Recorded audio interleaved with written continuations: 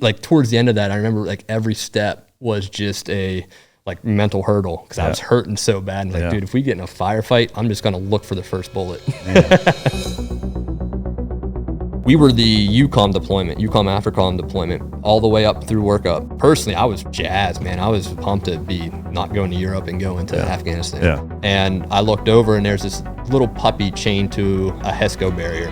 What if we smuggled Frank back and said he was a working dog and we got all the paperwork and everything? And then I read the book by Gary Paulson called Winter Dance. It's about the Iditarod. The best way to do it is be a handler for a kennel and work for them, and in return they'll teach you how to mush. So much can happen from the time you start training in September till the time March rolls around. It's Iditarod time, and when we finally were there, like, well, we made it through supposedly the hardest part. So I guess it only goes up from here.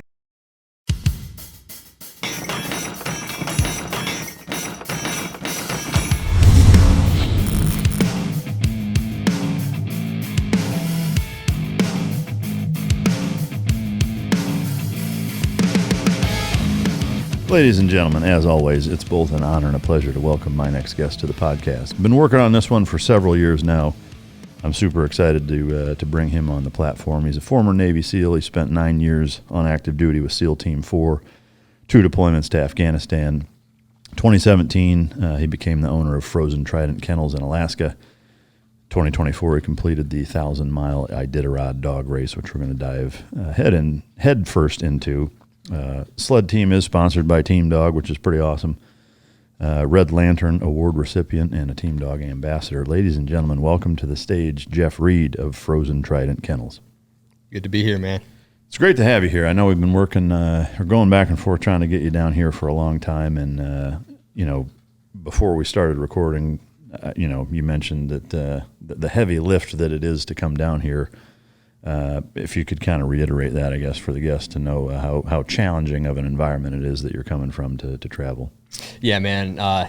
Anytime you have like 25 dogs like we do, getting away is kind of tough. You know, you have to have someone backfill your chores that the dogs need. You know, you got to feed every day, you got to scoop every day. The dogs need exercise every day. And it seems like every time I go away, or like me and my wife go away, that's when problems happen. The dogs know we're not there, and they kind of act like fools then. But I'm lucky enough that my wife is able to take over my responsibility with the dogs, and to tell you about how much of a champ she is. She's eight months pregnant, taking care of 2 kids and 25 dogs. So that's crazy. I mean, there's got to be an award for that. Something. Holy shit. Is in that environment, like, do you have anybody or like, how close is the closest person that lives to you guys? Oh, I have neighbors like right off each side of my property. So I have, if you look at my property, I got neighbors to my east and to my west, and then to my south, it's all state land. And so I can leave my property, head out to the south, and right out of there is the Yukon Quest Trail. So if I make a left, then it'll take me all the way into the Yukon territory. There's thousands of miles of trails going that way. And if I make a right, there's thousands of miles of trails that will take you all the way to the Bering Sea then. We kind of live in a dog-mushing capital of the world because of all the public access trails that we have right out of our backyard there. Yeah. Are your neighbors, do they have teams as well? Yeah, in Two Rivers, it's known as the dog-mushing capital of the world. So like almost everybody has a little recreational team, like 2 to 4 to 6 dog teams. And then probably within a 5-mile radius, there was, 4 people that ran the Iditarod or run the Iditarod every year and train for it and stuff. Yeah, that's awesome. We see each other on the trails, pass each other, give you high fives, and we all know each other's dogs. And that's super cool. I mean, from a help standpoint, like if you had to, like if you guys both leave, I mean, you have somebody that can cover down. Yeah, it takes a little bit of planning to do that. There's people that's their job. They'll come and watch dog-mushing kennels while you're gone, because they know it's impossible to go on vacation unless those people are around, and they get paid pretty well. So that's cool. That's wild. What's something you wish you were better at? Talking. Yeah? Yeah. I don't think you have a problem with it. Seem pretty comfortable. Well, for now, we'll see how I do. Yeah. Well, it only gets easier, right? Right. It's like, I won't go there. We'll leave that one for a few drinks in later, maybe. If time travel were possible, where and when would you go and why? Me and my wife were just talking about this. If time travel was possible and I had to pick one place to go back to live and spend the rest of my life there, it would be post-Civil War, and like exploring the West whenever America was essentially a wild place. I think that'd be kind of cool to see America unpopulated, wild spaces, and that'd be really cool.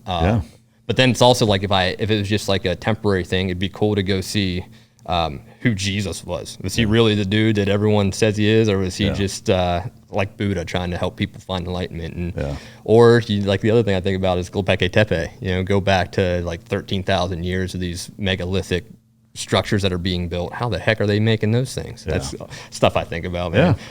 No, it's all fascinating stuff. I mean, to me, it's difficult to pick because there's so many things that you don't want to see, even going forward. Like what's 200 years forward look like? Do we even exist? Who knows? Do you have a favorite quote? For the strength of the wolf is the pack, and the strength of the pack is the wolf. That's hard to argue with that, given what you do. I assume, and especially in Alaska, you have an EDC. Yeah. What's that setup look like?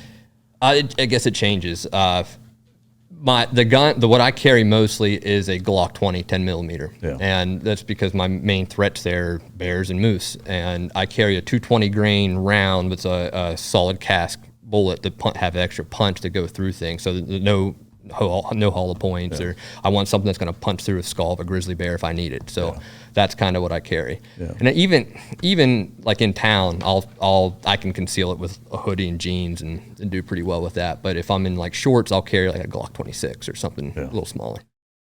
Guys, real quick, I've recently launched Patreon for the all-inclusive mic drop experience. This goes above and beyond just ad-free. Yes, you are getting ad-free episodes, but you're getting before and after bonus footage of myself and the guest in studio, in many instances outside of the studio, doing jiu-jitsu, dog stuff, car, motorcycle, recovery, fitness, lifestyle, all kinds of different things. All the different things that I have going on are included in that Patreon page. We're releasing content multiple times a day, every single day.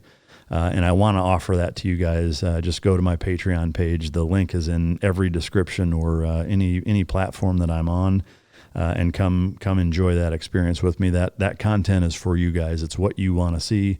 It's about you. It's about what world you want to peek into in terms of all the different things that I have my hands in, and we're bringing that to you guys just for you. And I want to take one quick second to just say thank you to everybody who already has signed up. Without your support, we couldn't do what we do for you. So thank you to you guys, and I look forward to seeing you in there. What are the two key components for canine success? That's effective training and proper nutrition. Fueled by Teamdog brings those two components to your family and best friend. The perfect nutritional balance that results in a higher mental acuity, energy, overall vitality, and even an improved appearance. Every product you will find in my company's store was born from the battlefield and not from the boardroom. Let my life's work help you become your dog's hero. Do they, in Alaska, is open carry legal? Yep. Yeah. Yep. I imagine it is. Open carry is legal, and you don't need a permit to conceal. Yeah. As it should be. Constitution is your permit. That's right. Do you carry, like, especially if you're out working with the dogs, mushing, is that what you would call it? Or training? Do you carry a long gun at all as a just in case? I have before, and there's been certain situations that kind of dictated that. There was one year where we had a bunch of wolves move in close to town, and I don't really know why they did that. It happens occasionally. I think it's maybe low snow years that it happens. They have a harder time catching moose, so they'll move closer to town and scavenge a little bit. Yeah. But there was one winter where we were having wolf sightings right around our property, and I was actually hooking up the dog team to go for a training run, and I hooked up my two lead dogs. It was Bonnie and Clyde, and I went to go get the next two dogs, and when I heard Clyde growling, and Clyde doesn't really growl his teammate next to him, and I was like, what the heck's going on? I kind of looked up at him, and then I heard Bonnie growling this real low kind of growl, and it was more of like they weren't growling at each other, and I was like, what the heck's going on? And then I heard my neighbor next door come running out yelling. He's a German guy, yelling in German. And then I heard a bunch of wolves howling in the back. And it's like they were trying to come in to the dog yard, I think. Oh, wow. wolves are known to eat dogs out of the dog yard because it's just easy for them. And a friend of mine had this happened years before I was even up there. The same thing. Wolves came into town, and there were a few dogs actually eaten out of the kennels around Two Rivers. So that year I would leave, and when I would leave the dog yard, I'd have to shut all the gates into the dog yard, which is kind of a pain in the butt. But then I would carry an AR with me just in case you run into a lot of wolves out in the trail. Usually they're not going to bother you, but it was one of those things I'd rather have it, not need it, than to need it and not have it. Yeah. And then another situation happened 2 years ago where we got a ton of snow. When we get a ton of snow, moose don't like to get off the trails. They kind of use the trails as their highway. When they're out in the deep snow, it's hard for them to walk, and they become bait for wolves then, and they get taken out pretty easy. And whenever you see a moose aren't like deer where they'll run away from you. They'll stand their ground and they'll charge you if you keep encroaching on the distance. And usually if you find a moose that won't yield the trail to you, you got to turn your team around, because they'll turn around and charge you and stomp your dog. I mean, I know several people that had dogs get killed from moose attacks. Wow. But there was one year where there were two of my friends got attacked by moose mushing in the area there and had some dogs die. And after the second attack, I was like, I'm just carrying an AR with me from now on. Yeah.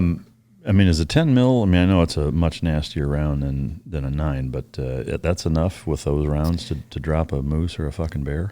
It depends on who you ask. You know, like, talking about what the right sidearm is, like arguing religion to people. But me personally, I would much rather carry the 10 mil than like a 44 mag revolver. Yeah.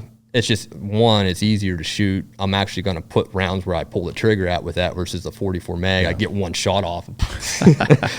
You know, I don't know. But people say, like, if you're getting charged by a bear, you really only have time for one shot anyway. But I'm just more comfortable with the Glock platform. Sure. So when you throw the 220 grain buffalo bore solid cast round on there, I've shot that at a brake caliper, and it broke the caliper apart. Wow. And if it did that, I'd think that it'd do the same to a bear's head. Yeah. But what distance did you hit it from? It was like 5 yards. Like protocol wise or legality wise, if you run into that situation where you're on a trail and a moose won't fucking leave, I know you said most times people just turn around.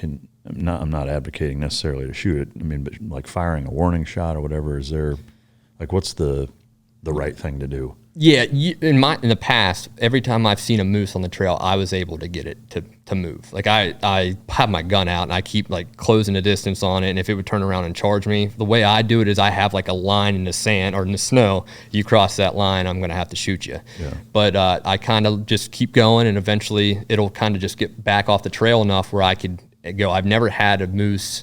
I lied. I actually had one moose charge, but I've never had a moose that I had to kill out on the trail. I had a moose come into the dog yard before and try to jump over the fence and get into my dog yard to stomp some dogs, and I had to shoot that moose. Yeah.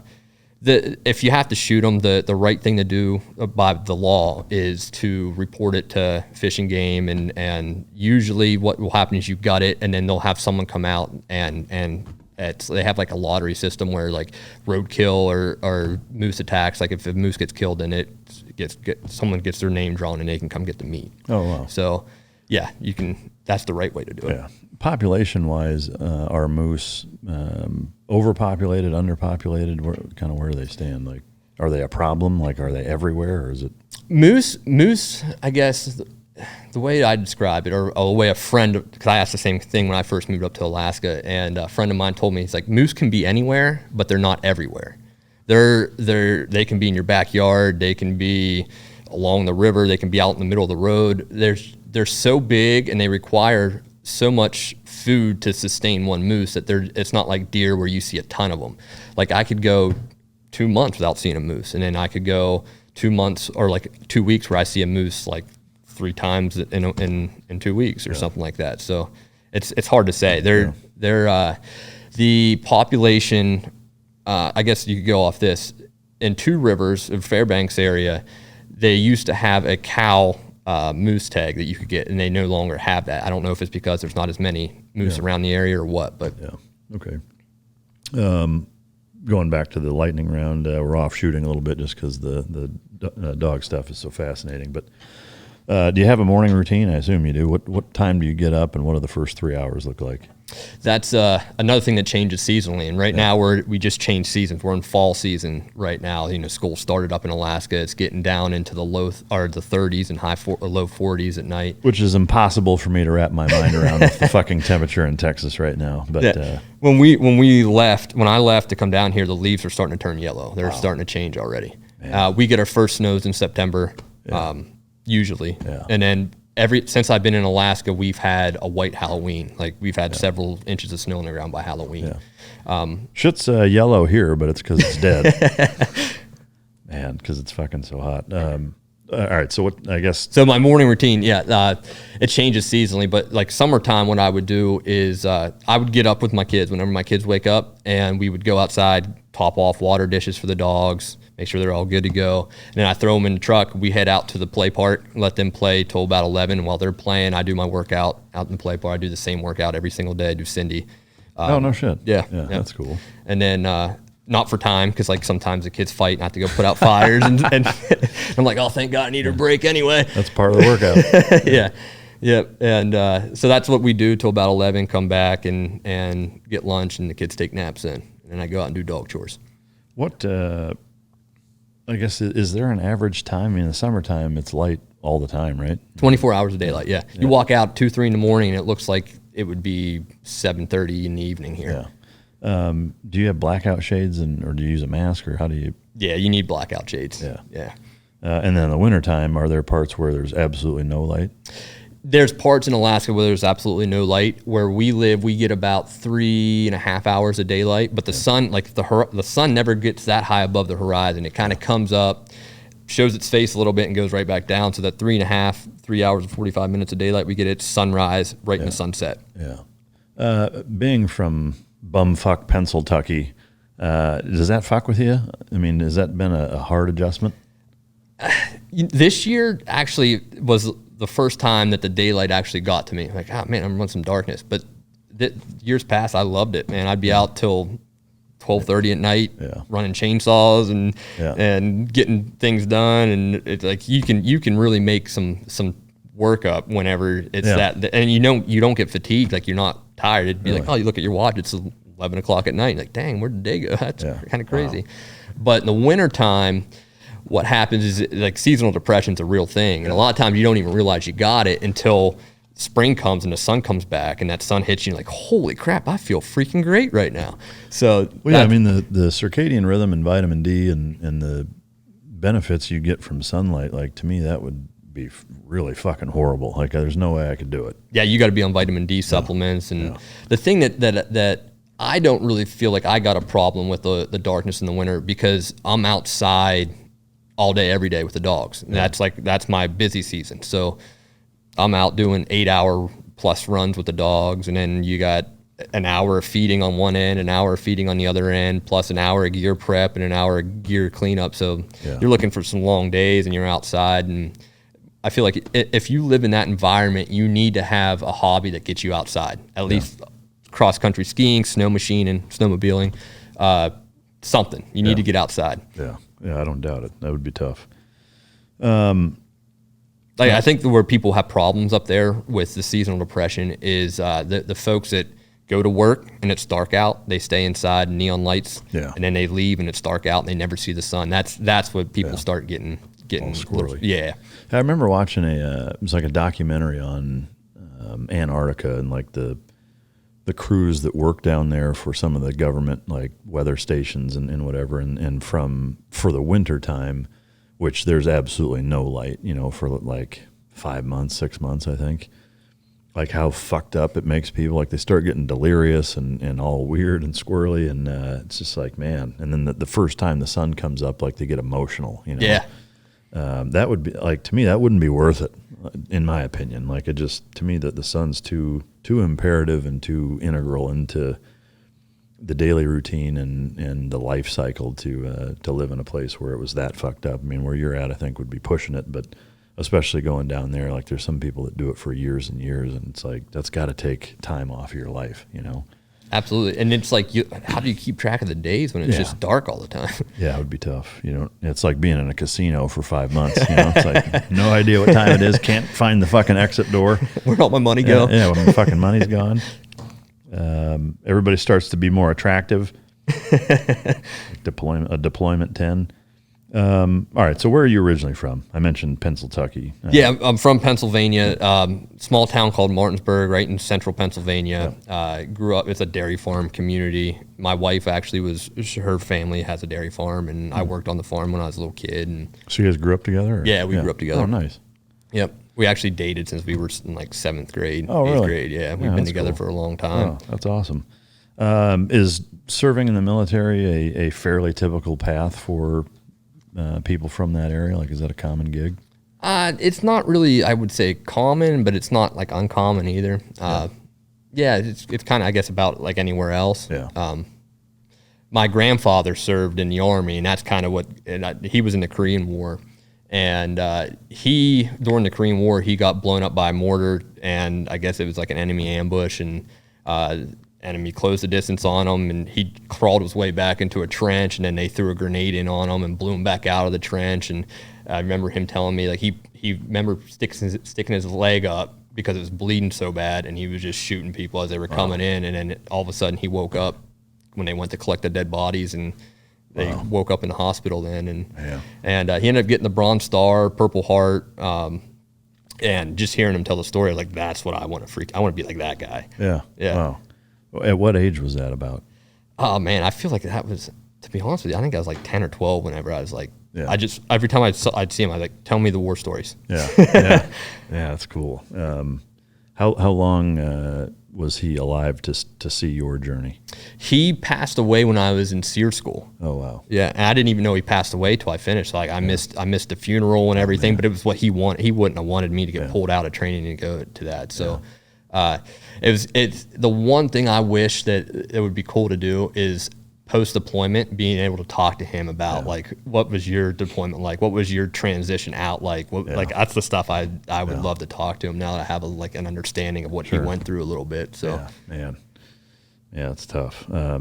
Growing up in that area, what was your childhood like, generally speaking, in that environment? Siblings? Yeah, I have an older sister, a younger brother, and then the baby of the family is my youngest sister. Then we grew up, and it was because it was a small town. Like we get kicked out of the house, told not to come back till the lights turn on, and we'd be out on our bikes just riding around town. We had a little community pool and a park there, so we would just ride our bikes to the pool, play with friends, and that was typical, I guess, country kid style of growing up. And I played football, basketball, ran track, and that's kind of what I did all through high school. I was kind of like, once I got older, I kind of focused more on sports. And did you shoot or hunt much growing up? I hunted. Yeah. Yep, I hunted with my brother, my dad, and my grandfather. Yeah. Deer, turkeys, all kinds of things? Mostly deer. Yeah. I think I went turkey hunting twice with my grandfather. Yeah. Were there any significant events growing up that really shaped your life, who you are, who you're not, outside of the discussion you had with your grandpa about Korea?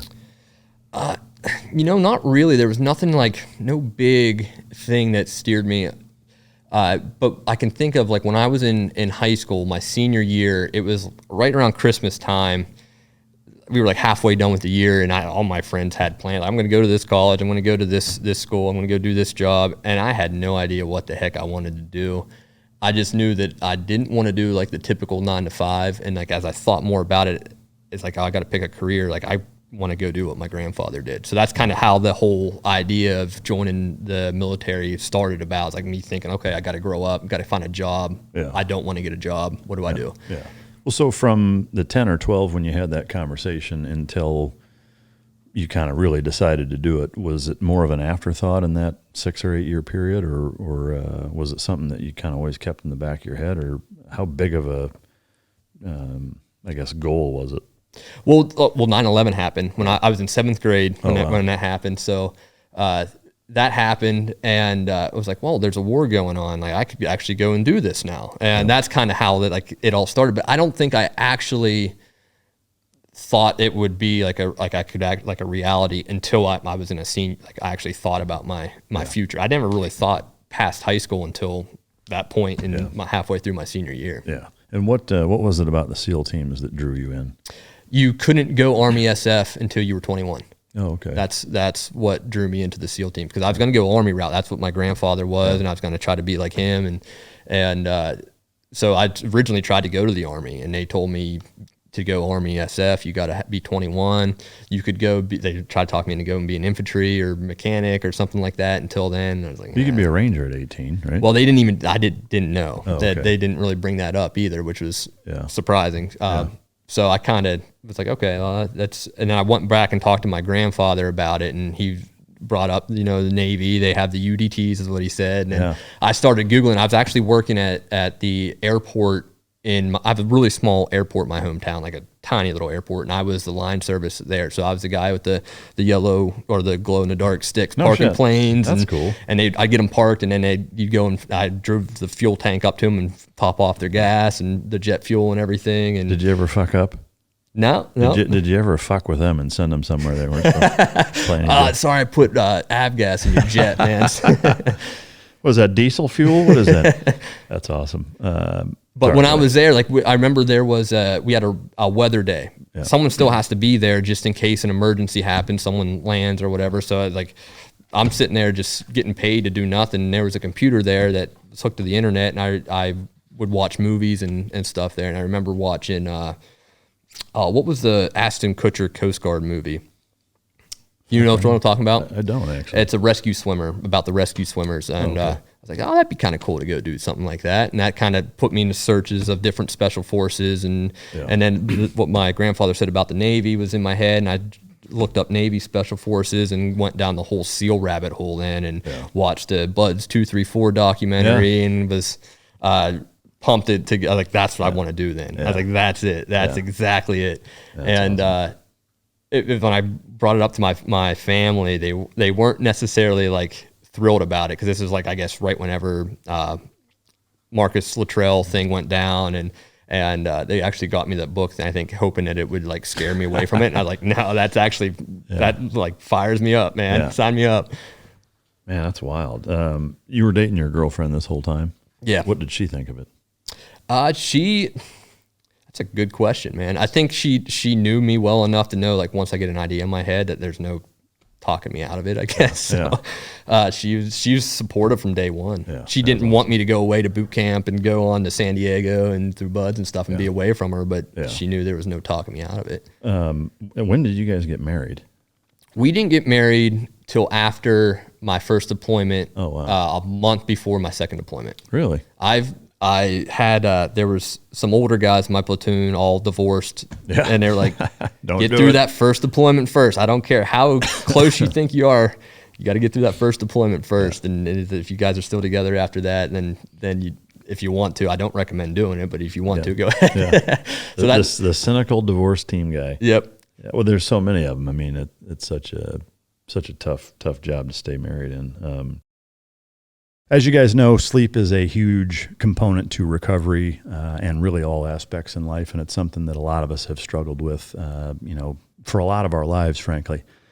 As you know, I've been a big proponent of Beam, which is a hot cocoa that you drink before you go to sleep, and it's helped tremendously in terms of hours of sleep maintained as well as the quality of sleep. Today, my listeners get a special discount on Beam's Dream Powder, which is their science-backed hot cocoa for sleep, and it's got no added sugar. Better sleep has never tasted better.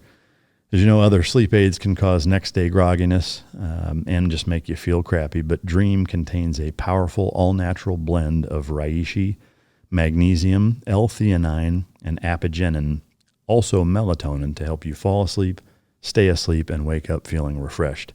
If you want to try Beam's best-selling Dream Powder, get up to 40% off for a limited time when you go to shopbeam.com/micdrop, all caps, all one word, and use code MicDrop, all one word, all caps, at checkout. That's shopbeam.com/micdrop and use code MicDrop for up to 40% off. All right, so what year did you actually join and go to boot camp? 05, 06? No, it was 07. 07, okay. Yeah. All right, so you go through boot camp, and at that point, being a SEAL was a rating, right? So did you go straight through, like from boot camp right to buds and all that? Boot camp, it was like I think we were the first Spec Ops boot camp that had.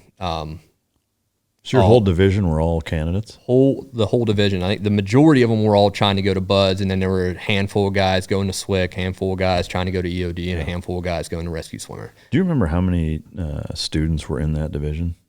I do not. I know when we classed up in buds, we had about 275. No shit. Yeah, it was a big class. What class was that?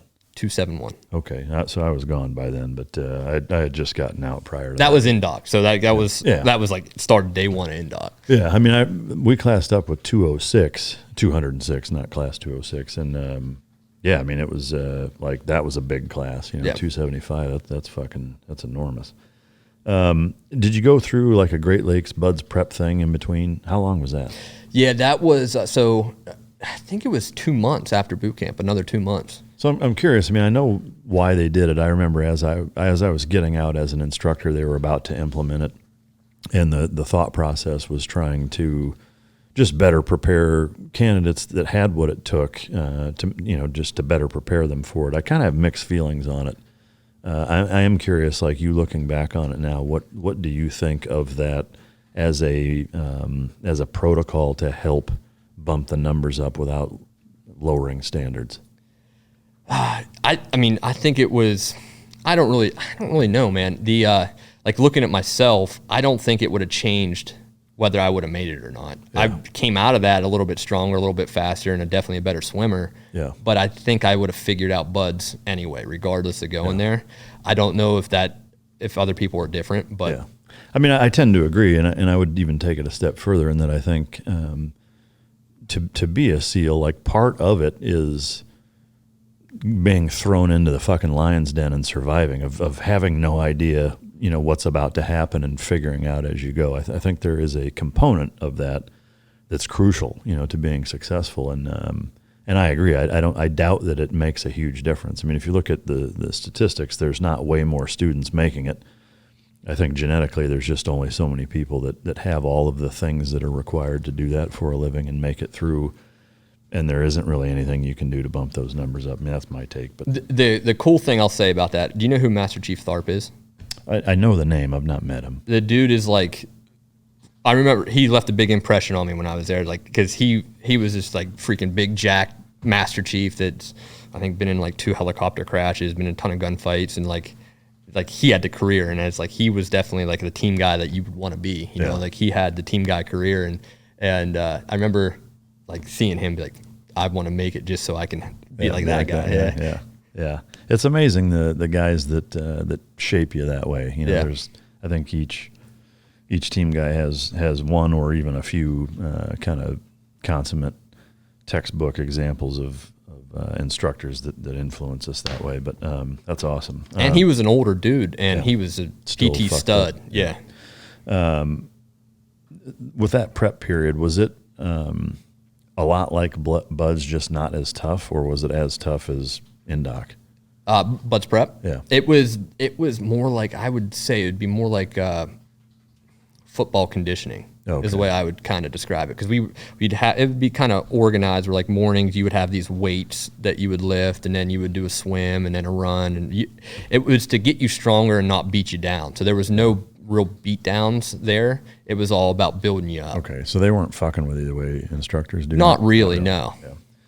Yeah. All right, so then you show up to Buds class 271, right? Anything out of the ordinary? I've had quite a few team guys on here. We've gone through the Buds process, but did anything stick out as either being completely different than what you expected, or surprised you in any way, or any like super impactful moments?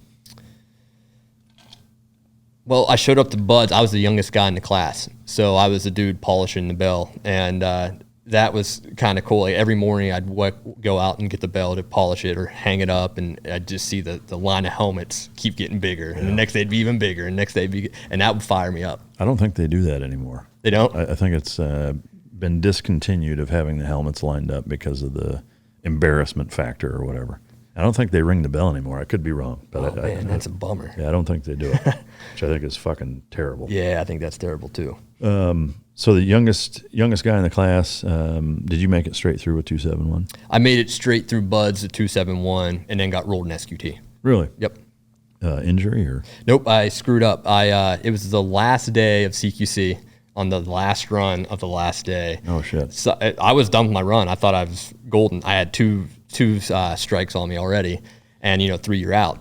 And I was done with the day. Did my run. I was like, sweet, it's on to the next thing of SQT. And then I hear one more, and I was like, screw it, I got it. And I remember my buddy's like, dude, don't. And I was like, I got it. And I went in there and I presented to the wrong. It was a two-man entry, too many threats that needed more bodies. And when I went in, instead of like looking at the situation, I just went in and presented to the wrong. Yeah. Reid, fail. Yeah. So they rolled you for that. They rolled to the next class. The cool thing was, I guess the one cool thing about that is when I got rolled, I got a lot of extra remediation and could just go to the shooting range. I worked with Dave Castro a lot, and he tuned me up pretty damn good. And by the next time I went through it, I didn't have any safety violations. I was pretty straight. Pretty solid. Yeah. Hell Week or San Clemente Island, which one was harder for you? Hell Week. Yeah. Yep. It was a winter class? It was a summer class. Really? Yeah. San Clemente Island wasn't that bad. I didn't think it was that bad. Yeah. So our second phase, though, was worse than I think my first phase. Oh, really? Yeah. It is interesting. Everybody has a different journey and story and path that way. Like for me, Hell Week was a bitch, but San Clemente Island was the big, like, I wasn't expecting to get kicked in the nuts this hard for this long for the last 5 weeks of training. We had a big class. I rolled from 214 into 215, and 214 was not a big class. 215 was, so they had a big class going in, and I think the instructors weren't happy about it and whatever. And so, they just fucking hammered us the whole time, and it was February, so. Yeah.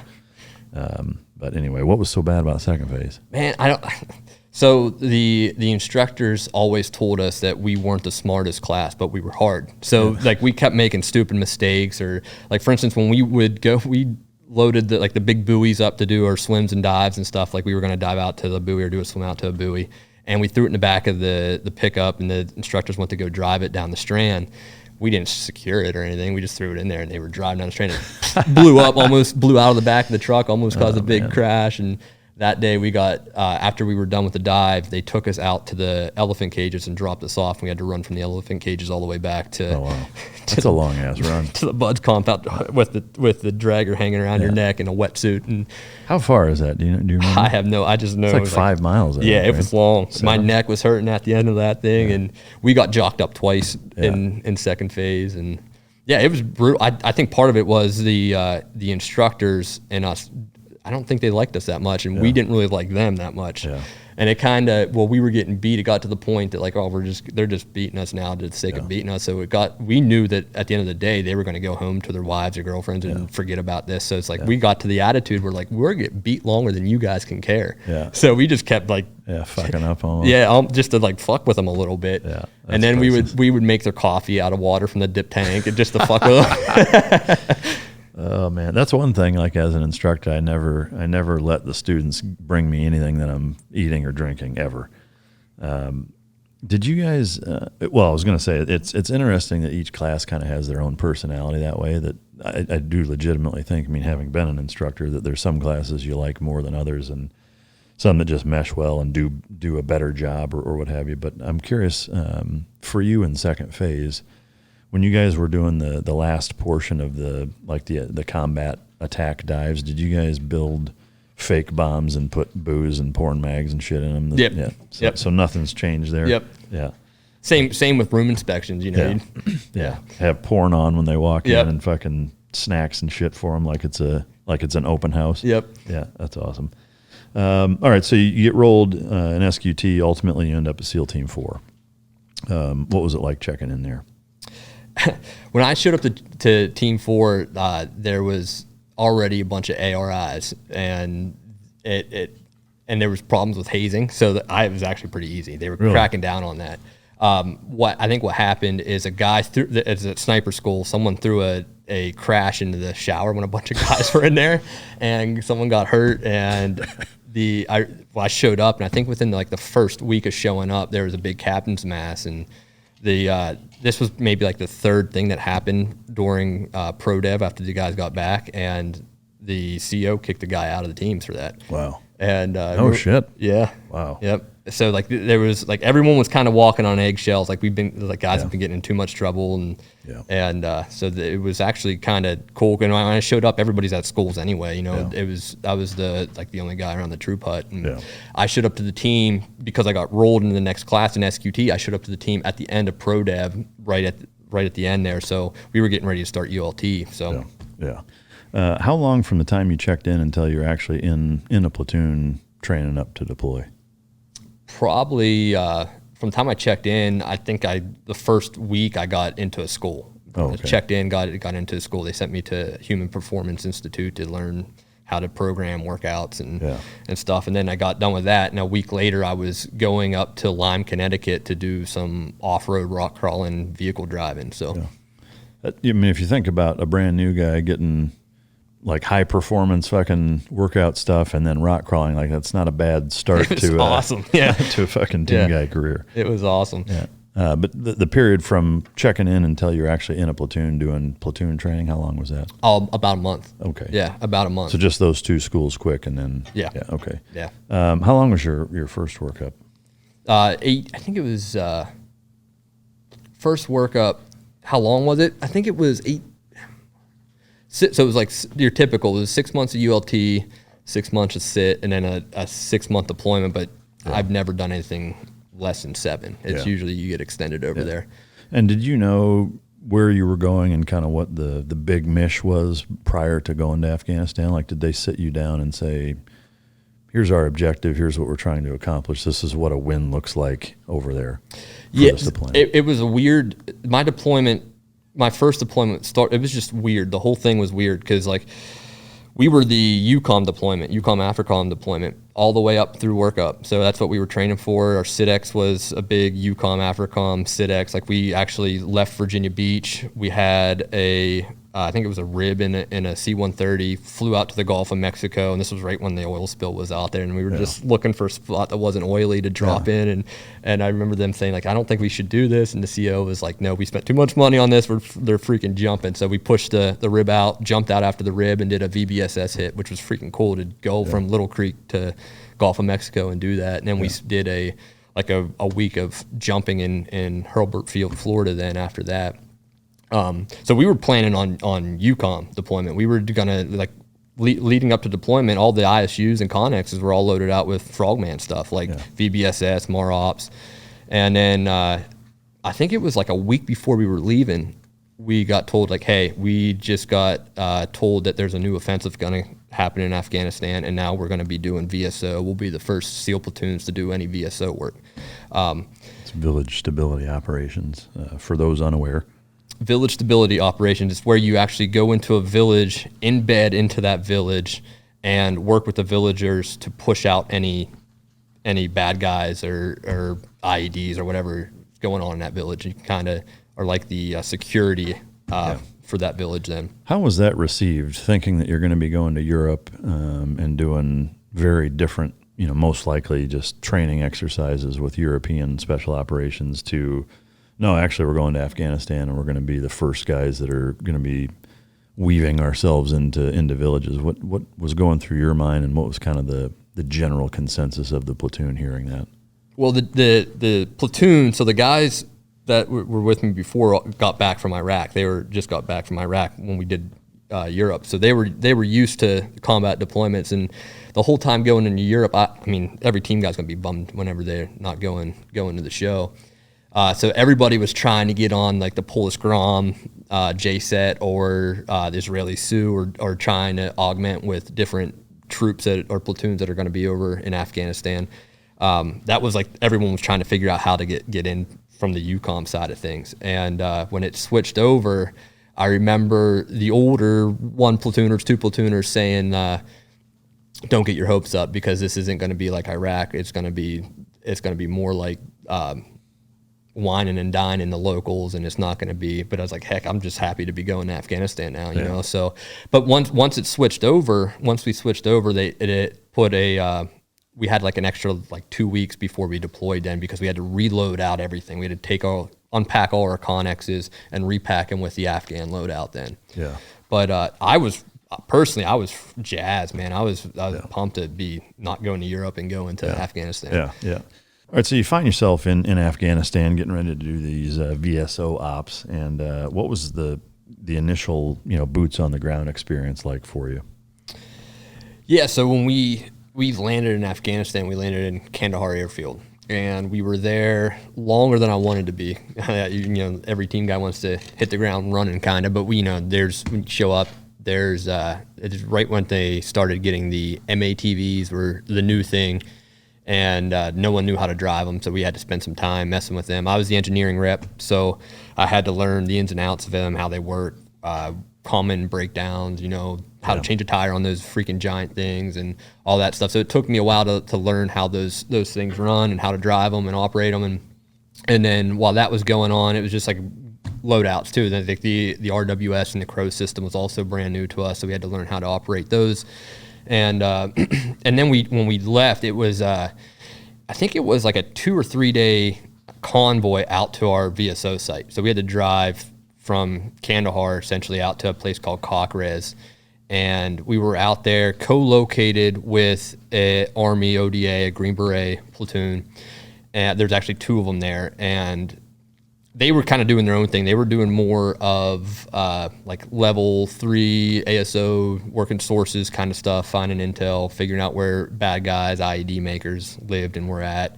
And then we kind of were like going into the village as like the force presence, showing up and making ourselves known and meeting and greeting with the locals of the area, the elders of the villages nearby.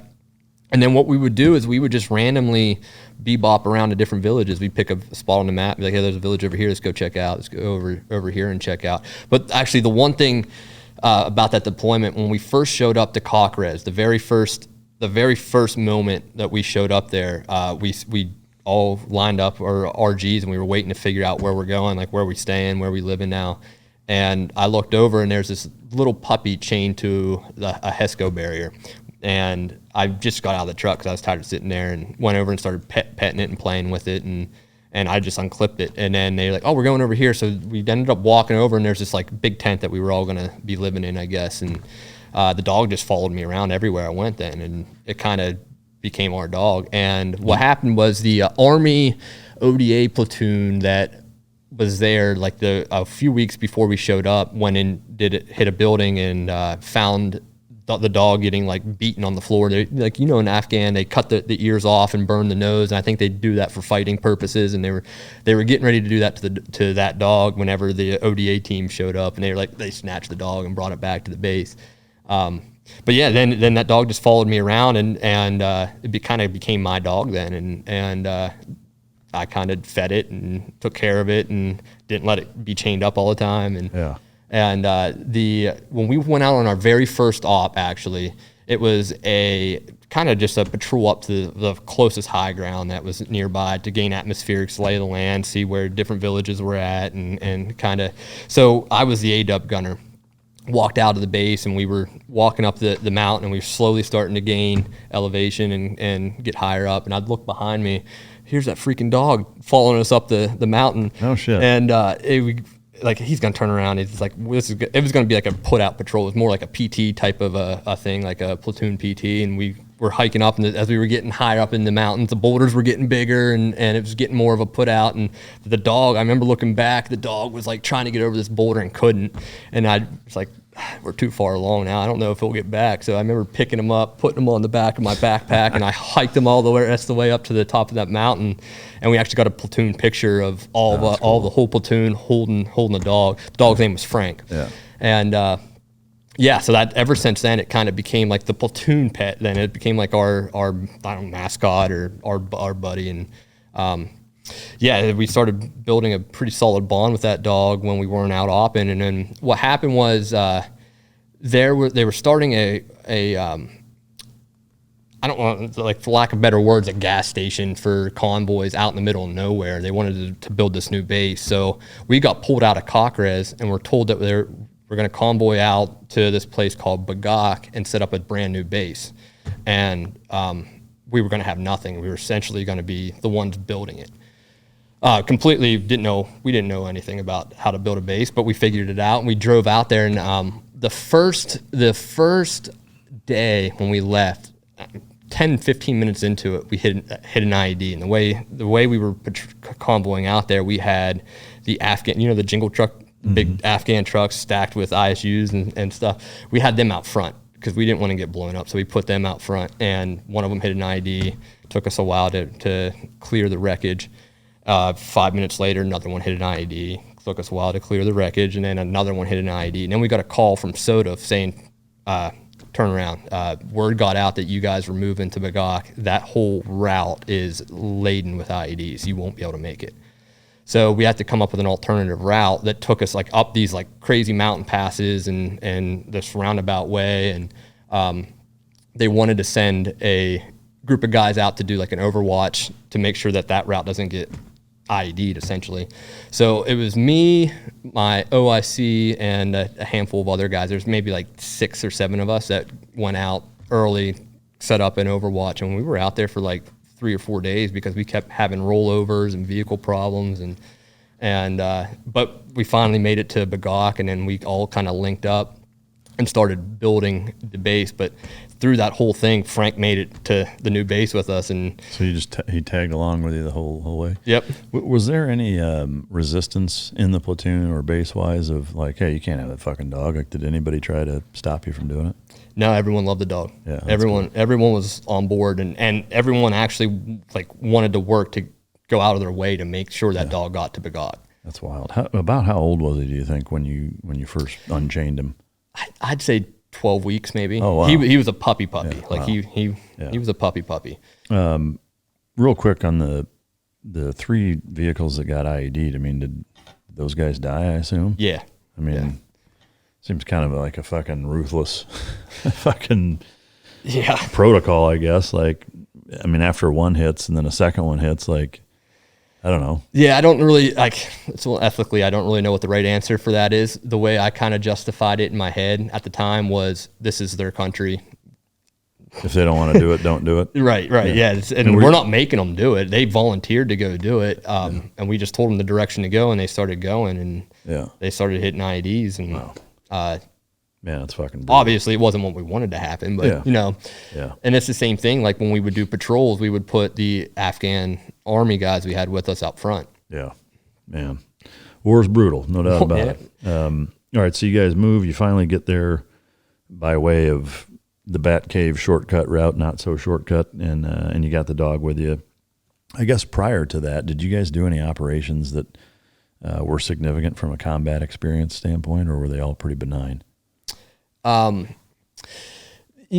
deployment wasn't real combat heavy. Yeah. It was mostly IED. I think that whole deployment, maybe we got in 6, 7 fights. And the fights, the first fight, I remember the first time I got shot at there, you don't really know how, it's all trained. You go back to, you revert to your training. So as soon as the guns started going off, I hit the ground, tried to figure out where they were coming from, but at the time it was coming from 800 yards away. I didn't even know where they were shooting at us from. So I'm sitting there looking around, and I see the EOD guy we were with running right past me, and I was like, oh, there's no way in hell he's going to go run up there, and I'm just going to sit here. So I took off running up by him, and because I had the ADUB, man, I just started blazing everything, and it lasted, that first gunfight only lasted I don't know, seemed like 2-3 minutes. It was pretty quick, sporadic spray, and then they kind of stopped shooting.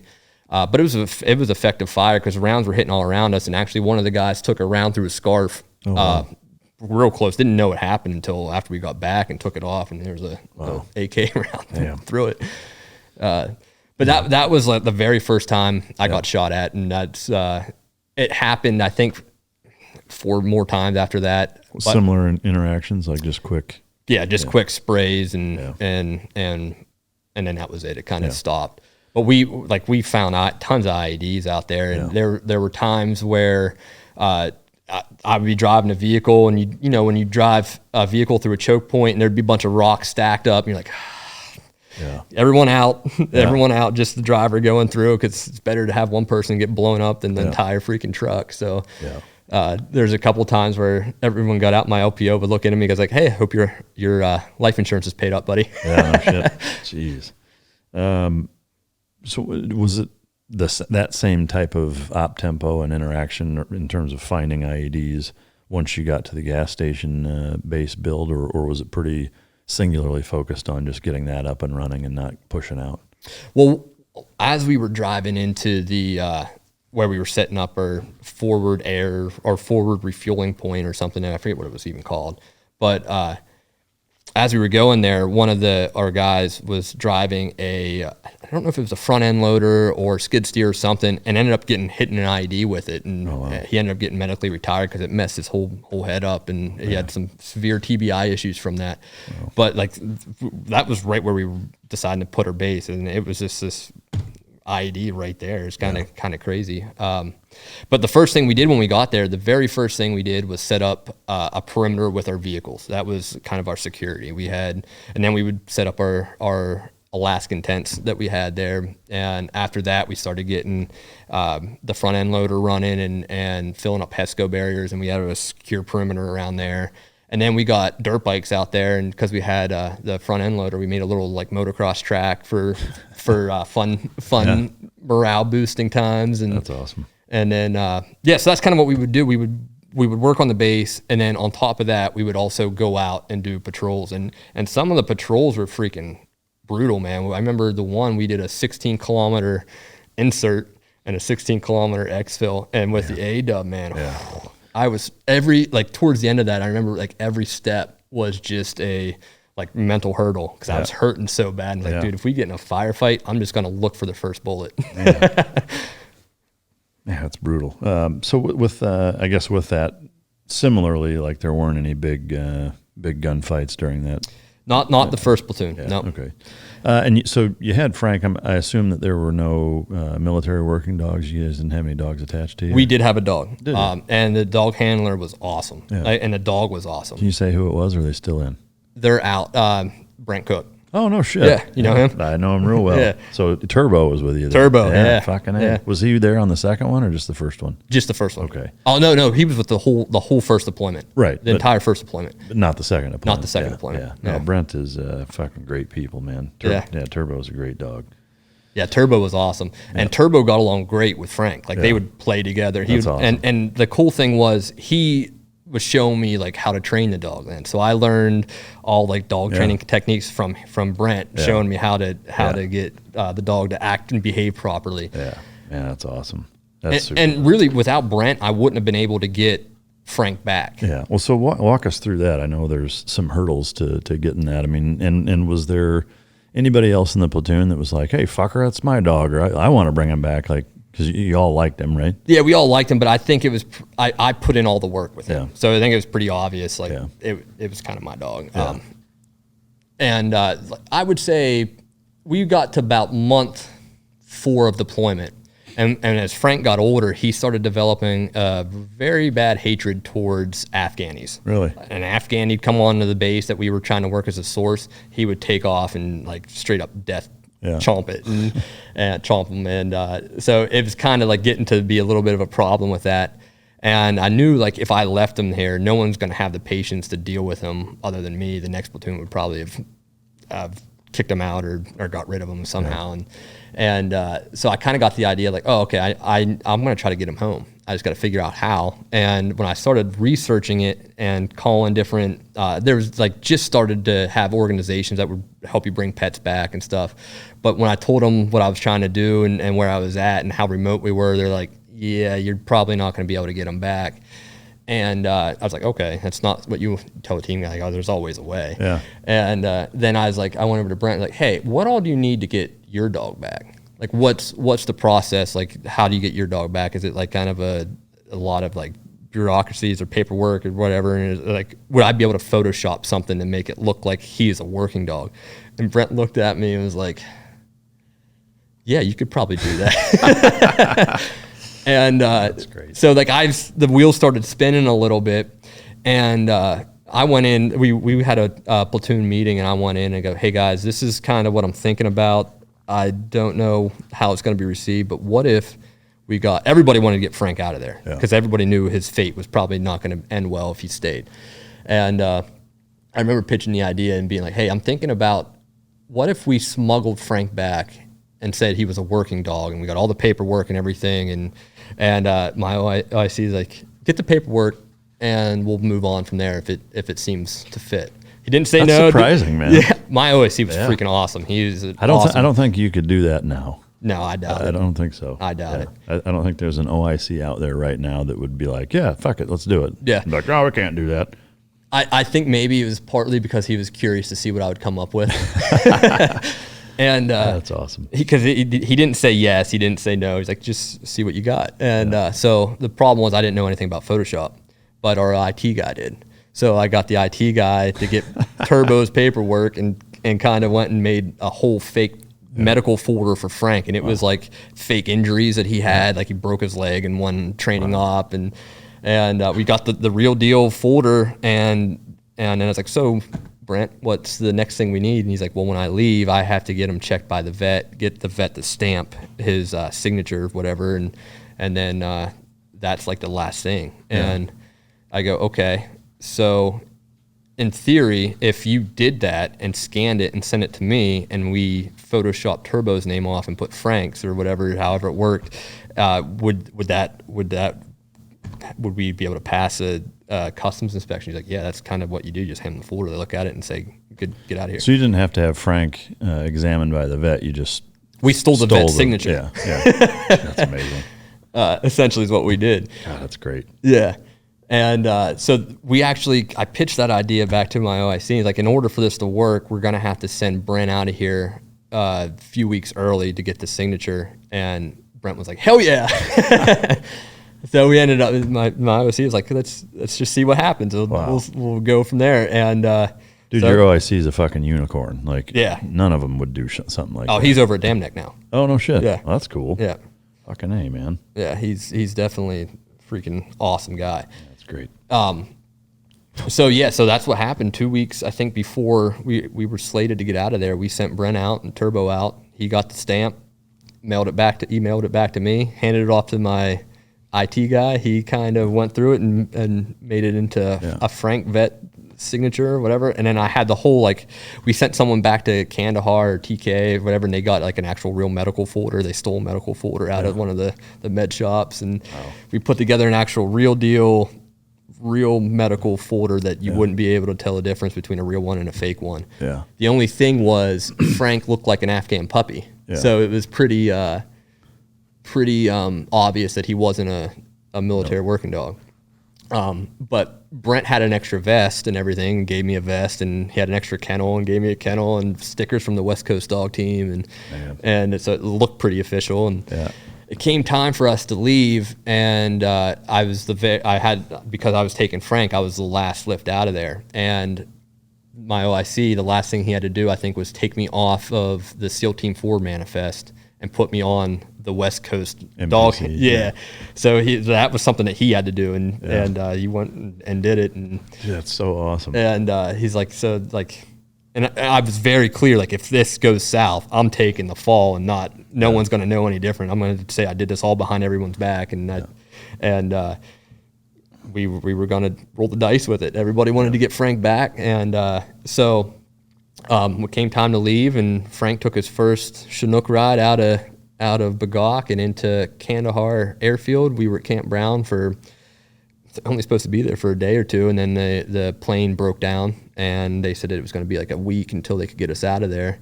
So we were trying to hide, because everyone who knows what an Afghan dog looks like knows that Frank is not a military working dog. Yeah. And so we got put up in this like attic of this warehouse and only came out at night. And a buddy of mine went to go check in on me to see if I wanted any food or something one evening, and opened up the door, out ran Frank. Oh, man. Loose Afghan dog in a compound. It's a shoot threat kind of. Yeah. And we didn't know where he went. He ran out Camp Brown. We didn't know where he was at. We had the whole platoon like doing loops around Kandahar Airfield looking for him, and my actual chief found him out by the dog compound. That's fucking great. What were you feeding him? Turbo's food that whole time? Yeah. And where did Frank come from? Frank, so there was a ODA guy who got his leg blown off.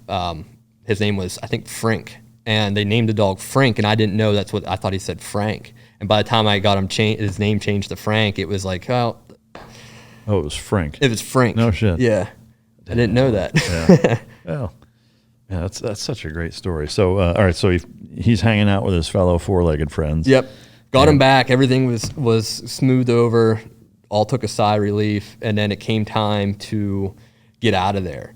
And finally, we're going to the airport or the tarmac to fly out of there. And there was 2 other team guide dog handlers there from the East Coast. And the guy who was the SEA of the 2 guys that was there came up to me and goes, "That's not a working dog, and it cannot be near my dog. It is not going to be on this flight." I go, "Okay." And I went and I was like, "Okay, let me go see what I can do." And then I went and talked to my OIC, who was the flight lead, and he was like, "Okay, we'll get you on a different flight, which will probably be out of here in 2 weeks. So either you can just suck it up and get on this plane, or you can go get a flight out of here in like 2 weeks." He goes, "Okay, well, if you're going to do that, you need a muzzle and you need this." It gave me a bunch of extra, completely changed his attitude once that happened, and actually was kind of on board about it, especially once he heard all that was going on and wanted to be part of it. Then it kind of changed his tune. Got on the plane finally, took off, airborne, breakdown midair, had to do an emergency landing in Al-Assad Air Force Base in Iraq. Luckily, there was a West Coast platoon there, and they're like, "Oh, dude, don't worry about it. We've got you hooked up in a dog room. You got your own special room with a doggy door and a big run for him to go play in." And it was awesome. And when we got to in Iraq, the chow hall there had like slushy machines and like real. It was great, man. It was kind of great. How long were you there for? I think we were there for like 4 days, 4 or 5 days. Wow. So then you finally get on the bird again, right? Get on the bird, have to do another landing in Spain, and we went out to Spain. I think it was the first time Frank saw grass, like green grass, and was like rolling around in it and like jumping over. It was kind of funny watching him play in the grass. And then we went into the airport there, and they had 2 kegs of beer, and we kicked the kegs and got back on the plane, took off, and landed in the Dover. Oh, man. We landed in the Dover, and the customs agent came on the plane, and when it was time to deboard, and was like, "Hey, everyone's good to go.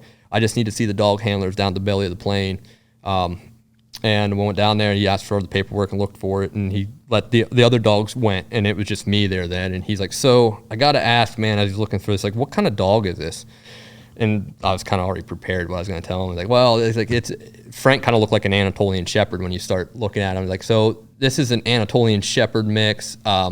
It's this new program we got. It's top secret. I can't really go into it, but this dog is trained to do long range tracking. It's an explosive dog, and also like partly a attack dog as well. And but that's really all the more I can say. It's an experimental program. I don't know how many of these dogs are going to come out. And he's like, "Oh man, that's freaking awesome! I never knew that was like going on over there. That's cool, man. That's cool. That's a cool dog." He's like, "Hey, welcome home." So, that's amazing. So that's how Frank got his U.S. citizenship. Dude, that's fucking incredible, man. What a great story. I mean, to me, the natural excuse would be like, we want dogs to look like local dogs. That way they don't stand out and can blend in, whatever. But God, that's so cool. So what was it like from landing in Dover? And then I assume you went down to Virginia Beach from there, and then. Well, it was kind of. It took a little bit of a logistical planning, because after Dover, we had a mandatory decompression where we had to stay, I think, 2 days or 2 nights in Ocean City, Maryland. So I had someone come up from Virginia Beach, grab Frank, take him back to Virginia Beach and hang out with him until I got back.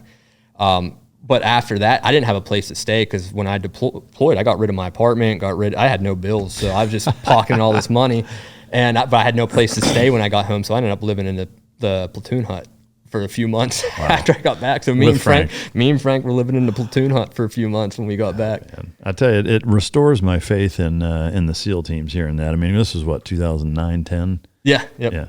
I mean, I guess it was fucking 15 years ago, but still, like, at least that it was that recent. Like, again, I don't think you could get away with any of that nowadays, but But man, what a good story. That's fucking. You would need great. a solid group of dudes to do that nowadays. I don't know. I mean, not even like, I think the dudes are still solid. I think that there's been an institutionalization that's taken place over the last 5 years. Leadership, especially. you would need a solid OIC that would sign off on something like that. Yeah, I can't see that happening nowadays. No. I mean, I hope that it still would, but I don't think it would. And even back then, there's not too many guys OICs back then, and I could think that would have done something like that. Yeah, for sure. Man, it's amazing. So, what did so you got married not long after that. I mean, what did your, at the time, girlfriend think of you bringing the dog? And like, did you ask her, talk to her about it, or? Yeah, so she was in college then. She was getting her undergrad. She was at the University of Pittsburgh. And her and all her college friends, like, they were all tracking this from like month 4 or 5. Like, he's going to try to bring him home. He's going to try to, how's it going? And so, that's awesome. And obviously whenever I got back from that deployment, it's like you have a few weeks off and then you start training again for the next one. And being like, my wife was our girlfriend at the time, was up in school, so I didn't have anyone that could really watch Frank. So I gave Frank to Jerry, my wife, and he ended up going and staying in University of Pittsburgh with her. Yeah. Her apartment, she wasn't allowed having dogs there, so that only lasted like a month until she got caught having Frank there and got told that he couldn't stay there anymore. And then he went and stayed with my mom and dad, and they took care of him until I got back from my second deployment. Oh, okay. How did they interact with him? How did they like him? Everybody that ever met Frank loved Frank. Yeah. And Frank could be a dick sometimes, but still everybody loved Frank. Was he ever neutered? Yes. Yeah. Yes. Did they make you do it before you brought him in, or was it later down the road? Later down the road, I neutered him. Yeah. He got aggressive towards other dogs. Yeah. He got beat up by a pit bull pretty bad. He got bit in the armpit, and actually blood was squirting out. We had to plug the hole, throw him in a truck, and take him to the emergency vet to get him stitched back up. And ever since then, if they're like certain dogs, he would just straight up attack out of nowhere. So he kind of became. You kind of had to watch a little bit of who he was around and everything. But everybody still like everybody loved Frank. He was a cool dog. Yeah. So then you ended up getting him back and ultimately keeping him for the rest of his life. Yep. Yeah. Yep. I'm assuming he passed away by now, right? Yeah. So we'll fast forward a little bit. So I was a few months away from getting out of the Navy. I was in Trident then, and it was April 1st. It was April Fool's, and I was getting out in November. And when you get out, it's kind of like a big move, and everybody that I talked to and that says at the time, like, when you get out, it's like stepping off the train. That train's going to keep going and you'll never get back on it. So I kind of took that to heart, and it's like, well, at least, I'm getting out, I'll have Frank, which is like a Teamdog, Yeah. That's how I always viewed Frank. And when it was April 1st and we were getting ready to go down the Chaffee for some land warfare, and we were loading up the truck, and a cat took off running, and Frank took off chasing the cat, and the cat ran right across the road, and Frank was taking off after him. And it was one of those weird things, man. Like, I knew from the time he took off running what was going to happen. For some reason, I knew what was going to happen. He took off running, and I could see his headlights coming down the road, and then all of a sudden I heard, and I took off running after Frank. I was like right on his ass because I knew he was about to get hit.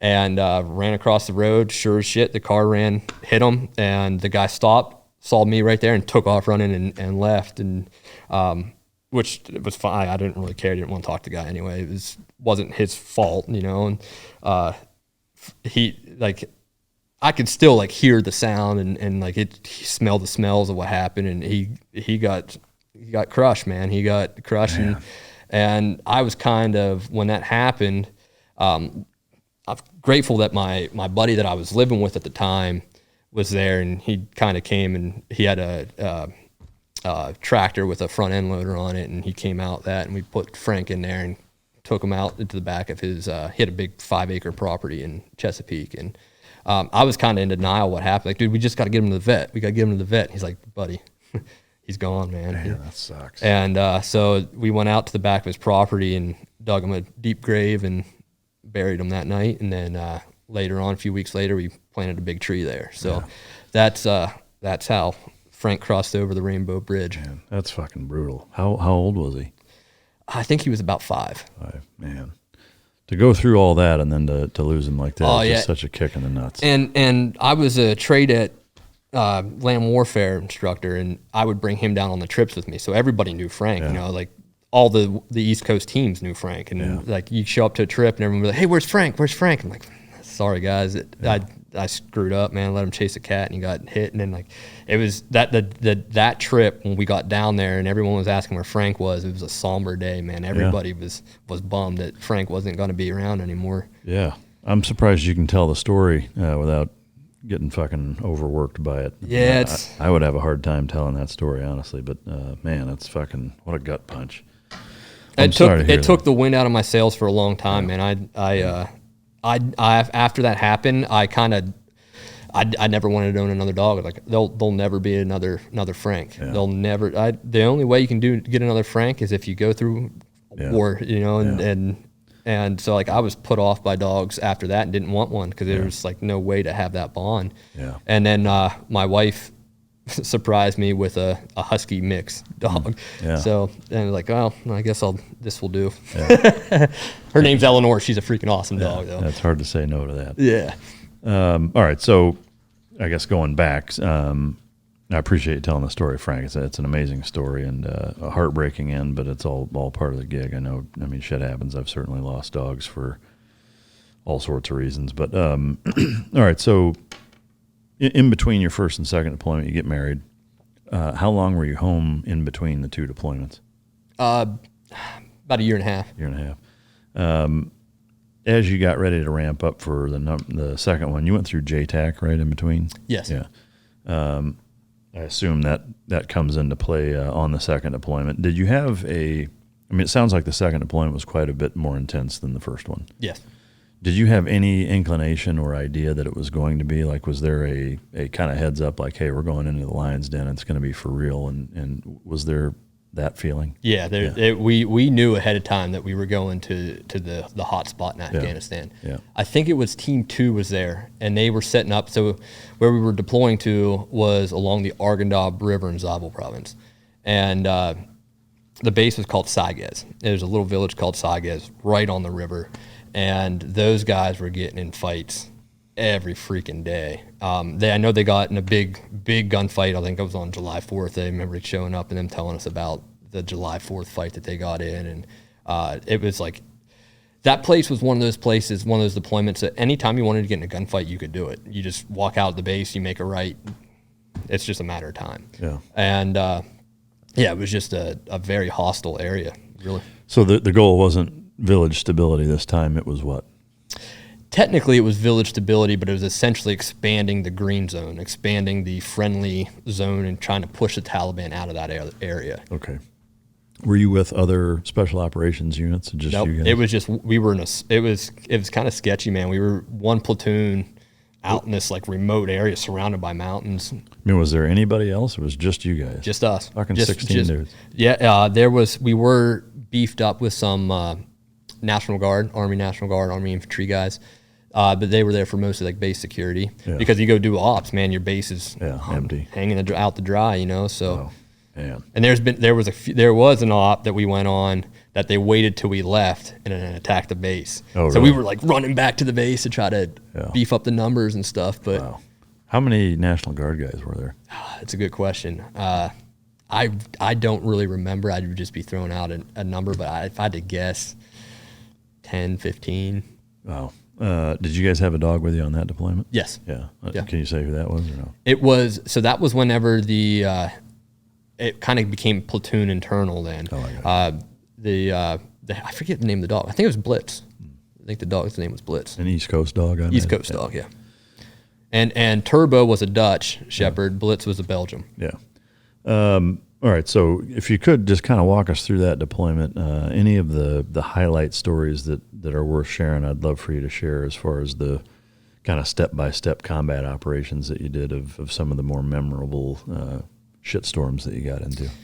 So that deployment started off with a bang from day one. We got, when we got time for us to leave and head to our site in Saigez, we got on the 47 and we're flying in there. And all of a sudden, boom, helo started rocking. There were RPGs getting shot at the helos as we were going. They just missed the lead helo. And I didn't even know what the heck was going on because like you just see the air crew kind of freaking out in there, and yeah, so it started off with a bang, you know, almost getting shot out of this, which would have been a huge loss, another huge loss, you know, 47 gets shot down. So that kind of set the tone for the whole deployment. We landed in Sagaz, met the Team 2 guys that were there to do the turnover ops, and we got in a few gunfights right off the bat with some turnover ops, nothing crazy. Team 2 left when their crew all got out of there when the last guy left. It was like 3 days later that we got in a pretty intense base attack. You know, we had people lobbing RPGs at us, landing inside the HESCO walls. We had mortars. They had us dialed in with the mortars. They were landing in with our HESCO walls. We had a few guys that were hanging around our kitchen area that got a bunch of frag from the mortar that hit right in our base. There, PKM, AKs, fire, like we were just getting hammered. But eventually it stopped, and that was like, so that's setting up the tone right there. And then every day we called it tick 30, 3:30 to about 7:30 base attack. You can almost set your watch to it. Wow. It would be mortars and then maybe some RPGs and PKM, AK stuff, and it would last 5 minutes and then be done. Yeah.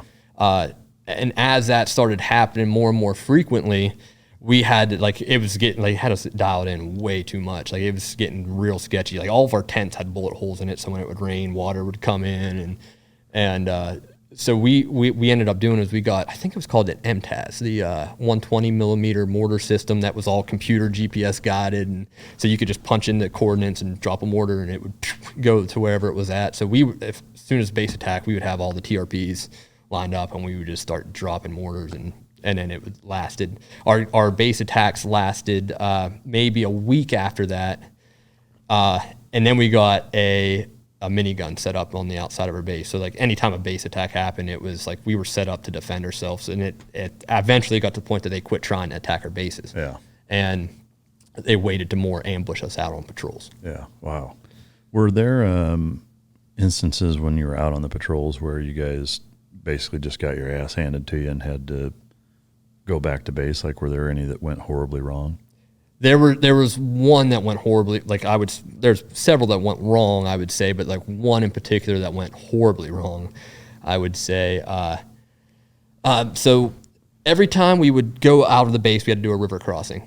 The river was like our buffer thing that, you know, if you want to attack us, you're going to get wet kind of thing. So anyway, but that also means anytime we want to go do an op, we're getting wet. So anyway, we would go across the river, and if you make a right, it would take you into gunfight land. If you made a left, maybe a gunfight, but definitely IEDs. So downstream, you found IEDs. Upstream, you're getting in a gunfight. And one day we made the right. I was actually up on a mountain with C2 because I was the JTAC. And we were going to have the main element. I got there the night before.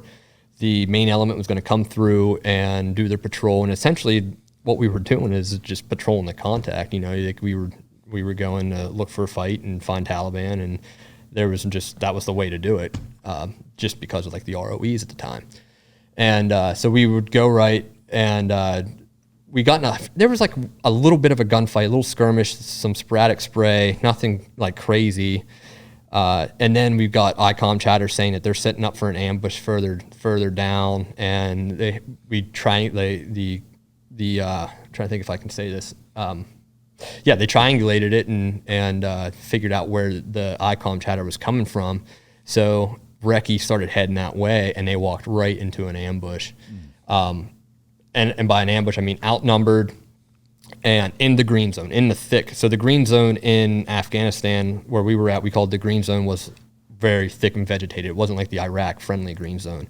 This was a lush forest area that people could hide behind, and these guys walked right into a huge ambush where super close range and overwhelming numbers. The guys were pinned down. We had an Afghan CMRG, the equivalent of an EOD guy, get shot in the head right away. And I had an F-18 check in overhead, and I was trying to talk him in on where everything was going. Guys down in the green zone were popping smoke, trying to mark their location. Couldn't see smoke, too thick. Couldn't see that. They passed me the grid. I passed the grid to the aircraft. They couldn't see where they're at. And then a buddy of mine told me over the radio, like, hey, if you don't get rounds off that, we're all dead. Wow. Like they were within 50 yards of an enclosing of friendlies. And at that point, like, I knew it was going to be a danger close. They kept coming in, and where they were at, so as soon as the F-18 checked in, he reiterated, like, you need to get rounds off now. So I relayed that to the F-18, like, hey, this is going to be a Type 3. So there's different types of controls. I'm not going to get into all that, but this is going to be a Type 3, bomb on target, danger close. When I pass the game plan, stand by for the 9-line. And they said, ready for 9-line, spit the 9-line out quick. Because where they were at, according to the grid, and when I pulled out the imagery and everything, there was the river kind of snaked to the left and then went back to the west, I guess. And where it snaked around, I knew they were directly south of that. The friendlies, my platoon mates were south of that, and I knew the Taliban were right on the edge of the southern border of that river. So when I told them where to keep the round, I just said, put it in the freaking river. Just strafe the river, or maybe just right on the bank of the southern bank of the river. Danger close. And then when I came in, they said that, like, in my head, like, it's like, this could potentially kill all my own guys. Like, I don't, like, it was one of the most stressful situations I've ever been in, because it's like, but then it was like, in my head, I was like, well, I'm just going to burn the earth to the ground now. I'd rather me freaking kill my own guys and kill the guys fighting and have my guys get wiped out and potentially. So I was like, I didn't know what to do. So I was like, if I did kill my guys, I knew that would be the end of my career. I'd probably be freaking done. But I mean, that's, I guess, war, So then they said that they were in from the west. I was like, fuck, cleared hot. Oh shit. Yeah, and came through, and the egress back to the overhead, and it was radio silence for what seemed to be an eternity. And I was like, oh God, I just killed all my guys. I remember almost vomiting, and I was walking around. I had Peltors in, and we started taking sniper fire, and I was walking around like stressful pacing, and the JO that we were with grabbed the hold of me, like, get the fuck down, man. And finally the guys came over the radio then, and they were very ecstatic, like, woo, that was fucking awesome. It knocked all, like, they said that the trees above them were getting fallen over from the round. They said they'd never been that close to anything like that before. Damn. When we got back, we realized that we charged too hard. We shouldn't have freaking blindly charged in there like that. And it was a lesson that was learned the hard way. I mean, an Afghan guy got killed because of it, and we're lucky no Americans were killed, but lives were lost. Friendly lives were lost because of that. And whenever I got debriefed by the pilots, the guy said that, that's an old Vietnam tactic. Whenever aircraft checks in, they kind of just charge the enemy and take away the guns from the aircraft then. Yeah. And that's what they think that was going on there. Yeah. But yeah, that was the most stressful situation I think I've ever been in. Yeah, fuck, I can imagine. I mean, being in such a remote environment by yourself, with that few of dudes, and being within mortar range at any given time, was there a standard time that CAS would take? Like, if the shit hit the fan, that you called CAS, that they would be in to help back you up? Like, was there a minimum? We rarely had assets unless it was a bigger op. So, like, what would happen is, as soon as we would call troops in contact, if another platoon out and about had assets and they weren't using them, they get pushed over to us. So it would be pretty quick. It wouldn't take long for like an F-18 just to pop up, or like a Apache or a Cobra or something like that. Like, let's say there's no ops going on. It's the middle of the night and they try to overrun the base, and you're like, holy fuck, we need help right now. Are they like, yeah, sorry, we don't have anything? I mean, would you be shit out of luck in that environment? I don't think that ever happened. Yeah. I don't think we've ever been told that there's nothing out there. And honestly, the thing that we got the most, who came out to help us the most, were the Kiowas. Oh, really? Yeah, little helos would show up, and those guys were freaking awesome. Every time they showed up, they would drop, after they were done, whether it would be gun runs or whatever, they would drop baggies of dip and goodies out for us. Like, dude, that's awesome, man. All right, so that was it went horribly wrong. Was there an operation that went horribly right? Or like, yeah. Like what were some of the, is there a big win or two that you can share from that? Yeah. So, again, halfway through that deployment, just because of the amount of gunfights that we were getting into and everything, they decided that the juice wasn't worth the squeeze there anymore. And they decided to shut down that base. So we had to demolish Saigez and, pretty much decommission it. And then we got moved to a place called Shajoy, which is a more metropolis area. It's a heavier populated city type of environment. And when we were there, there was a task force there. There was a Romanian SF unit, and those guys really didn't do anything. When they would, like, HVIs would roll through the area, they just wouldn't go after them. And I don't really know why. Not sure what was going on. But at one point there was an HVI coming through. Romanians weren't going to take it. So we got spun up, like, hey, this HVI is rolling right by your front gate. Can you snatch him? And we went out and grabbed him and took him down to the VI and took him down and sent him out to, I don't know if he went to CAF or where he went to after that. But after that, we started getting more and more TST type ops, and we kind of became like a task force almost. And actually my very last op that I went on that deployment, we got spun up. There was a TST. I remember it was one night, like, hey, get kid on. We're heading out in about an hour to go hit this IED maker that just killed a bunch of Marines a few weeks ago. So we got kitted up, went through the debrief, figured out the plan, and I was the JTAC for that op. And as soon as we rolled up, dismounted from the vehicles, the guys inside the building took off on motorcycles, little Afghan bikes. And they took off, and there was wadis right after where they were heading, and they all wiped out and they couldn't get their bikes started. So now I look up, I see a bunch of my guys. There was about 5 or 6 of us that took off running. And I remember looking back at my OIC, looking back over at the guys running, chasing down the bad guys on foot, looking back at my OIC and like, sorry, man, I'm out. And I took off, and I took off with the other guys, and I finally caught up to them.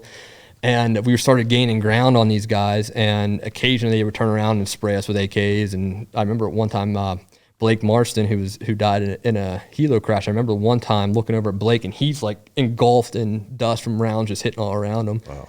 And it would stop. They took off running, and then all of a sudden I heard whoop, whoop, whoop, whoop, whoop, whoop, whoop. I was like, let's just hold what we got here, guys. We got aircraft coming in. It was Cobras coming in, Marine Cobras. Did the call for fire for them, and they said that they could see them. They were all hiding in the wadi, and they just went in and did their gun run. They came back around, and they said that the guys are still moving. So I was like, oh, reattack, man. And they went back, immediate reattack. They said they're still moving, and I was like, reattack. And they did another reattack, and now they were Winchester, and they came back like, hey, there's still movement down there. They're still moving around, but we're Winchester and about bingo on fuel, so we're gonna RTB. Roger that. Thanks for the work, guys. And so after gun runs like that, it takes forever for the dust to clear. Like you could probably go there the next morning and still probably be dusty in the air. So you couldn't see anything. And we had a Predator overhead, a drone, and I had them try to sparkle down on where they're at and keep an eye on them. And because it's so dusty in the air, all that, the laser sparkle or our flood was just getting refracted everywhere, and you couldn't see anything anyway. So I told them, like, hey, stop that. We're just going to wait here for another 10 minutes. And then what we did is we kind of did like the old ambush where we went through the wadi and had another person up on the bank, and we just slowly started creeping in on them and found them laying in a ditch. And well, we could hear them breathing. It sounded like nails on a chalkboard, you know. Wow. They were trying to breathe, and you could just all fucked up. Yeah, all fucked up. And one of the guys had a grenade in them, so then it just became they're all shoot threats then. And I kind of screwed up there because I had the ISR feed watching us, and it just showed us all like shooting these guys in the wadi. How many were there? I think there was about 4 four of them. There's like 2 guys that were killed right after right off the bat, that when they dropped their bikes. That actually a buddy of mine, when they wiped out, a buddy of mine, Aaron, the guy was like trying to crawl away, and he just shot him up the back, and we just kept running. And that was one of the guys. There's another guy that was back there too that got shot. And I think altogether there might have been 8 of them, 6 or 8. Yeah. But that went like textbook, like as far as like aircraft checking in and then everything, and it was cool too because the ISR footage, the Soto from the troop got to watch it, and they're like, "You guys freaking did great there." Yeah, that's awesome. Did the dog Blaze that you had with you, did he get any good finds or bites in that deployment? He got some good finds, no bites, but definitely some finds. Ones that unequivocally saved your guys' asses, or were they caches?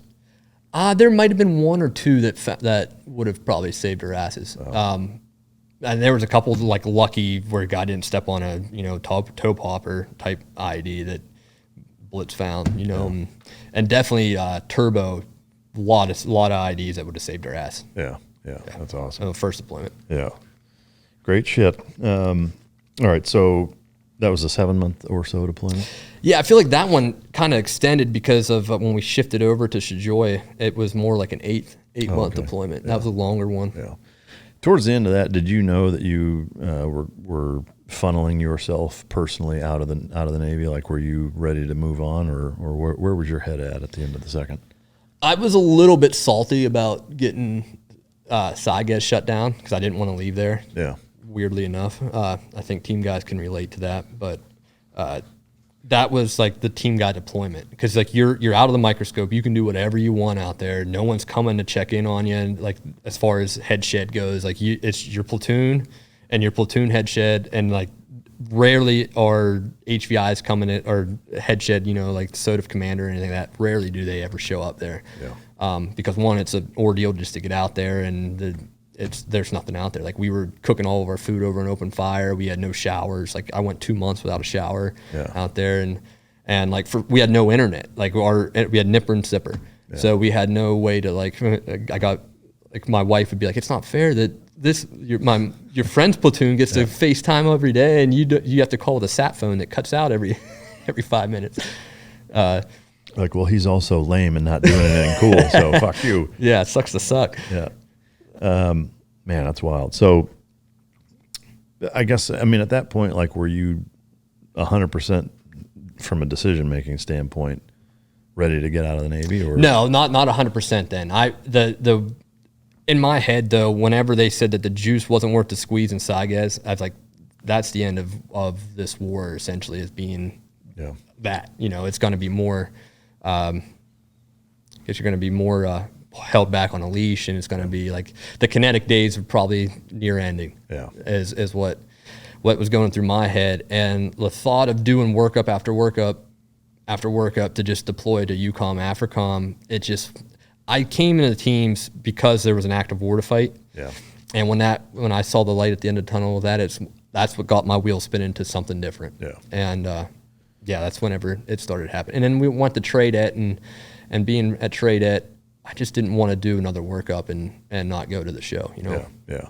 How long were you in the training detachment for? Well, once I was in the training detachment for about 3.5 years, because I made the decision. Once I made the decision to get out, I didn't want to go back to a team and take a platoon spot. Yeah. They were trying to give me an LPO spot. And I'm like, I'm not going to take an LPO spot and then screw over the whole platoon when I leave. So, what you did land warfare?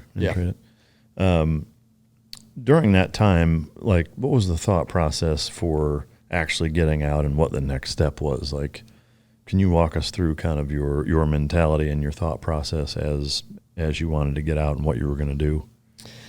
I wasn't real smart, man. I didn't really have a plan when I got out. I just knew that I was going to do something different. Yeah. I always kicked around the idea of, maybe I'll go back and work on Jerry's dad's farm and start that, or go to college. I didn't really have a real plan. Did the wife have any, we'll say air quotes, input? Or did she give you shit about it? Like, she wanted me to figure out what I wanted to do, and that's essentially the conversation we had. Because I remember her asking like, what is it that you want to do? And so after Frank died, I was saying how I didn't want another dog, because there's no way you could ever have that relationship, that bond, that connection with the dog that I had with Frank. And then I read a book by Gary Paulson called Winter Dances about the Iditarod and his training of the dogs, and then his Iditarod run and stuff. And after I read that, I was like, unless you do something like that, then you can have some like a real intense bond with dogs. Yeah. And so I started like just researching Dog-Mushing and how to get into that and the Iditarod. And I remember when I was in school as a kid, I remember did reports on Iditarod and the diphtheria outbreak in the 1920s, where Balto and Togo saved the villagers by carrying the anti-serum by dog sled up to Nome to save the kids and stuff. So I was like, that would be freaking cool to do something like that. Yeah. And so I told my wife that, and her response was like, if you can figure out a plan to make it happen, and we'll see let's go do it. Yeah. I was like, oh, okay. That's not a fuck no. Yeah, Are you out of your mind? Yep. Man. And she's a physician assistant, and she was in PA school at the time up in upstate New York. And so I was still in trade ed, and that got the ball rolling for the Dog-Mushing thing. It's like, well, if you're going to get into Dog-Mushing, I have a hard time just doing something like, I have a hard time just dipping my toe into. I need to be like, I'm all in or I'm not doing it. Yeah. Yep. And so I was like, oh, Iditarod, that's what I'm going to go do. And I started looking, like, if you're going to do Iditarod, you need to live in Alaska, and figure out where all these kennels are at. And a lot of them were either in Willow, Alaska, or in Two Rivers, Alaska, or Fairbanks. And so I just emailed, I still at Trade Ed, emailed all the kennels I could find on Google, and seeing like, how does one get into Dog-Mushing? How do you do it? Like, if you don't know what the heck you're doing, because I'd never even harnessed a dog before. And I heard back from one kennel, SP Kennel, and they said, well, like, the best way to do it is be a handler for a kennel and work for them, and in return they'll teach you how to mush. Like, you guys looking for anybody? And like, well, it's kind of a little too early for you to be wanting to come, because I think I still had another 1.5 years left in the Navy. And I was like, well, I'll get back in touch with you whenever I get out of the Navy, and if we move up to Alaska, I'll get back in touch with you. And that time, my wife took a rotation up in Alaska just to see if she would like it, and wanted to mostly prove me wrong. Like, there's no way in hell I'm moving up there. And she got up there and loved it. Yeah. So it was kind of like she went there to prove me wrong, and ended up falling in love with Alaska. And we decided to move up there. She got a job working in the emergency department, and then I called SP Kennel, and that was ran by Allie Zirkle and Alan Moore. And they're two of the best dog mushers in the entire state of Alaska. Like, Allie finished second in the Iditarod, I think 3 different times. And Alan won the Yukon Quest, which is the other 1,000-mile race, I think 3 different times as well. They're just great dog mushers and great people. And I was like, hey, we're going to move up to Alaska. Do you need anyone to help? And like, yeah. So that year we moved up there, I worked for their kennel, and I think the first few days I showed up there to work, all I did was scoop, poop, and feed dogs. You know, I didn't know anything about dog mushing or dog training really. And I just learned from them, and was eager to do whatever they were trying to do. When they were hooking up to go for a run, I was just watching what they were doing, like lines everywhere, tug lines, neck lines, gang lines, what the heck is going on here? And I just watched and observed everything, and eventually helped them hook up their team. And then I was riding on the back of their 4-wheeler, because like in the fall we start in September to train, and we do everything by the 4-wheeler. And so I was riding on the back of their 4-wheeler early fall, going for runs from them. And eventually I got to take my own team out once they felt comfortable enough with me doing that. And then Alan, he developed a weird heart thing, and there was like a week period where he was in and out of the doctor's office, and they couldn't run dogs, but because they run the Yukon Quest and Iditarod every year, their dogs still need to run. Like, when you're training for something like that, you're on a real strict regimented training program, and they had no one to run their dogs. So like, hey, you're gonna have to figure this out, man. You got to do this run. Here's the distances. Here's the teams. You got to just keep moving for us. That'd be great. So I was taking my own teams out then, and did you feel pressure doing that, or were you excited at the opportunity? I was excited about the opportunity. Yeah. I didn't want to mess up. Yeah. That was the big thing. Like, a lot of responsibility now, but I'm pumped to be. This is what I want to do. Yeah. You know, and So yeah, that's kind of how that all started. And then whenever Alan got better, he came back, and Allie came back, and they just kind of broke the dogs up into 3 different teams, and we all just went out together. Then we got snow shortly after that, so we were on sleds, which was pretty cool.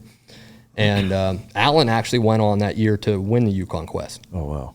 What's the difference lengthwise between the 2 races? They're the same. They're both 1,000-mile races. Just one is the Yukon Quest goes from Fairbanks to Whitehorse, Yukon territory. Is one considered from a terrain or conditions standpoint more challenging than the other? So the Yukon Quest has the reputation being harder because it is done in February. It's colder, it's darker, and I think you have there's 3 or 4 different 3,000-foot climbs you have to do with the dogs. Oh wow! It's pretty hard. But with the Iditarod, you can get into the coast there, and there's some serious winds there that you can get into, and there's still a lot of climbs and stuff there. So it depends. Like when you get in the winter like that, a lot of the times it depends on the environment, the elements that are thrown at you. Some years can be super easy. Some years can be extremely difficult. Yeah. Wow. How did the transition take place from helping them, working for them, helping them run their teams when they needed you to running your own show and going full balls deep into it? Yeah, so as that year went on, and they ran the Yukon Quest and won, and then they ran the Iditarod after that. I felt like I had enough knowledge to at least go out and get my own dogs, and they knew that's what I wanted to do eventually, so they were helping me get to that point. Which is, not to interrupt, but is kind of a strange premise, really. It's almost like somebody coming to me and saying like, hey, I want to learn everything there is about personal protection dogs because I want to start my own company. Will you teach me? And me being like, yeah, fuck it, come on in. Yeah, especially I'm going to move right next to you too. Yeah, and then compete against you. You know? Did you ever ask them like, why are you doing this? Yeah, that's just the weird thing about Dog-Mushing, man. There's not a whole lot of people into that community, and it's kind of like, I feel like it's always on the edge of kind of being an outdated thing. Yeah. And anytime you see a younger person wanting to get into it, you better help them out, because it's only going to help the whole collective of the sport of Dog-Mushing. Yeah. Wow. And actually through them, it was I think in December or January, I showed up early. We were drinking coffee, and a guy pulls up on a snow machine there and came in and was like, he's a German guy, his name's Sebastian, and it was like, hey, I'm looking to sell my place and get some move out of my property. You know any mushers that would be interested in buying my property? He's like, oh, I know a guy. And it's like, I'd like to go see it. And he's like, okay, you want to come see it now? And I looked over at Allie and Allie, like, yeah, we can push things back like half hour, an hour or whatever. Took me over to his place, and it was exactly what I would want to have. He was like, I'm moving to a sailboat. I'm taking a suitcase and leaving everything: dogs, sled, lines, harnesses. So it's like, this is going to be the Dog-Musher starter kit, huh? Yeah. And he's like, yes. So it's like, I'm into it. So and we ended up getting it. So that became our place then. Yeah. At the risk of digging too deep into your personal shit, cost of living up there is pretty high. I have no idea what the property costs, but with all that stuff, I can't imagine it's cheap. I know your wife was working in the medical field, which from what I understand up there is the pay is better than down here because it's hard to get people up there. But I mean, is she basically sugar mamaing you and bankrolling the whole fucking thing? Yeah, pretty much. So she works for the native hospital up there, and they pay really well. And they pay well enough where she works part-time. She doesn't even work full-time, and it funds everything we do, essentially. That's incredible. I work in the wintertime doing tours. So like I'll go out and do tours, and there's days doing tours where you can pull in $500 a day doing tours. Oh, really? But it's not every day you get that. Like some days there's only one person that goes for a ride. Some days you do like 5 different loops and everything. But so there's days that you can make some good, but it's seasonal, and it's not. The tours, like hunting tours or just guided? No, it's just sled dog rides. It's touristy tours. Like people come to Alaska and they want to see the sled dogs and go for a ride. And so I have a tour sled where people will come and sit in the sled basket and they'll go for a little ride with the dogs, and they get to meet the dogs and pet the dogs. And how far of a loop is that? It's about, I think there's different loops that we can do, but I think the one loop's like 5 miles. The other one's like 8 miles. Yeah. How long does that take? I think the 8 mile one will take like an hour, and the 5 mile about 30 minutes. Yeah. Okay. Man, that's a cool experience. So you can tell me to fuck off. I'm curious, like overhead wise, I mean, is that a pretty expensive operation? I mean, it's 25 dogs, right? Yeah. 25 to 30 dogs. Yep. So with the other thing that got expensive is when you're training dogs like that, you like for me to do it with having kids, you got to get childcare then on top of that. So that it really adds up quick. I think in order to do the Iditarod, they say that it's almost impossible to do it for under 25 to 30 grand. Yeah. When it's all said and done. For the entire season? For the entire season, yeah. Okay. And then I guess kind of in that same vein, when you're having to fucking manage all of that and you know, whether it's food or equipment or what have you, what are some of the bigger challenges of the day-to-day operations? Yeah, the big challenge of the day-to-day operations is just staying. So for me, like the difference is like the way I do things is different than the kennel down the road does things. I'm extremely introverted, so I don't want to have a whole bunch of people around like helping me. I'd rather just me do everything, and it ends up me biting off more than I can chew sometimes. So I do all the feeding, all the scooping, all the dog training. And then I also cut all of my meat snacks and pack, like it's a lot, especially like when you think about training for the dogs, like your average run is a 40 to 50 mile run, at least what mine was last year. And it takes 5 to 6 hours to do one of those runs. And then you have an hour of gear prep before that, an hour of feeding before that, an hour of gear cleanup after that, and an hour of feeding after that then too. So, I mean, that adds up quickly. Yeah. You're looking at 12, 13, 14-hour days sometimes. And just keeping that up day in and day out, day in and day out. And I was training, ended up training 2 teams, and I put 3,000 miles on all the dogs this year. And I did that with 2 teams. So I put almost 6,000 miles on the runners, not counting the Iditarod. Wow. So for a normal season, I mean, you're doing that most days. Yeah.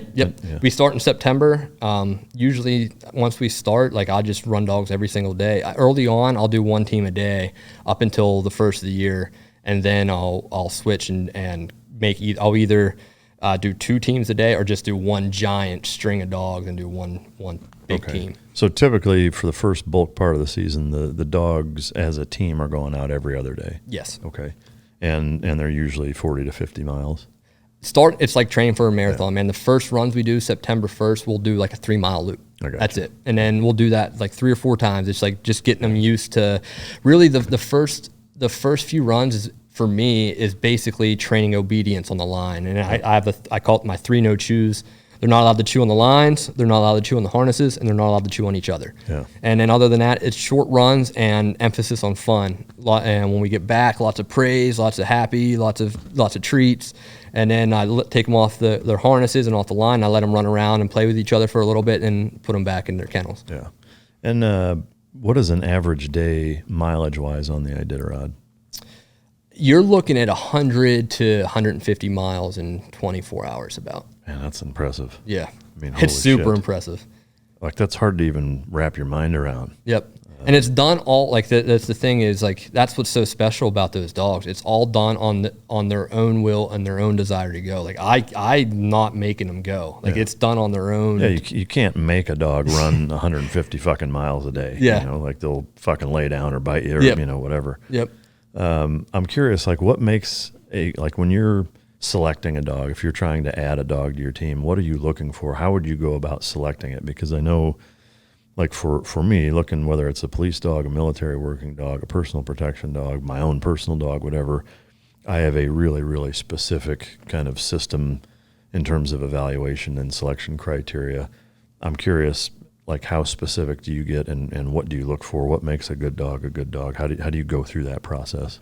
The big things we look for me, I think number 1 is appetite. I've had some dogs that were some picky eaters that causes some frustration because when you're running 100 to 150 miles a day, those dogs are burning anywhere from 10 to 15,000 calories in 24 hours. Yeah. And that's all dependent on environment and conditions and everything. But if you're burning 15,000 calories in a day and then you get picky and don't want to eat, and you skip a meal or two, you really are in a calorie deficit and you get skinny quick. And if you do that on a race, you'll get dropped because now you just lost all your fat reserves. Yeah. So eating, they need to have a good appetite. That's like one thing I really want to have in a dog. Feet, real tight pads together with not a whole lot of fur in between them. Because if the dog would throw a booty off of their feet and they're running without a booty, you don't want snowballs to build up in between their feet. They need to have real tough feet. And what I found is black pads seem to be the tougher ones. I don't know if that's just maybe my personal preference or what, but I found black pads to be tougher than like the white or the pink and so you want their feet to be smaller and tighter or bigger and with more? They can be bigger, but as long as they're not sprawled out more, real tight together.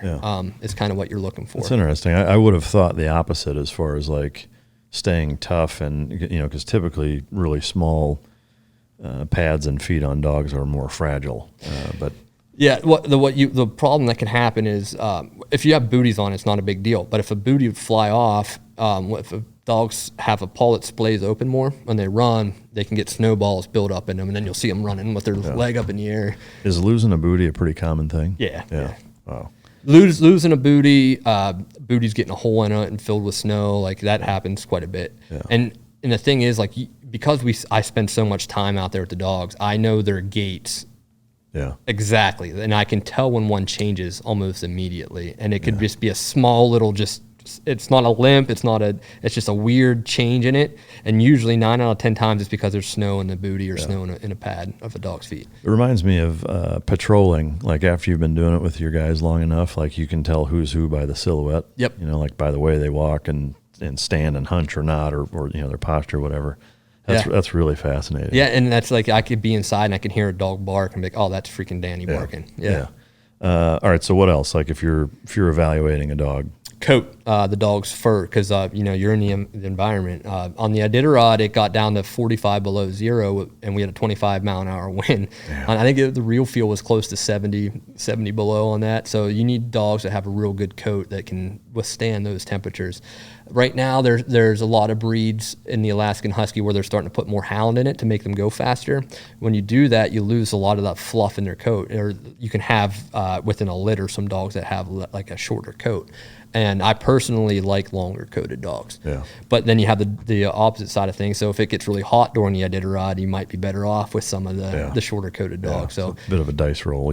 Roll. And that's the thing with the Iditarod, man. Every year it could be different. Like you could have a real snowy year and the smaller, lighter dogs are going to do better than the big, heavy dogs that are breaking through the crust and everything. So are they all Husky Malamute crosses or what? They're Alaskan Huskies. Okay. And I guess the way to understand that breed is back in the gold rush days, the 1890s, the late 1800s, all the dogs were like Eskimo dogs and Siberian Huskies. And but when the gold rush happened, just like in Jack London's Call of the Wild, dog mushers and dog teams were the way people got from point A to point B. They were like your Uber drivers. They were your mailmen. They were your truck drivers hauling freight and goods from village to village. Everything revolved around the dog. That's how things got moved from village to village. And when the gold rush happened, it put too much of a strain or too much of demand on the dogs, and there wasn't enough of the Huskies and the big Malamutes to support that demand. So when people were coming up from the lower 48 to try to find gold and get rich, they were bringing up any dog they could get their hands off of that looked like they could pull. Labs, Newfoundland, St. Bernards, Shepherds. And then those dogs slowly started breeding the blue-eyed fuzzy monsters, and they started looking more and more like the Alaskan Huskies that we have today. And when the Iditarod happened, I think the first Iditarod was like 70 or 72. I'm not exactly 100% sure, but it was in the 70s. And as that kind of became a more and more competitive environment, people were trying to think, you know what, how can I get my dogs to have more stamina? How can I get them to go faster? How can I get them stronger? So then they started breeding like pit bull and hound and setter and collie in them to have more endurance and stuff. And that became known as the Alaskan Husky. Oh, wow. So the Alaskan Husky is nothing more than a northern breed of a mutt. They're mixed with so many different things. And actually the American Kennel Club doesn't recognize the Alaskan Husky as like a purebred dog. Wow. So they're absolutely the melting pot amalgamation of pulling working dogs in northern climates. That's fascinating. And I love the Alaskan Husky compared to like the Siberian Huskies. I feel like the Siberian Huskies are still more like they're a little wolfy. They're a little bit they're independent. They're like, if you let us, I feel like most Siberian Huskies you see loose, they're gone. They're taken off. There's still like a little bit of wild left in them. And with the Alaskan Huskies, they're more like your pets and your buddies, and they want to hang out. And they're like, you can let them all off leash, and they're just going to hang out with you. And they're not going to like that. They're just bred into them. Yeah, that's cool. Are you at a point now where you could see a group of dogs and be like, that's an Alaskan, that's a Siberian, that's a Malamute? Like, it's really easy for you to distinguish. Yeah, and even within bloodlines of the Alaskan, so like I can go and see a dog team go by, and that's Matt Hall's dogs, or that's Deke's dogs, or that's I can tell different kennels, like that's the Wild Things kennel. I can tell just by the way their dogs look. That's really cool. Yeah, which kennel they come from. Yeah, is it something that you foresee doing for forever, for a long, like until you can't, or is it, I mean, how long do you want to do it? That's a great question, man. I've been thinking about this a lot lately because doing the Iditarod, that was my main goal, and it's like, okay, did that, what's next? It's kind of like where my head goes. But I have a lot of really great dogs still, and I don't want to get rid of them. Yeah. And I really enjoy above all else, like racing dogs, and I just really enjoy the lifestyle of dog-mushing. Like there's way more to it than racing. Like there's a lot you can do with them, and so I think I'm going to have dogs for at least. I think I'll just let my dogs get older, and then the other thing is, like, if my kids want to get into it, then maybe start having more litters down the line. But or once they get back once the kids get old enough to go to school, maybe jump back into the race scene. I don't really know, but I love Alaska too much to leave it. I think once you get used to Alaska, it's like nowhere else is Alaska. Once you get used to it. And you get used to the wild and open spaces and having thousands of miles of trails that you can go explore on, and there's just nowhere else like it. So once you get used to that, and you got good groups of dogs, and like my dogs are great. They're trained up really well, so I have no reason to get rid of them. So I'll probably just run them till they get old, Yeah. I guess in that, like, is it kind of a swap and shop? Like, hey, I need a dog. Do you have one? Like, is there a lot of that kind of almost trading and helping each other out? And you get a dog that's hurt and somebody else isn't competing this year, so you buy one, or you trade it, or they lend it, or how does that work? Oh yeah, that happens quite a bit. We've done split breedings with neighboring kennels where like my best dog bred their best dog, and then we split the litter up, because like if you have a litter, you don't know if you're going to have 4 dogs or 16 dogs, So is it like the NFL draft where you're alternating picks? Or that's exactly what we do. Okay. Like you get the first pick, I'll get the next pick, and kind of get so on and so on. Yeah, that's cool.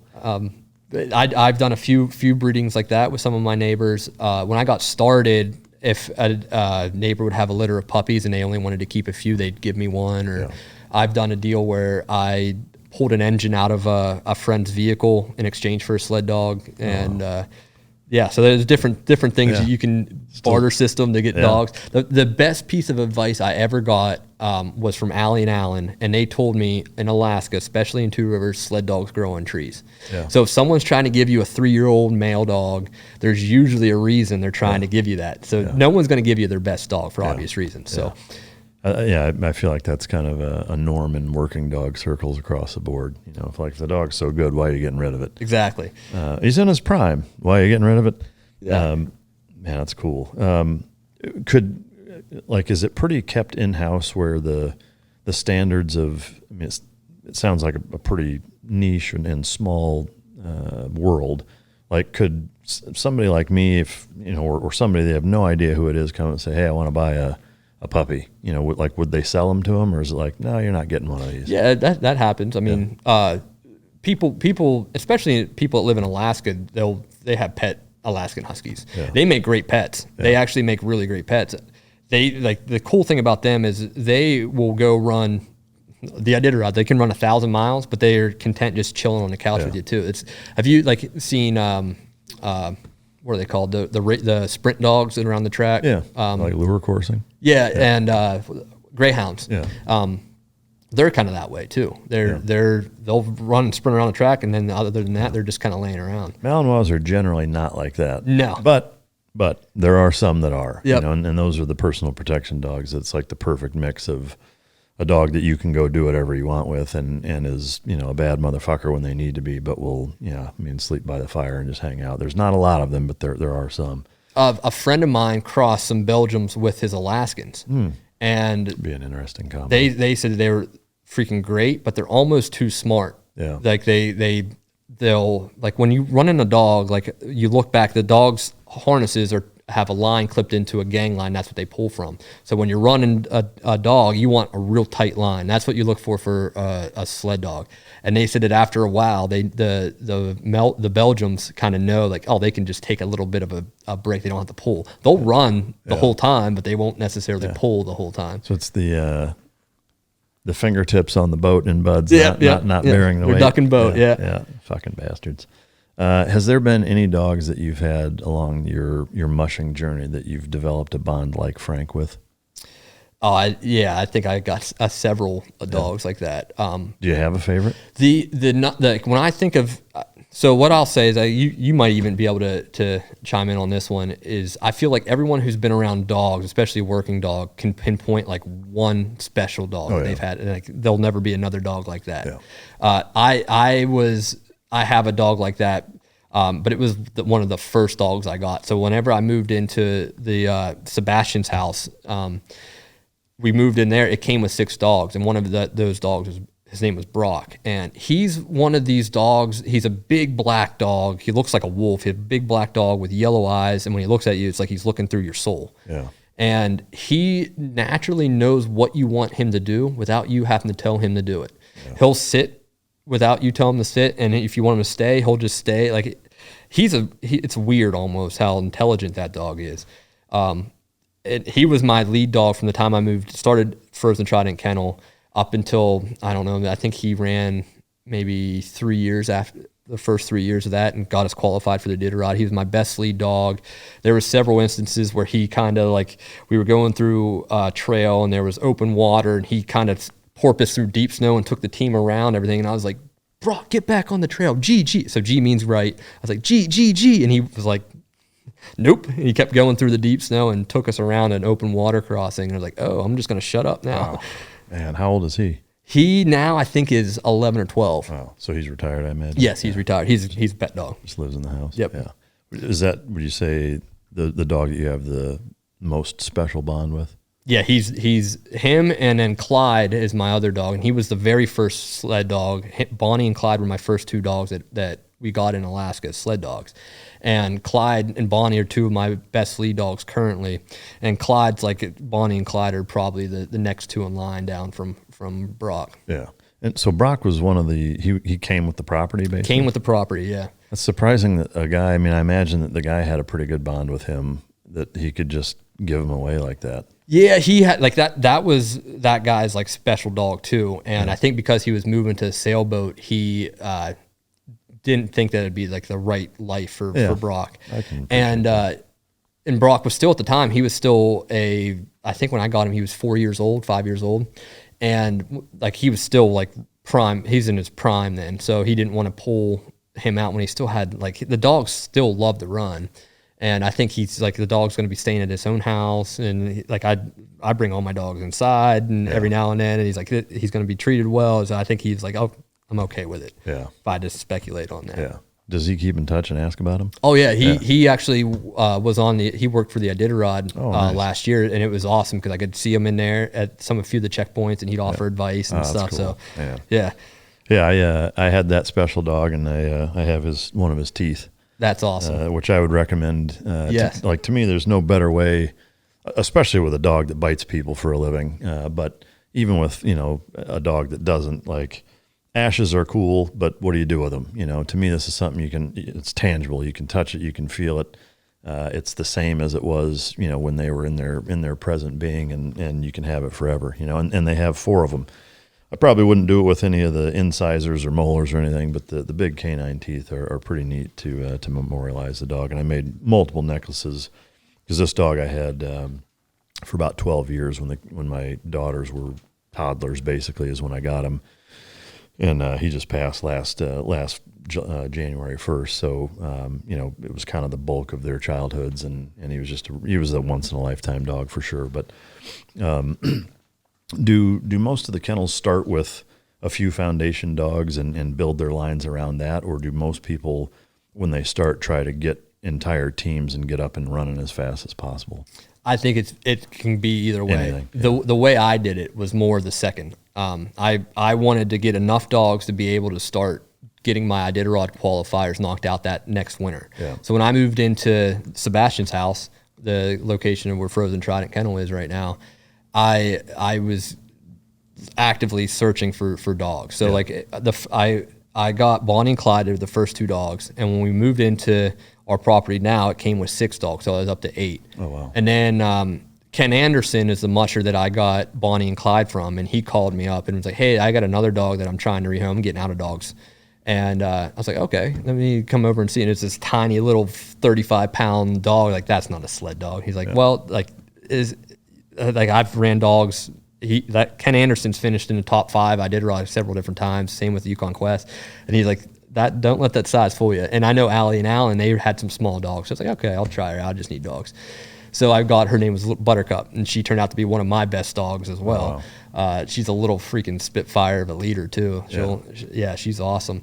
And then, so that put me at 9 dogs. And then I got Stu, Dancer. That put me at 12 dogs. And I think that first year, that's all I had. No, I got Blitz. I had Blitz, and I did the engine swap for a friend, and that's how I got Blitz. And then that put me at 13 dogs. And then that's what I had for the first year. And I went on and did the Copper Basin, which is one of the tougher 300-mile races in Alaska, and did really well in that event. So that's how I kind of put my team together. I just kind of looking for dogs that were available that came from good bloodlines. Like you got good bloodlines would be like Zirkle Moore, Lance Mackey, Brenda Mackey, Will Rhodes is another good one. They're just like, you get into the mushing world, you kind of know which dogs are like, oh, if come from this place, you're going to be probably pretty good. Yeah. How many dogs are on a team? The mid-distance race, so there's several different race circuits and race lengths. Mid-distance is anywhere from like, I'd say 100, maybe 50 miles to 450 to 500 miles. That's mid-distance races. That's done with 12 dogs. Distance mushing, 1,000 miles or 500 and on, is done with 14 to 16. Okay, so you can pick 14 to 16. Yeah, so you can have up to 16. So 16 is Iditarod. The Yukon Quest is 14. Okay. I assume like if you have to drop a dog, you're out, or if you have to drop a dog, now you're down to 15, and if you drop another dog, now you're down to 14. You can take dogs off your team. You can't replace them then. Okay. So if you go below 14, you're done. Nope, you can go all the way down to 6. Oh wow. Yeah. Okay. And there's a lot of different reasons for people to drop dogs. The main reason that I've seen is, like my experience is, sore shoulders, sore wrists. When moose come across the trail, when they walk across the trail, they put these giant post holes because they're so freaking heavy.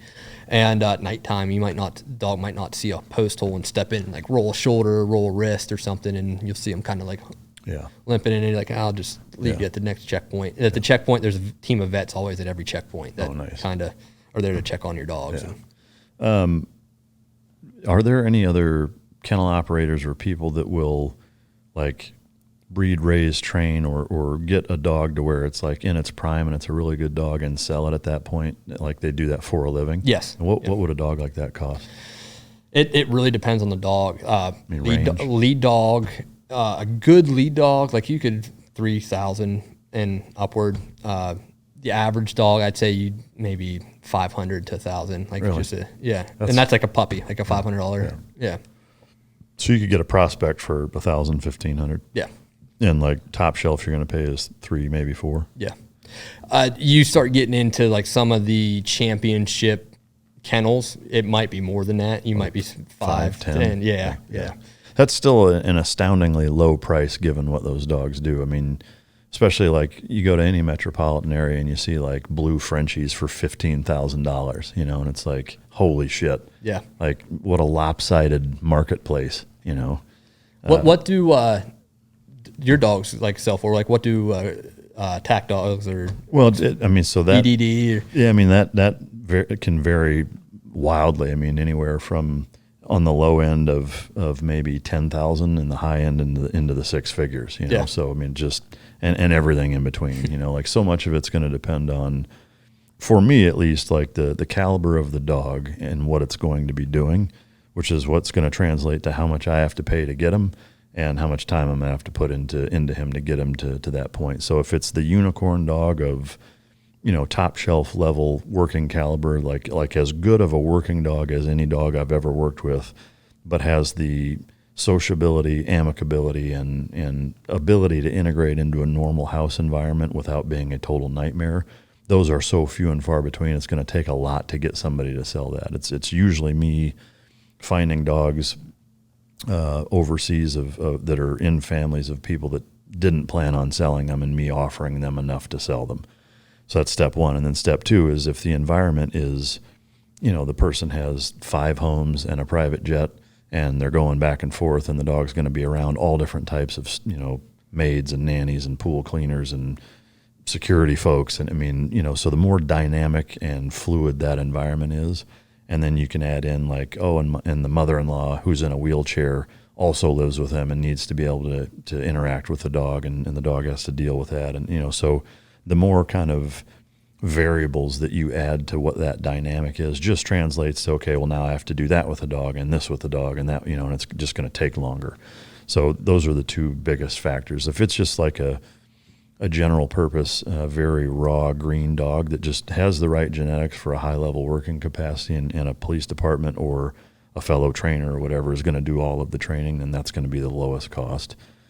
The more rare the dog is in terms of what that genetic component or combination is, coupled with how much time I'm going to have to put into him, is where it just ramps up from there. But yeah, that's the big thing that I look for, other than feet, coat, and appetite, is temperament too. Yeah. I've dealt with enough aggressive dogs to know that I don't like them.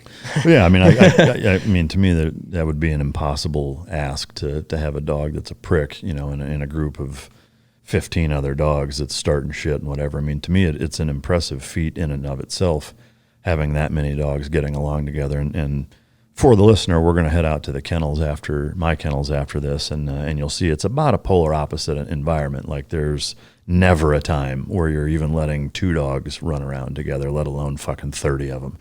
30 of them would be, they would all be dead, honestly. Yeah. I mean, or so fucked, like they would just fucking kill each other. All of them would, so...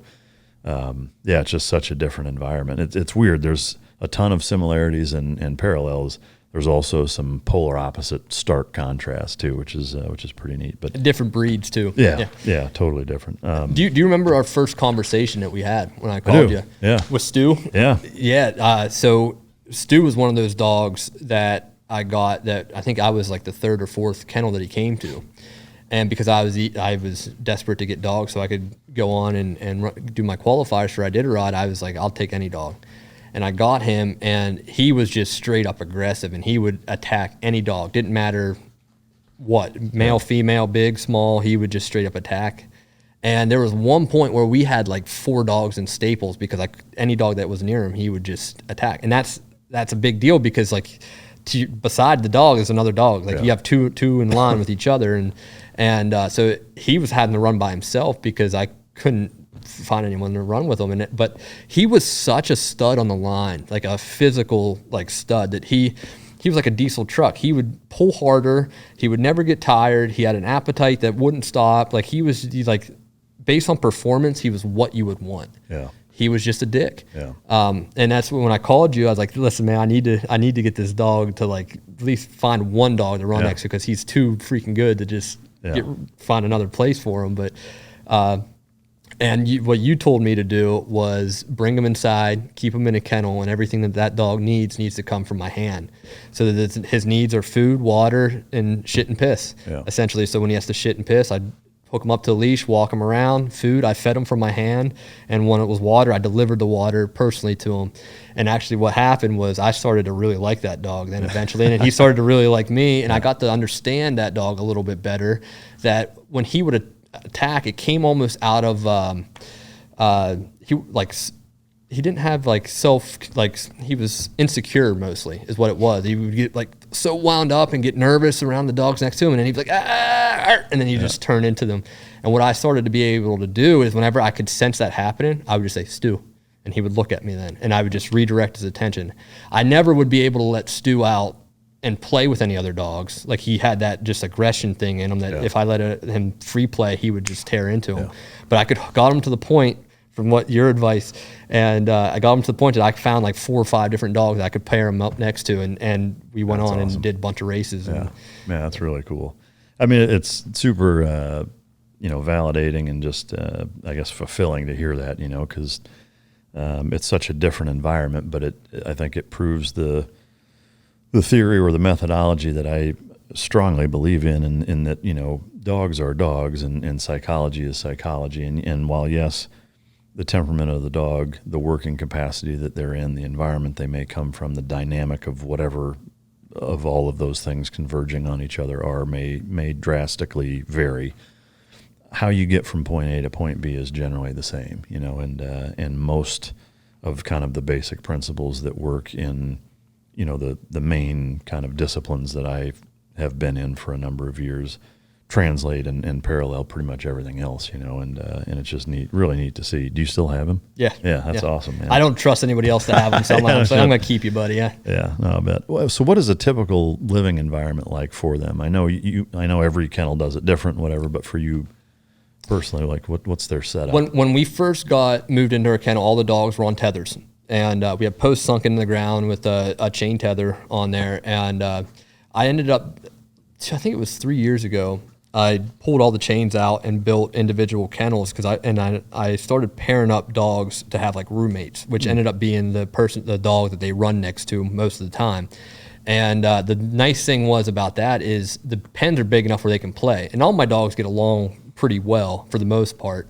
So that's kind of how I do everything. I have a section of let me see, 3, 6, 9, I would say 8 or 10 by 10 kennels up there with 2 dog houses in them, and that's where they stay. They have a buddy that they play with, and I keep Bones in there, and they never fight. I feed them both at the same time, and you kind of need that because when you feed them on the Iditarod, they're all standing next to each other. You can't have dogs getting food aggressive or being possessive, so it takes a little bit of training to do that. But I feel like the dogs are happier that way, and they can kind of play around and chase each other around, so they get exercise. And the social component. Are there any other kennels that you know of that house them that way? I think more people are starting to do that now. I think it's if you would say 5 years down the road, I'd say the majority of the people will do that. The problem is it's cheaper to do it the stake and tether. And when you have 25, 30, like I have a small kennel compared to everybody else. Like if you have 30, 40 dogs, that gets to be a lot to have enough fencing. Training wise, obviously the workup or the build up for the dogs is incremental, and it starts just like training for a marathon, from going from the couch to 26.2 miles. Is there a training component for you as the handler? Like, is it, I mean, I know it's physically demanding, but are you cognizant of that in your training methodologies and how you're eating and sleeping and training that's purpose built for racing? As far as the biggest thing that I have a problem with is in the winter maintaining weight. I become Skeletor in the winter just because you're out in the cold. You don't feel like eating. You're out there, like you have 12-hour days, and it's 12 hours outside. You're not taking a lunch break or whatever. So I have a hard time keeping weight on in the winter. And actually, at the end of the Iditarod, I was like, I finished Iditarod. I think I was like 150 pounds, which I haven't weighed that since I was junior in high school. I was on my last belt buckle, and my pants were still like falling down from me losing so much weight. So on a long race like that, because the Iditarod's 1,000 miles, and it takes how many days? I did it in 12. The winners did it in 9. Wow. But I mean, so for that 12-day period, like, what are you eating? Yeah, I ate pretty much Uncrustables, because like you got to be careful what you eat, because at 40 below you bite into a Snickers, you just broke your tooth off, so you got to have something that isn't going to be rock hard at 40 below, and Uncrustables are that. Like the peanut butter gets brittle, it doesn't get super hard. So I ate a lot of Uncrustables. I got instant bone broth mixes, so like there's each one little packet had 10 grams of protein, and I would throw 3 of them in a water bottle with some hot water, and that's what I could kind of drink on the trail, and that's at least a little bit of protein. But I'm pretty much eating Uncrustables. I would take like some candy, like Jolly Ranchers and stuff like that to suck on, because the biggest thing that happens out there is you get sleep deprived. You're 12 days of just traveling constantly, and even at the checkpoint, if you're there for 6 hours, you might only get 2 hours of sleep at a time. So I feel like Jolly Ranchers or something like that will keep me awake. Yeah. So I'll eat some of that. Meat snacks like beef sticks and stuff like that's what I eat. Just quick stuff when I'm on the thing. And then when you get to a checkpoint, we have a big dog food cooker that runs off of methanol or heat. They're in a little yellow jug, and you dump it in there as the fuel. The cool thing about that is even if water gets in that, or if it's 45 below, you can still light it, and it's going to light no problem. And then you put an insert in, and you shovel water into that, and then or snow into that, and then snow melts in the water, and eventually it'll boil. And when it boils, I'll take we'll make little meals out. Like I think Jerry, my wife, made me a bunch of burritos, and I would take those burritos in a vacuum sealed pack and put them in the little sous vide, huh? Yeah, yep. Yep, exactly. Yeah, that's wild. Yep. That's what I ate out there. Yeah. Is what you eat what most people eat? Like do you kind of share shop talk? Is like, hey, what do you eat? And like, I think some people will do that. Some people will do like mountain house meals, freeze dried stuff. Some people get real gourmet and make like real nice stews and stuff like that in the vacuum sealed packs and boil that. So I kind of just like, I'm not out there to have good meals. I'm kind of just trying to win. Yeah. And for the dogs too. I mean, like, I guess, can you walk us through the loadout for the Iditarod? I mean, yes, there's mandatory gear that you have to have on your sled at all times. So you have to have your dog food cooker. You have to have enough fuel to get your dog food cooker to get hot water. You have to have a cooler to dump that hot water in, because you don't want to put like inside that cooler, there's usually like dog meat and stuff like that. And you don't want to dump all that into your cooker, because I use that same cooker to melt snow water for myself to stay hydrated. So I can't have that get contaminated. So that all the water and meat and stuff and dog food gets dumped into the cooler. So you have to have a cooler, dog food scooper. You have to have at least one set of booties for each dog for emergency purposes, emergency food ration in case you get trapped out there from weather. You have to have an axe, snowshoes, and a vet book. The vet book is one at each checkpoint. The vets will sign off on all the dogs, saying they all look good and there's no problems with them. And so you have to have all that. And then I keep an emergency like vet kit with me in there. And then like the other thing you carry is meat snacks. So every 2 hours, I stop and give my dogs a meat snack for a snack break. And what I'll do is I get 15-pound blocks of beef, and I'll run it through a table saw and cut them up into little candy bar size shapes. And every 2 hours, a dog will get a little beef bar. Yeah. Helps with hydration, and it helps with just letting them kind of get a little bit of a 5-minute break,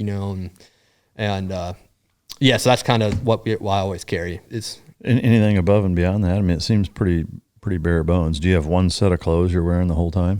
I have an extra set. I bring an extra set of mucklucks because I fell in the ice before and I made that mistake where I didn't have an extra one. Yeah. Luckily, it was 0 degrees. It wasn't that cold, so I didn't freeze. Yeah. But it could have been real bad if it was a cold day. Yeah. I fell in, and I was like, 25 miles from my house. It would have taken me 3 hours to get back. Damn. And but yeah, that's a mistake I made. Like, I'm never not having an extra change of boots. Yeah. So. And are you carrying your 10 mil even on the Iditarod? Yep. I imagine? Yeah. Yep. And I carry it in a cloth holster because I've had a plastic holster and I bumped into a tree at 40 below and it gets brittle and breaks. Yeah. So yeah, that makes sense.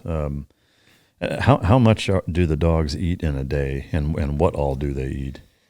So my feeding when I would feed on for instance, the Iditarod, everybody has their own checkpoint routine when you get to your camping spot. And what I would do is first thing I would do, and what I did early on in the race changed towards the end because I learned a lot. When I first started my checkpoint routine, I was doing a lot of wasted motions and trips up and down the line. And it got to the point that I was getting tired from just the amount of times I was walking up and down the team. So every time I'd go up to the leaders, I was doing something. So when I first went out to the leaders, I'd get to the checkpoint when you have your drop bags there that are already staged that have all your resupply stuff, your dog food, dog booties, snacks, whatever.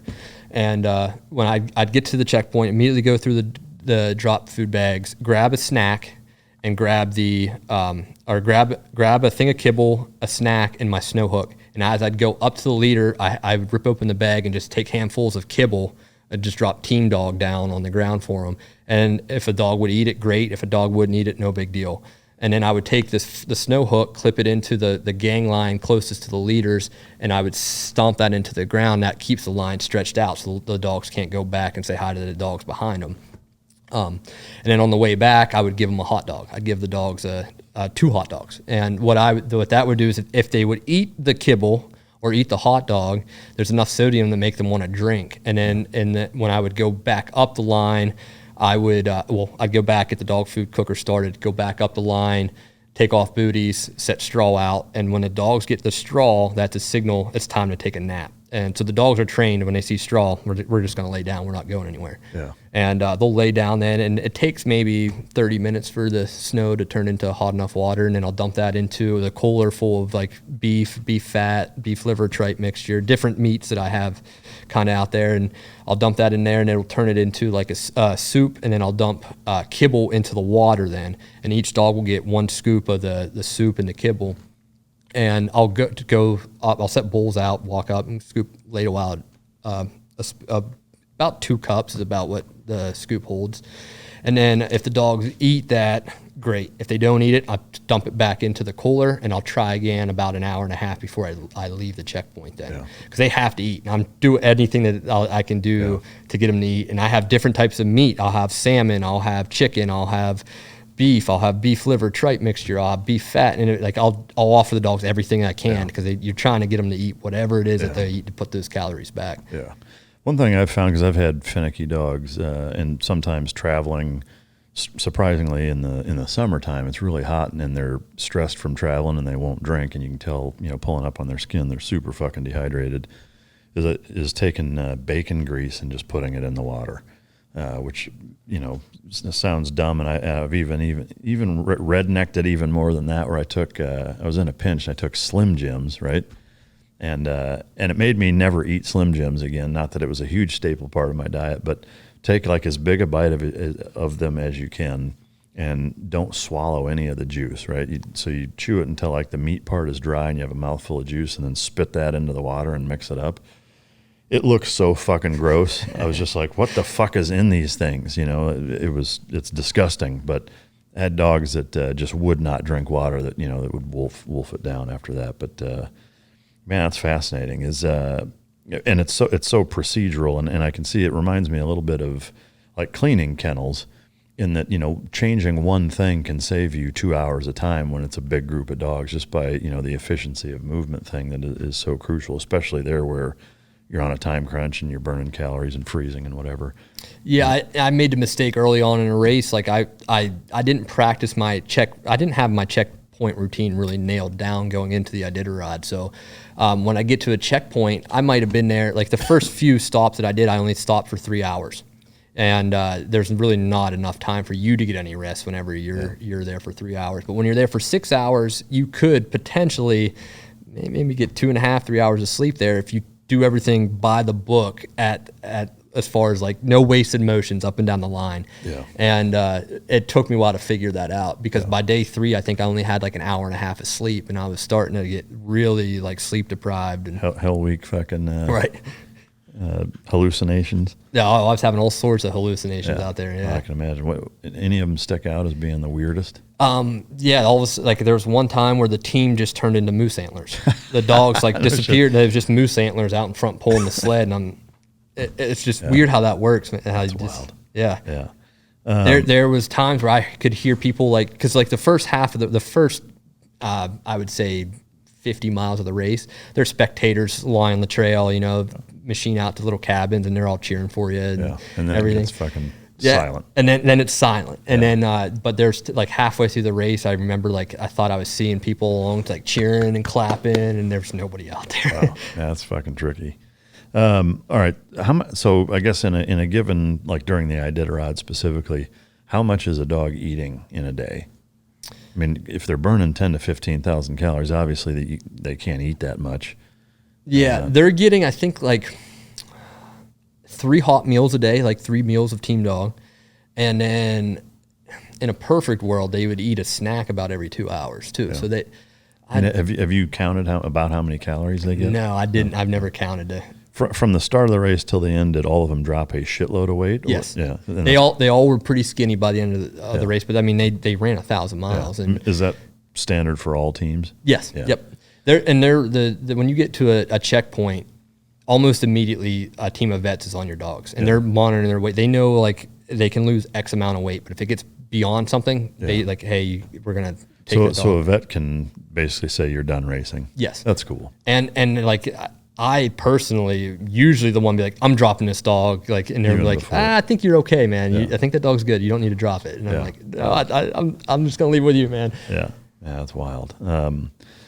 Is there a typical career length time wise for a sled dog? Like, is it 3 to 8 years old? Is it past that? What? It's about that. I would say that the prime years of a sled dog is 3 to about 7. Yeah. And then after that, they start slowing down. And then every year after 8, it's like a drastic drop from the year before. Yeah. And then before that, like there's been teams that have done really well with some yearlings on their team, 1-year-old dogs.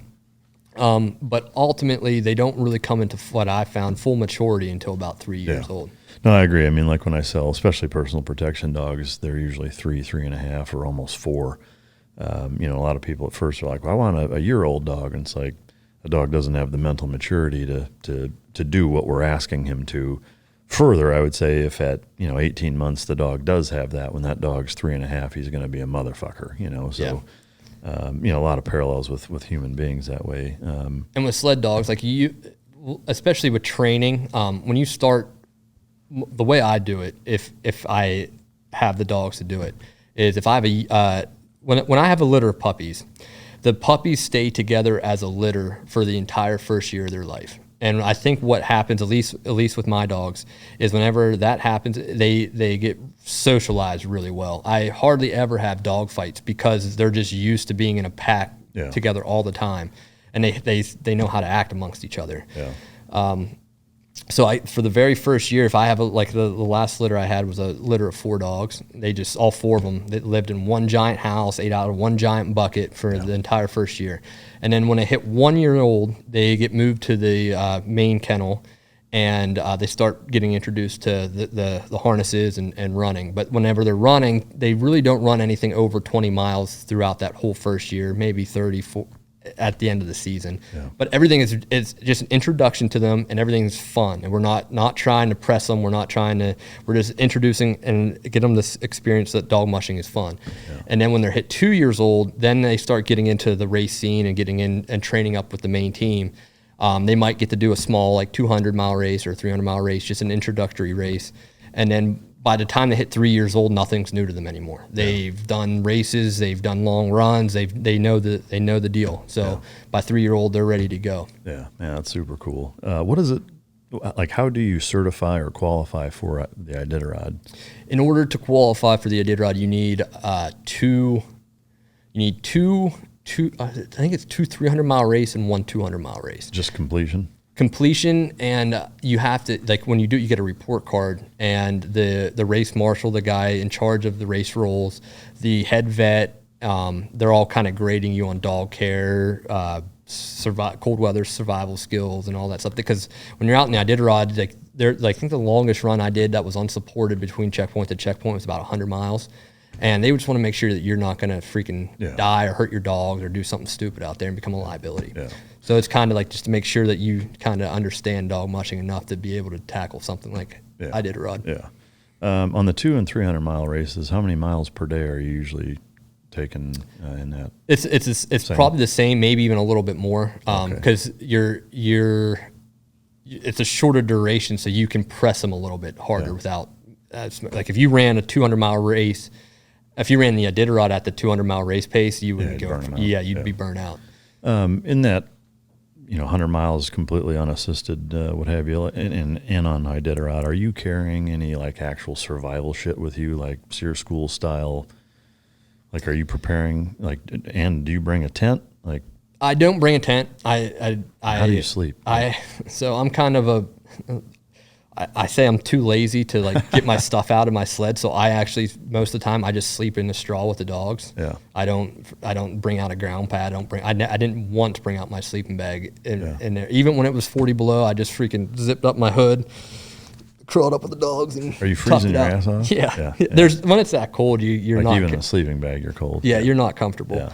But you're on your feet Yeah. A lot. I mean, are your feet taking a huge fucking beating doing those? I mean, by the end of the race, I just couldn't wait to take my boots off and just leave them off. Because I imagine they're on the entire time, right? You're never taking them off. They're on the entire time, and you're standing on like tiny little runners. Yeah. So it's like all your weight is on like just a small little section of runners. So your feet start hurting by the end of it. Same pair of socks?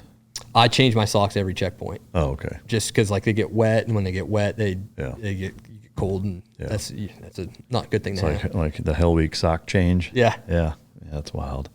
All right, so I guess is there a kind of a synopsis of walking us through the entire race? Yeah. I guess the real start for us actually started when we, like, to really paint the picture, was when we loaded up the dogs in Two Rivers and we're driving down to the start of the Iditarod. So you have like a big dog trailer? I got a big dog trailer, and then so all the dogs, it's an insulated trailer. It's just a 14-foot utility trailer. I got it insulated, and me and my dad built out little kennels inside of there. So it can hold, I think, 20 dogs, 25 dogs. And we loaded up with 17 dogs. I took one extra just in case something weird happened out there before the race, and I could have one to replace a replacement if something weird happened. So we loaded up 17 dogs, and we started driving south. And Alaska's a huge state, so it was about the distance from Pennsylvania to the Outer Banks. It's about 7-hour drive, and we stopped in Denali, just south of Denali National Park, to let the dogs out. We walked them around, so it was about a 3-hour trip, and then we stopped, walked the dogs around, kind of let them stretch and piss, and loaded them back up, and we drove another about 3 hours south to a town called Willow. That's where the Iditarod headquarters is, and they had pre-race vet checks. And it's you pull up there and you drop all your dogs, and the way my drop system works for my kennel or for my trailer is I have a chain that clips into the back tire of my trailer, and the other end of the chain clips into the front end of the front end of my truck. And off the chain is little like neck clips that you can clip into the collars of the dogs that keep them far enough away that their heads won't touch, so if you don't have to worry about dog fights.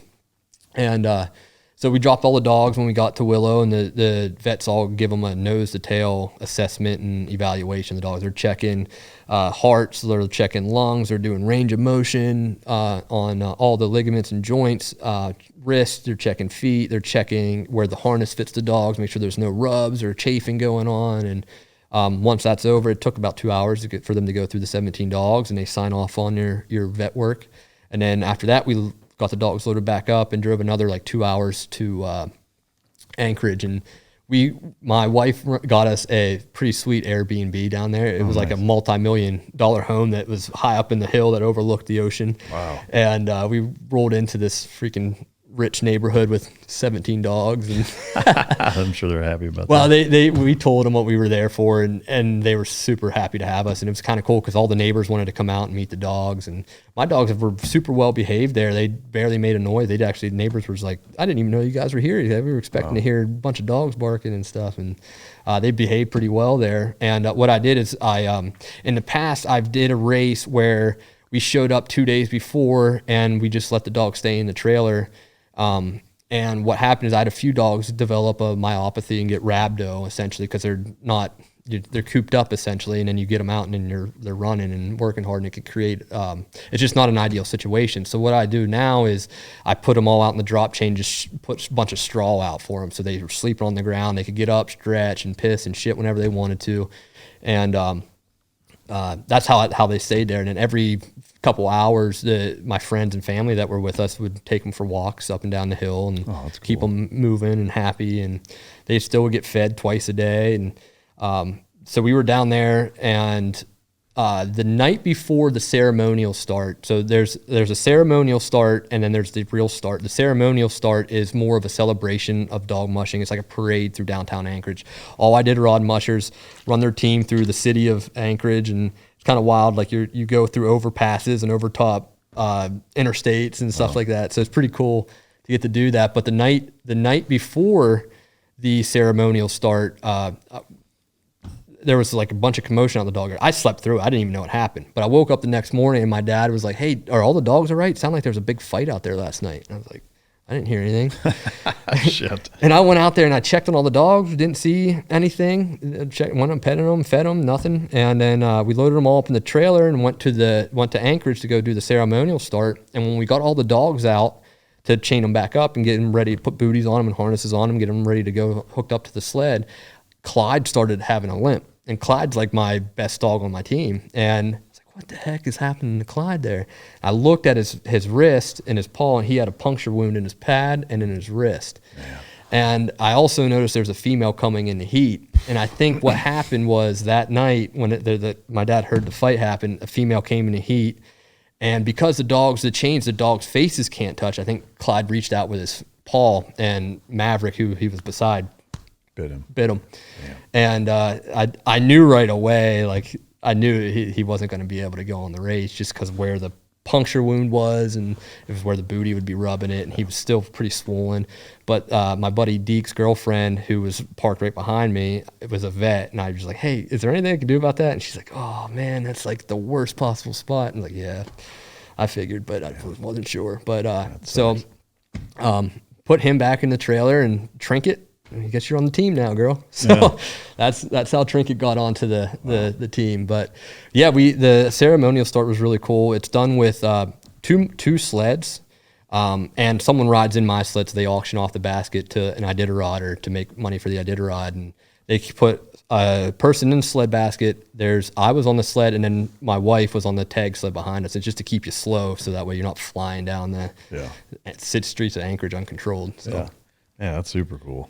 So then how does it actually kick off? The next morning is the real start. So you drive back up to Willow. The reason it doesn't start in Anchorage is because if you have to cross an interstate then, and they don't want to shut down an interstate. So you drive past it and they reroute the miles past that. So you start off and you travel. It's kind of wild because there's people everywhere down there cheering you on, and just crowds lining the trails for the first 50 miles. So when you start, it's kind of like a little bit of chaos because we had like 38, I think there's 38 teams there, all barking, rearing to go and screaming, and it's just hard to control all that energy until it's time for you to go. So it's like you're trying to, you want to hook up at the last possible minute, but you can't be late either. So you try to time that perfectly. I always tend on erring on the side of being too early and being too late. So my dogs were kind of jumping at the line and getting crazy and getting tangled up, and all my friends and family had to try to like fix the tangles and everything. But finally it was my turn to start, and we went up to the start line, and it was pretty cool. Like, freaking A, man, we made it. Yeah.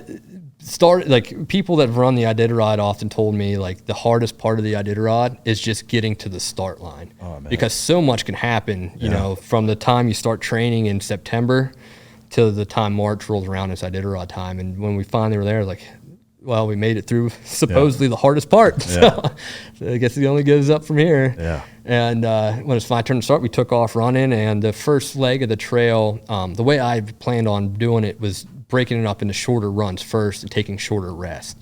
So the first checkpoint is a place called Yetna Station. There's a little roadhouse off the Yetna River, and I was planning on stopping there 35 miles into the race for about 3 hours. And we took off going, and it was Bonnie was my leader, and Danny took over Clyde's spot for the lead dogs. And we took off running, and it was fine the first half of that leg because it was through the trees, and that's what we're used to running on. Like, we don't have big rivers out up where I live, and it's all like overland trails through the woods, and that's what we had the first, 20 miles of the leg or 15 miles of the leg. And then it puts you out onto the Yetna River, and the Yetna River is a pretty big river, and there's snow machine tracks going off the main track every which way. And Bonnie, never being in a situation that way before, kind of got ADD and didn't know which trail to take and was like going off this way. And Danny knew what I wanted him to do because I would keep yelling, G, stay right. And Danny knew what he wanted to do, but Bonnie, he wasn't like self-assured enough that he would fix Bonnie. Bonnie kept pulling him off to the wrong trail, and he would just go with whatever way Bonnie was going. Yeah. So it was one spot early on in the race where like we would go way off to the river this way, and then we'd come way back this way. I've gotten a couple tangles because like we were just going in the wrong area and people were watching me and I was like, oh, this is kind of embarrassing. We're kind of a soup sandwich right now. Yeah. So like, Bonnie, you're fired. I fired Bonnie, put Buttercup up in front then. So it was Buttercup and Danny, and that fixed the situation for a little bit. But is not to interrupt, is there any understanding from them, like moving them around? Does it fuck with them a little bit? Like now they were in this spot and now they're not, especially going from lead to not in the lead and vice versa. I think they're early on in the race that like I think Bonnie wanted to be in lead. Like she has that like drive. Yeah. Like I'm the leader kind of thing. Yeah. And I am the captain now. I'm the captain now. So maybe she was a little bit bummed, but it didn't really, she still did great. Like she moved her back. She still pulled and worked hard. But then Buttercup kept getting confused and Danny just wasn't like confident enough to take over the lead position. So I fired Buttercup and put Maverick up there with Danny. And Maverick is a real good G haul. Like I tell him to go G in an open space, he's going to go just to the right. And say ha, he's going to the left. And that fixed the problem. So we kept going, finally made it to Yetna and got the dogs bedded down, rested for 3.5 hours. Yetna, there's a roadhouse there. They have hot water inside for the dog food, so I didn't have to actually get my cooker out. And they have spaghetti and meatballs in there for the musher. So I filled up a plate of spaghetti and meatballs and chowed down, got the dogs fed, and I didn't rest at all. Got the dogs up 3.5 hours later, bootied, took off to the next one. And about halfway, this was another 30-mile run. So we're breaking up. Like 30-mile runs are really easy for the dogs. Like it's not that big of a run. And instead of doing like a 50 or 60-mile run and resting 6 hours, I thought it would be better to do a 30-mile run 3 hours. And it just is harder on me then because like I'm not getting any rest versus 6 hour. I could probably get 2 or 3 hours of rest. But we kept going to Skwentna. So it take you off the Yetna River. You get on the Skwentna River. And then it was a lot easier traveling. Maverick and Danny were doing great. And about, I don't know, maybe an hour away from getting into Skwentna, I noticed just a slight change in Trinket's gait. Just a slight change. So I stopped the team, went up and did a range of motion test on her. And it was something from her front end, but couldn't pinpoint anything. And sometimes the dogs are just so stoic and tough that it's hard to pinpoint any injury on them. You tell it's way too late. Yep. And but also, if you can't pinpoint an injury, it also could be a sign of a myopathy or rhabdo building up into the dog. So we get to Skwentna, and I have the vet check her out. Like, I can't really find anything wrong with her. And I knew the next leg going from Skwentna to Finger Lake, I believe, was going to be a rough trail, real wind blown and punchy. And so I decided to drop her just out of caution. And I think I would have had to bag her, which would have created more of a hassle for me. What does that mean? Beggar. That means if a dog starts limping, you put them in the bag, sled bag, so that you're not making a hurt dog run. You put the hurt dog in the sled bag, and they can ride the rest of the way. Then, if there's like a full blown emergency, like when you're in between, like are you on sat phone? Is there any cell phone coverage? Like how are you mitigating that or preparing for it? There's what I carry. So on your sled, there's a GPS beacon, so you can with an SOS button on it if you need it. And then I carry a Garmin InReach, so I can send text via sat with that. But I don't have a phone. There's no service out there really, so you're kind of GPS sat thing. And then if you hit the SOS button on your sled, then and the cavalry's coming. The cavalry's coming. Yeah. So don't hit that button unless you absolutely need it. Sorry about that. That was a mistake. Dog Wrong stepped button. on it. All right. So, sorry. Go ahead. Yeah. So Skwentna, I dropped Trinket. So I was down to 15 dogs now. Got some good rest in Skwentna. I think I slept for like maybe 30 minutes. Also wasn't that tired because it was just starting the race and everything. And then the next leg heading to Finger Lake. I think that was actually everything written down. I think, let me see here. Yeah, Finger Lake was 42 miles away after Skwentna. And So that was a real rough trail because things were wind blown over. So it's real windy in this section, and it doesn't get traveled a whole lot. So as teams go through the trail with not a whole lot of travel and new fresh snow keeps getting blown over it, it's almost like the dogs that go through it, instead of packing it down, it's almost like an egg beater goes in there and churns it all up. So now instead of having a hard packed trail, you're going through like sand, soft sand kind of thing, and it's just hard work for the dogs. Instead of moving on a hard fast trail at 9-10 miles an hour, you're moving at like 6-7 miles an hour, and dogs are working harder. And it's a put out then for the musher, because you have to like kick and ski pole, and you're helping the dogs any which way you can. But eventually we made it into Finger Lake, and it started snowing then pretty good when we got there. And actually Sebastian, the guy that was Brock's original owner and the owner of he was the checkpoint manager at that checkpoint. So I got to catch up with him, and we BS for a little bit when I probably should have been sleeping, but I was up chit-chatting our way and didn't get any real sleep there. And I think we were there for about 5 hours. And then we went on to Rainy Pass, which was the next checkpoint. And this was the first, leaving Rainy Pass, or leaving Finger Lakes, you go through a section called the Steps, the Happy River Steps. And these are a section of steep drops followed by like 180-degree turns, real sharp turns. And there's been a lot of teams out there that ruin sleds and hurt themselves on that section of trail. It's a pretty technical section. And but because we were getting so much snow, everything was cushioned. So like we just softly cruised through those things with no problem at all. And we got into Rainy Pass and after Finger Lake, and everyone was asking how the steps were, and like, oh, dude, it was cake. It was easy. There was no problem. I got through them. I was like, was that it, or is it still ahead of me? And it was no big deal. It was kind of cool. And once we got into Rainy Pass, that's whenever I realized, like, okay, I'm getting way too tired. I need to really dial in my checkpoint routine to get me more time that I can be out on my own. So we were in Rainy Pass. I was in Rainy Pass for 6 hours, and I think I slept 2. So I'm at 2.5 hours of sleep.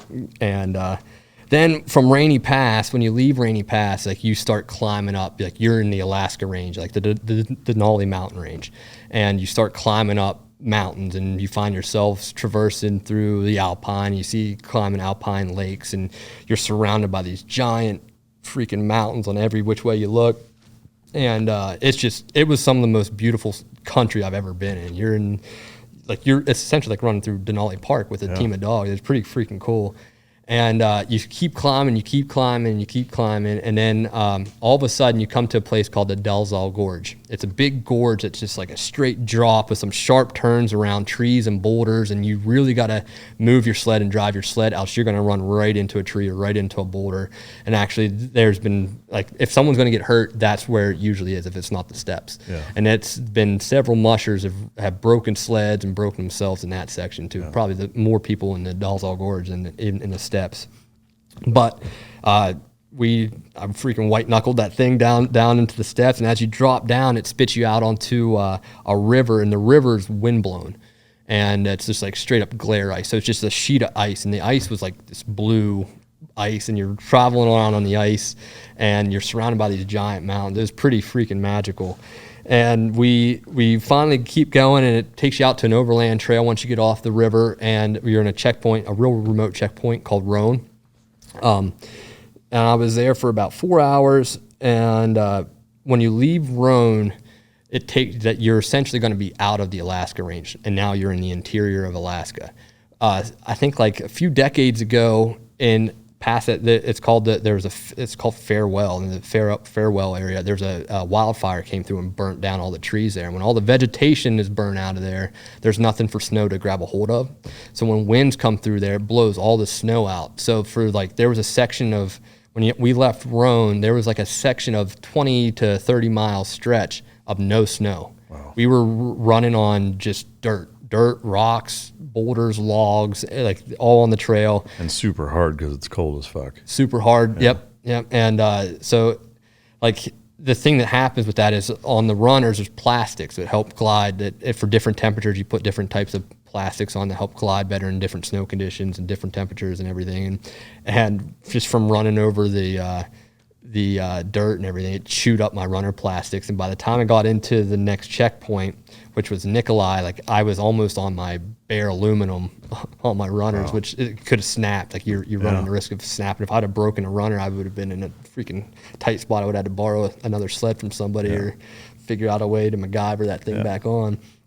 But I ended up breaking the run to Nikolai. I think it was about, I think that was like a 90-mile run, and I broke that up. It was a 75-mile run. I broke up into 2 runs. I did a camp out in the middle of the trail there.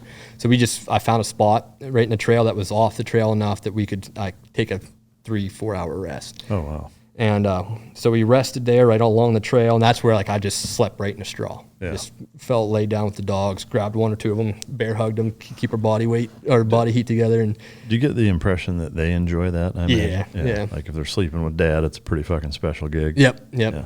And real quick, the straw, I assume, are you recycling that? Are you? No. Really? Nope. So you just leave it there? I just leave it there, okay. So you got to bring a lot of it with you.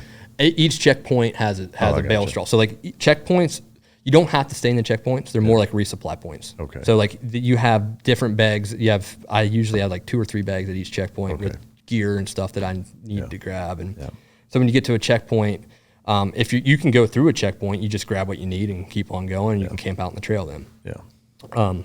So that's what we did, and then we left Roan, and we camped in an area that had a little bit more snow. So once you get 30 miles out of Roan, you start getting back into the snow. And then this was when the sleep deprivation really started hitting me for the first time.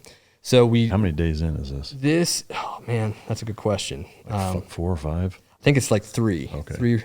I think it's 3. Yeah. And by this point, I think I had 2.5 hours of sleep maybe. And the run to Nikolai, it's the first native checkpoint on the trail, and it was a pretty tough run.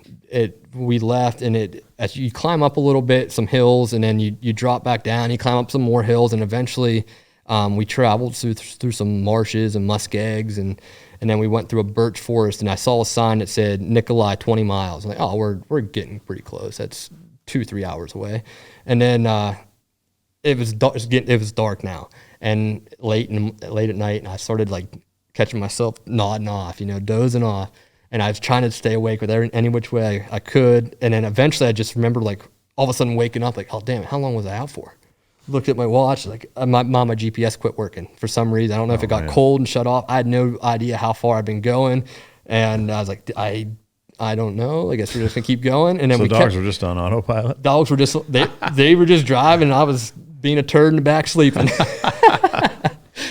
That's a trip. And I eventually was we kept going. I think we should have been there by now. Did I miss the checkpoint? And am I heading on to the next one? Am I going to McGrath right now? And it got to the point where I was do I turn around? And they're I'm not freaking turning around now. I'll deal with whatever happens once we get to McGrath, because I don't want to turn around. Yeah. I might not even have passed it either, so I don't know what to do. And all of a sudden, just when I was starting to second guess myself, I saw the lights of Nikolai there, and oh, thank God, man, there it is. And we stopped at Nikolai, and it's the first native village, so they had a school and community center there, so great place to dry out gear and everything. And I got the dogs fed, and the hard part there was changing out the runner plastics, because they were all shredded up, and then inside, there's a little groove in the aluminum runners where the plastics slide in, and inside that groove, it was caked with frozen dirt and ice, and you have to remove all that before you can slide another plastic on. So I was chipping it away with a knife and dumping methanol, the heat in there to try to thaw it out, and using my hand heat and blowing on it to try to melt it out. And it took me a while to get it out and then the next runner plastic on. So I think I only got another hour and a half of sleep there. Yeah. And when we left Nikolai, the sun was coming up, and it started getting really warm out, for the dogs. So the dog's favorite temperature is 20 below 0 to about 0. That's where they're the happiest. It starts getting above 0 or 10 above, it starts getting a little bit warm for them.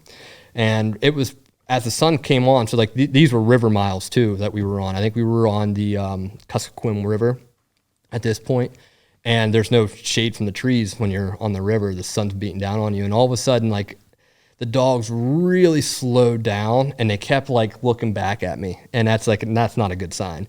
and I could tell that they were just getting hot. So I stopped every hour and grabbed snow and would like rub them down with snow and let them roll around in the snow and cool down. And what was the temp? Do you remember? About 30. Oh, no shit. Yeah, it was about 30 degrees. And we kept going and stopping, and I'd stop an hour and let them roll around for a few minutes. And I looked behind me. I could see another dog team coming behind me, and I was like, well, I'm just going to stop and let this guy pass me. And the guy behind me was Connor McMahon, and he came up to me, and he's like, dude, you need to take your booties off your dogs. He's like, that's why they're struggling right now. And I was like, we still have like 30 miles to go. I don't know if I want to run them on river ice with no booties on. You're going to chew their feet up. And he's like, well, it's kind of like one of those situations where you're damned if you do, damned if you don't. So I took the booties off.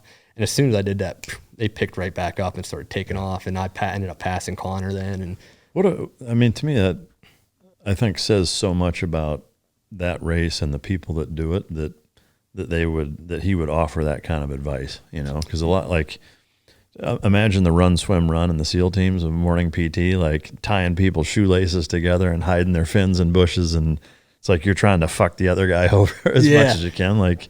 It's neat that they would do that, or that he would do that. It's the mushing community is a pretty cool community. Yeah. It's super competitive, but yet people are always going to help you out. Yeah. Jesse Holmes is one of the top tier competitors. I think he maybe finished second or third this year. He'll eventually probably win it one of these years. But like he was offering me advice in the middle of the season on what to do, like feeding advice and training advice, and it's like. That's freaking cool, man. Yeah, that's really cool. Like the mushing community is a pretty special field out there, man. Yeah, sounds like it. Yeah, and then once I took the dogs, like the dog, that's where they sweat. The dogs sweat through their feet. So when you have them covered up like that, it kind of adds extra heat, and it's 30 degrees. It's kind of hot, so for the dogs. And but as soon as I took off their feet or got their feet out, their paws out of the booties, they freaking took off. We were back to doing 8-9 miles an hour again.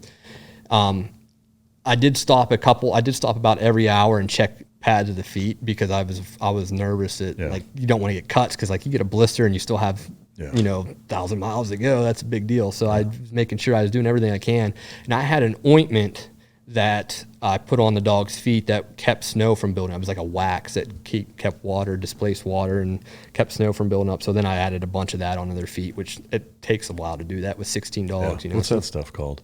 Musher Secret. Oh, okay. Yeah, it's just like a wax that keeps the snow from building up on there. And eventually we made it to McGrath, but because my dogs were so hot, like my intention was to blow through McGrath, even though that was like a 50-mile run. And then if you keep going, it's another 18-mile run to Kotna. And I was planning on taking a 24-hour rest there. So somewhere on the trail, you have to take a mandatory 24-hour rest. Oh, really? Yep. And to Kotna is that mile like 300, 330 about. I don't really know the exact mileage there, but it's a perfect spot to stop where your dogs aren't exhausted or tired, and you can build them back up to like they were when they first started. Yeah. That's like the idea of your 24-hour rest. Is you end up leaving your 24-hour rest, you take it so that way after that you almost have a fresh team. Reset. Yeah, exactly. And but when we hit McGrath, it was still the sun was up and still hot, and I could just tell the dogs were like it was in their best interest to stop.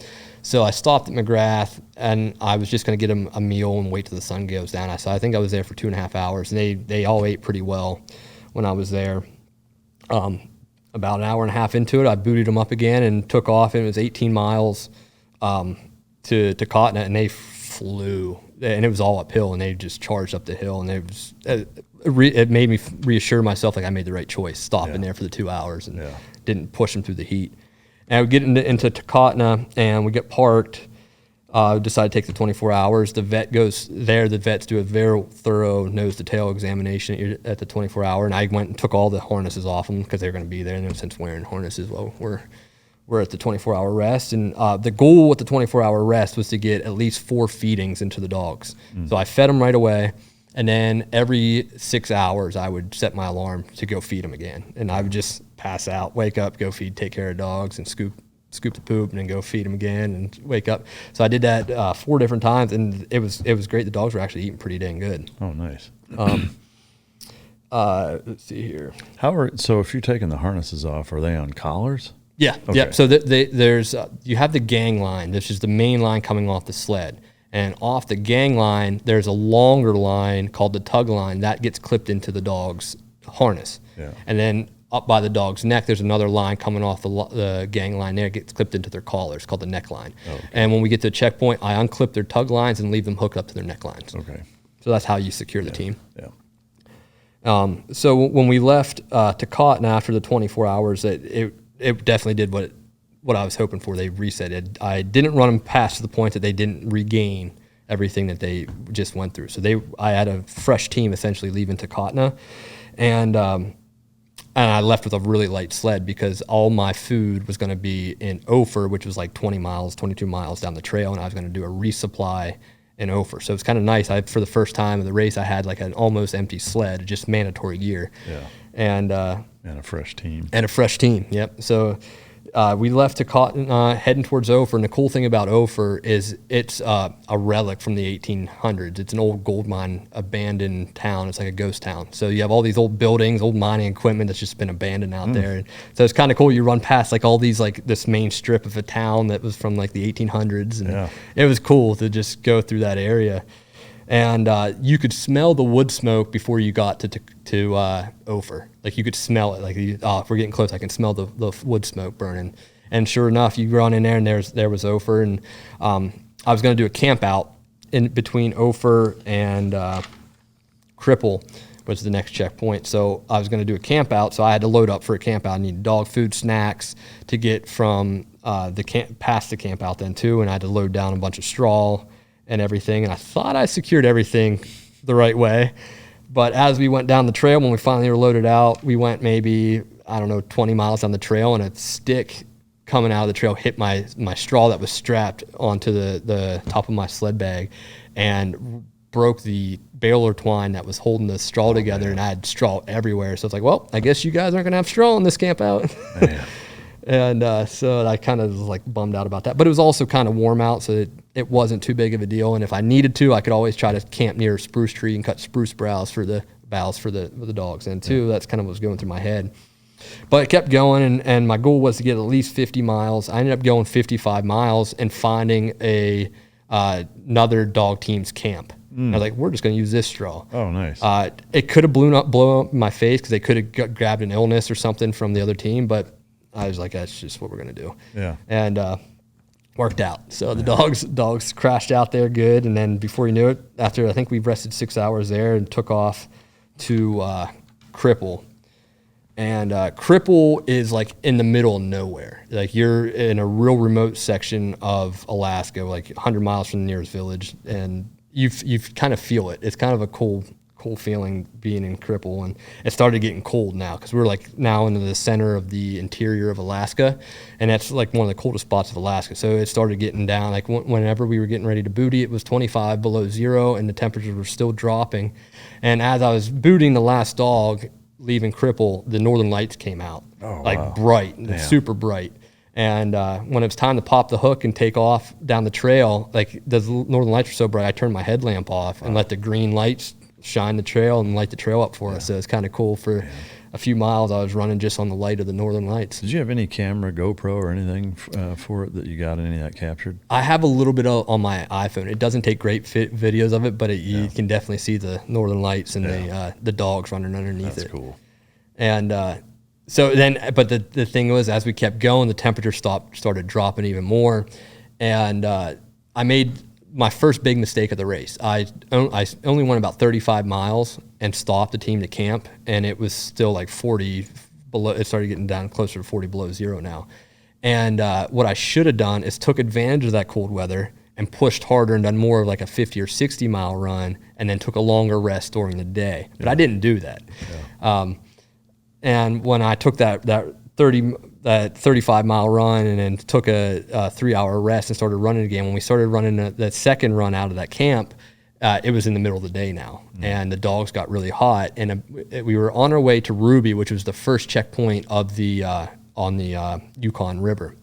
We were maybe 10, 15 miles away from Ruby, and I noticed Vixen, one of my dogs, developed a limp. And I could tell by just the way she was limping, it was probably like a shoulder or a tricep. It was a higher up issue than just a wrist. Stopped, did a range of motion test on her, and it was a tricep. and threw her in a sled bag. And as we took off going again, and as we were in the sled bag, I kept trying to like massage that tricep out for her. We took us about another 2-3 hours, and then we finally got into Ruby, and I was pretty pumped up to be, because like we finally made it to the Yukon River. That's a 500 miles plus into the race at this point. And it's pretty cool to think like I just ran a freaking dog team from damn near Anchorage all the way to the Yukon River right now. And we got there, and I was on this like high, even though I knew I was probably going to drop Vixen, which was a bummer to me, but I still would have 14 dogs at this point, which is plenty is what the Yukon Quest starts with. So, but then a vet came through my team and was like, Fozzie, he looks really skinny. Dasher, he looks really skinny. And Rose looks really skinny. Like, danger of, I might have to, if they don't eat, you're probably going to have to leave them here. And that, like, part of the sleep deprivation and putting out and being exhausted, that like took the wind out of my sails. I was pretty bummed. So I was like, you know what? Along the Yukon River, you have to take an 8-hour rest somewhere. And I was planning on taking a little bit further down. But after hearing that, I decided like, I'm going to take an 8-hour rest and try to get 2 meals into these dogs. And I did that. Took an 8-hour rest, and the dogs ate 2 meals. So I felt good. It wasn't like they were overstressed or anything like that. I'm just going to try to feed them more. But I was still kind of bummed out about that. And while I was there for 8 hours, I was just working on Vixen's tricep, because I was unsure if like I get down to the next checkpoint and a vet there is like, those 3 dogs have to go. And I'm more err on the side of safety. Like, I would much rather drop them than have anything bad happen out in the trail. So if the vet's saying they're good to go, I just need to feed them more, then I trust what the vets are going to say. And that's what I did. So, and by the end of me working on Vixen, like, she was showing no signs of pain anymore. I think it could have been just like a cramp or a tight muscle. And I even brought her over to the vet and had the vet do a range of motion test. And he's like, I think she's good to go, man. I think you've got her figured out there. Yeah. So, just real quick, if in an instance where you do have to drop the dog, what happens to them? Like, who takes them, and where do they stay? How do they get? Like, does your wife have to come get them? Is there a team of people that transport them? How does that work? Yeah, so they stay at that checkpoint, and there's dog food at the checkpoint. So they'll stay and get cared for by the vets and the checkpoint managers. And then they'll get flown by a bush plane back to Anchorage. And then we had someone in Anchorage take them then when they get to Anchorage. And what is your wife doing this whole time? She was working also. And then my mom, my dad, Jerry's mom, my buddy PJ, my friend Ashley, Jerry's sister, Emily, we're all up. And then our friends Meredith and Levi were also up. So we had a crew of people up kind of taking care of our kids and their stay-at-home dogs. And wow. I'm sorry, go ahead. It's a logistical nightmare. Doing the Iditarod, man. It's a logistical nightmare. Yeah. So after I left Ruby, and it was the first run on the Yukon, so it was kind of fun to be out in the Yukon's like the Mississippi. It's a giant, giant river, huge. We left it was at night, so you didn't really get to like appreciate how big it was at the time. You're just running trail marker to trail marker essentially. And this was about a 55-mile run, and it took us about, I don't know, like 7.5 hour run total. It was a long run. And about maybe 2 hours away from the finish line, that's when Vixen started limping again. And I was like, okay, girl, I'm going to just leave you in Galena, which was the next checkpoint. Put her in the sled bag. And then shortly after that, my dog Ramble, who's a 2-year-old, he kind of like stopped pulling and kind of like tried to turn around. And I wasn't sure what he was trying to do at the time. And I didn't know it at the time, but I was like, I just threw him in the bag with Vixen, and I dropped him at the next checkpoint because I thought he was just a 2-year-old that was getting fatigued and mentally over it. But as I left Galena then, I realized it was because a female was in heat, and he kept trying to turn around because he wanted to breed her. So I just dropped the dog that didn't need to be dropped, which was a bummer. But I ended up leaving Ramble and Vixen at the checkpoint in Galena. And I was bummed still because of what the vet in Ruby was telling me. But the cool thing was Sebastian was at that checkpoint. He was the manager of that checkpoint then. And I told him, hey, man, I'm going to stay 8 hours here. Don't beat me up too bad, because they don't want you staying too long at the checkpoints. It's like, I need to get 2 meals in my dogs. The vet told me that they're too skinny, and I'm like freaking out a little bit. And he's like, he's like, you have your whole freaking team. He's like, you need to quit worrying. I was like, I know, but it's just, I'm worried. I could lose, like, get to the next checkpoint and lose 4 dogs like that. And he's like, listen, he's like, the vets are going to tell you that when you hit to the Yukon because they want you to feed your dogs heavy. Like, especially rookies. They're going to tell rookies that because they want to make sure you're just pushing food at them. And I was like, oh, okay. Yeah. Like, believe me, like, your dogs look fat compared to the front runners, you know, like you're doing good. Don't worry about it. And that completely like pulled me out of that like funk I was in, you know? So I was super pumped that Sebastian was at that checkpoint. Yeah. And I ended up staying 7 hours, got two meals in them. They were, at this point, they're eating everything I throw them at them. It was making me feel good. And it was showing the vets there that my dogs weren't stressed. If they get super stressed, they'll shut down. So they were doing good.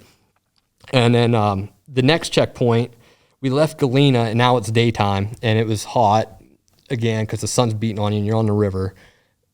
By hot, I think it was still like 10 degrees out, but it feels a lot warmer because of the sun. Yeah. We left Galena, and I think that was another 7-hour run. It was about 55 miles leaving Galena, and got us into New Lotto. But during that run, the one thing that happened, I think, is because I fed twice, and I left about an hour after feeding, so they didn't have a whole lot of time to digest. But Johnny vomited during that run. And one thing that can happen when a dog vomits is they could aspirate and breathe in that vomit. Now they have a chance of getting pneumonia. So they're throwing up while they're running? Yeah. So he puked up a bunch of dog food, and I saw him do it, and I stopped and I went and checked on him, and I offered him a snack, and he took the snack. And if you do you hit their chest, a lot of times you can trigger a cough or a wheeze if you start thinking that they may have developed a pneumonia. And I did that to him, and no coughing, didn't seem fine. So we kept going. I just let him run. And we get to New Lotto and get the dogs all fed. Vet goes through the team. The dogs all look good. Dogs all eat, and I get them bedded down. And then I start thinking about heading out to start booting. And when I go out there, I heard a cough. I was like, uh-oh. And I immediately went to Johnny, hit his chest, and he started coughing, and went and grabbed the vet. And he's like, he doesn't have a fever. He's eating everything. It could just be dry air, cold, dry air that he's breathing in. Or it could be an aspiration pneumonia. Like, I'm leaving him here, man. I don't want to risk it. That can turn bad quick, and it's just not worth it. And it was getting cold now. Like, it was starting to temperature. I could tell the temperature was dropping. So I dropped Johnny just out of abundance of caution. And the next run was only 32 miles, but it was cold. And we left, and this is when the wind started picking up too. And from New Lotto, you're on the river at night, and then the sun started coming up. When the sun came up, that's when the temperatures really dropped. That's when it got down to 45 below zero, and we had the 25 mile an hour like tailwind, and it was just brutal, man. It was cold, and when it's that cold, the snow turns into like sand almost. Yeah. It's like nothing sticks together, and everything falls apart because it's just too cold. And when it's that it makes it hard for the sled to like glide through anything. Then it's like getting pulled through sand. Yeah. And the dogs have to work twice as hard. It was cold and windy, and I could just tell the dogs kept looking back at me like, "What the heck are we doing out here?" And the next guy behind me was 8 to 12 hours behind me. So it's like, I better not screw up or do anything out here because if I would, like, that's a long time to be out in this environment right now. I could not wait to get to the next checkpoint. And we made it into Caltag. But right before we made it into Caltag, which was the next checkpoint, Tate vomited. It was Johnny's brother. He vomited. I'm like, dang it. But I get into the checkpoint, and the thing that was on my mind about Johnny or Tate vomiting is the next leg I was going to have to do a camp out. It was a long section of trail. Like, I think it was about 75 miles long before the next checkpoint. I was going to break it up with a camp out. And that's just a long time. If a pneumonia would set in, that could be a bad deal for a dog. Yeah. So I told the vets that, and I was like, I want to make sure he's good to go, and I maybe take some antibiotics just in case, like, I would sense a pneumonia out there. And after talking to the vets, they said, if you stay 6 hours, if he has pneumonia, he's going to show signs. And that made me feel better. So, like, I'm going to stay 6 hours. We'll get her reevaluated before I leave. He was fine. Didn't aspirate, just vomited. Yeah. And it was because I think I fed him too much. Yeah. Like, there's a fine line between like how heavy you feed and how light you feed. And if you feed too much, they'll trigger vomit. So just like, eating a bunch and then going and doing a workout. Yeah. So the next leg is finally off the Yukon River, and I was so glad to be off the Yukon River, and the dogs were too, because when we left heading towards Caltech, it was a slow run, and when we left Caltech heading up, is now you're back on the land trail, overland trail, and the dogs' speed picked back up to 9 miles an hour. They were flying again, and it felt good. Like, I think we were just tired of being the river miles were getting to us. Yeah. What's the fastest speed that you'll hit during that race? I think the fastest that I went was going down Dalzell Gorge, and I think my GPS had me going like 16 miles an hour. Wow, that's wild. But like when you're running on a trail, like you try not to go faster than 10, because the faster you go, the more chances you can have injuries. So you try to hold them back. And again, if you go faster, you can burn them out. Yeah. So from Caltech, it was about a 45-mile run up until there's like a BLM cabin up in the middle of nowhere out there, where I camped the dogs out, went in and was able to get out of the weather a little bit. And it started getting cold again. It was another 25 below zero night.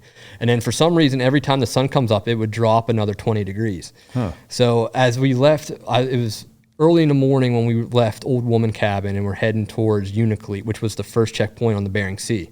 And I was super pumped to like finally get to the Bering Sea coast. And we left, and all of a sudden I could hear a cough from the team when we were running. And I was like, who's freaking coughing right now? And I was looking down the team trying to figure out who it was, couldn't figure it out. And I would stop and wait and listen for a cough, and nothing. And as soon as I start running again, I'd hear a cough. And I finally figured out it was my dog Rose who was coughing. And if I stopped and would hit her chest, it wouldn't trigger a cough or anything, and she was just coughing. But I threw her in a sled bag just because like I didn't want to run her if she was starting to get a pneumonia. And she threw a fit. She was like freaking out, tearing my sled bag apart, and she jumped out of the bag and ran up to the team trying to get back in her position. So I was like, all right, I'll clip you back in, girl. That's so wild. I put her back in, and she took off, and we ran the rest of the way to Unalakleet. And when you get to the Bering Sea, they do another like real thorough examination. And actually, Stu Nelson, the head vet of the Iditarod, was there to do mine, which was kind of cool to talk to him. But I told him about Rose, and he's like, I think she got like an illness and she stopped eating, and that's why her like performance has dropped a little bit. So I made a decision to drop Rose, and then he told me I had some skinny dogs that needed to get double meals. So I took my time and made sure that those dogs got 2 meals. And the cool thing about Unalakleet is there's a pizza parlor there. Oh, yeah. So in the middle of nowhere along the Bering Sea coast, there's a pizza parlor. So I ended up taking a 6-hour rest there, and I got about 3 hours of sleep and ate an entire pizza myself. That's awesome. After you leave Unalakleet, then you're running along the coast, and if you look off to your left when you leave Unalakleet, you can see the ocean for the first time. It was all frozen solid, and the sun was setting when I left, so it was like a beautiful scenery out there, just a white frozen ocean with an orange setting sky. Wow. And before long, you start climbing up to these hills called Blueberry Hills, and it's like some pretty steep climbs. It took some put out, because when you start climbing hills, you're not on the back of the sled. You're actually running and pushing the sled up, helping the dogs. Because if you would try to let the dogs pull you up without doing anything, they're just going to turn around and look at you and stop. So you have to like help them out. It's like you don't want to be ducking boat back there. So yeah, you're putting out, running up these hills, and eventually you come down the hills and you get spit out onto an icy lagoon. And as soon as you get out onto this lagoon and running on the sea ice, there was like instant wind, and it was coming from the right side. So when the wind's blowing on the right side, you have to stand on the right runner, put both feet on the right runner, because if you don't, it's going to blow the sled off to the left, and then it's going to pull you're just going to get blown out to sea, essentially. It's almost like competitive sailing where they're leaning fucking all over the place. Yep, exactly. And it's like there was some gust of wind that would still blow you off to the side, and next thing you know, like you were out by like your dog's close to the sled, and you're like, ah. Yeah. And but it was like another 20 miles on the sea ice there till you get to a place called Shaktoolik, and Shaktoolik was windy, real windy, uncomfortable windy. It was like hard to put booties on, because like the wind was when you put booties on the dog, you can't wear gloves because you need your dexterity. And like I can do booties without gloves on at 40 below, and then every now and then tuck my hands up in the dog's armpits to warm them up. But with that wind, man, it was hard. It was hard to do that. But when we left Shaktoolik, so at the checkpoint of Shaktoolik, there was a few natives there, local, that wanted to come and talk to you, and it's kind of cool to talk to them and see their way of life. And they told me that Shaktuluk actually means scattered things because it's always windy there. Oh, wow. Yeah, everything gets blown everywhere out here. And and then leaving Shaktuluk is one of the more challenging runs. It's a straight shot across the sea ice for about 45 miles. It doesn't sound like it's that hard because it's all going to be flat on the sea ice. But the thing that's hard about that is imagine being like doing a over the horizon on a Zodiac. Now freeze everything and put snow on everything. Everything's white. Man. And it's hard it gets disorienting. Like you don't know which way is which, and it's boring. There's no change of scenery, and you're out there for 6 hours just looking at the same mind-numbing thing. Yeah. And not only is it hard for you, it's especially hard for the dogs. Yeah. So a buddy of mine, Lauro Eklund, who's my neighbor, was at the checkpoint too, and we decided, like, hey, let's leave together, and at least that way we can like pass each other and like keep our dogs entertained together. And one of us has a problem out there, we're not stranded out in the sea ice with some gnarly winds and stuff. So we ended up running together, and he was on the show Mountain Men. Oh, really? So he had a camera crew kind of follow him. So it was kind of nice to have a snow machine blow by us every now and then, which gave the dogs something to watch as they were running by. Yeah. And it was just a long, boring run with no change of scenery and not really knowing where you're at. It gets kind of disorienting. But eventually we made our way into the checkpoint at Koyuk. And Koyuk, after it was another 40-mile run after Koyuk, back on the sea ice, and you started climbing up in the hills. And me and Laura decided to do that one together as well. We made it into Elam, and after Elam, we were maybe in Elam for about 4.5 hours. Here, this is whenever the vet went through the team and realized that Buttercup, her heart rate never dropped down like the other dogs did. And that can be a sign of a pneumonia building up in a dog or an illness building up into a dog. And they checked Buttercup later, and her heart rate did drop. And the vet was like, you could take her to the next checkpoint and have her reevaluated. It might be nothing, or it could be a pneumonia. And the way I am, man, it's just not worth risking it for the dog. So, like, I still had plenty of dogs on my team. I didn't need Buttercup at the time. So I was like, you know what? It's not worth risking it. I'm going to leave Buttercup here.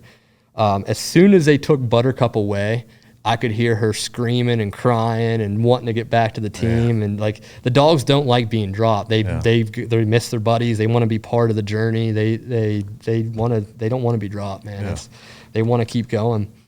So it's kind of a bummer. Like as I was pulling the hook, hearing her going, and she has a real distinct, weird scream where it sounds like someone's getting skinned alive almost. Yeah.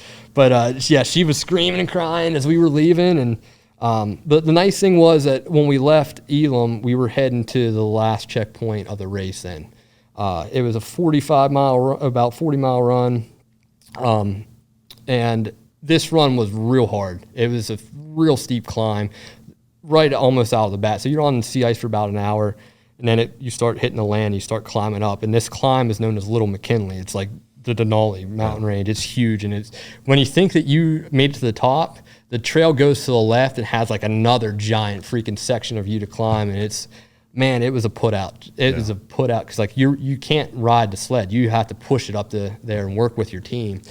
But once we made it to the top, it was I was soaked through all my gear from putting out. But it was so beautiful up there because you could look out. You're on this like high knoll, and you could look out one way and could see the ocean. You look out the other way, you could see these giant rolling hills with sporadic black spruce trees everywhere. It's beautiful scenery, man. And eventually, after snacked the dogs, we dropped back down onto the sea ice, and we ran through a town called Golovin. And off to the left, I saw a dog team sitting there like resting. I was like, "Is this a checkpoint? I didn't think this was a checkpoint." And then he signaled me to keep going. And then his team followed me. And you go through the village and you back out onto the sea ice again. And he came up behind my team at the point where you could talk. And he's like, yeah, my dogs don't want to go on the sea ice. I think they're like over the ice travel. I was like, dang, that sucks. So we'll just try to run together then. And I looked back and he was stopped. So I stopped and went over and tried to see if he's going. He's like, yeah, they're not going. He's like, try to get them to walk up closer to my team and we'll try it one more time. And tried it one more time, and then his dogs went a little bit and then stopped, and then I stopped, and I could tell my dogs now were starting to get bummed out like his dogs from just stopping and being on the sea ice. Like, listen, man, I got to keep going. So my dogs are going to end up like yours, and I got to keep moving. He's like, dude, keep going. He's like, hey, there's Loro's coming behind you. He'll be here. You can try to piggyback off him. And I think there was one more guy behind Loro then. And same thing. As soon as he turned his team around, they were going like 10 miles an hour back to Gullivan. His dogs weren't tired. It wasn't because they were tired. They just didn't like the sea ice. Yeah. And when he was back in Gullivan, he was giving the kids, the kids that lived in the village, like dog sled rides. Like his dogs were not tired. It was just, it was a mental thing. They didn't like the sea ice. That's a trip.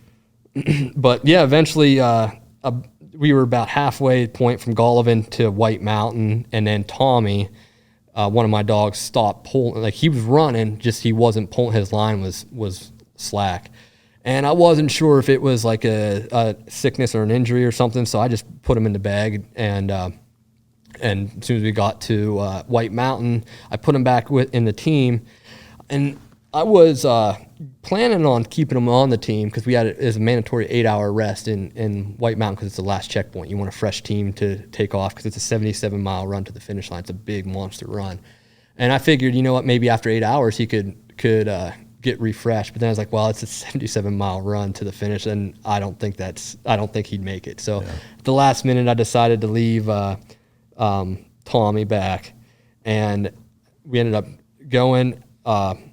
So I put Tate actually up front then with Bonnie trying to leave that checkpoint. And Tate's not really a leader. He led a little bit early on in the race, but I was trying to give some dogs some break from being up front because my two leaders that have led almost the entire race were Danny and Secretariat. They kind of led the majority of the race. And then Bonnie was up there too, led a good section.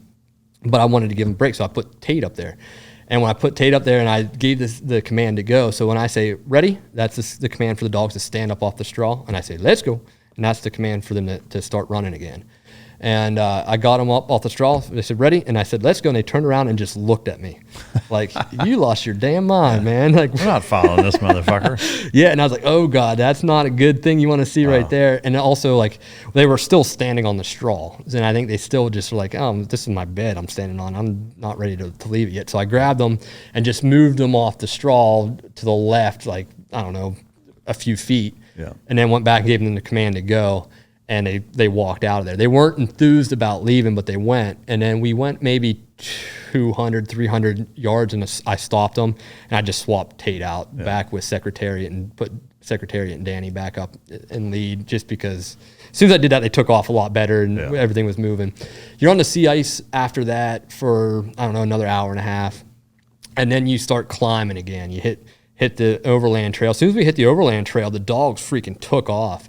There's an award for the fastest run from White Mountain to Nome. And in my head, like, dude, they're moving so freaking good right now. I might actually get that award. I might be the fastest team from White Mountain to Nome. And then we started hitting the Top Cock Hills, which is a section of like 7 big climbs and 7 drops. And we hit one, went over it, and like they're flying up these hills. I'm not even working. Like I'm kicking more of like a skateboard than I am actually like pushing and running up the sled with the sled. And they're going like 9 miles an hour up the hill. And then when we hit the 5th hill, it was like a side slope. And if you let the sled get down to the left side of that slope, you're in a real steep climb then. It's better to keep the sled to the right.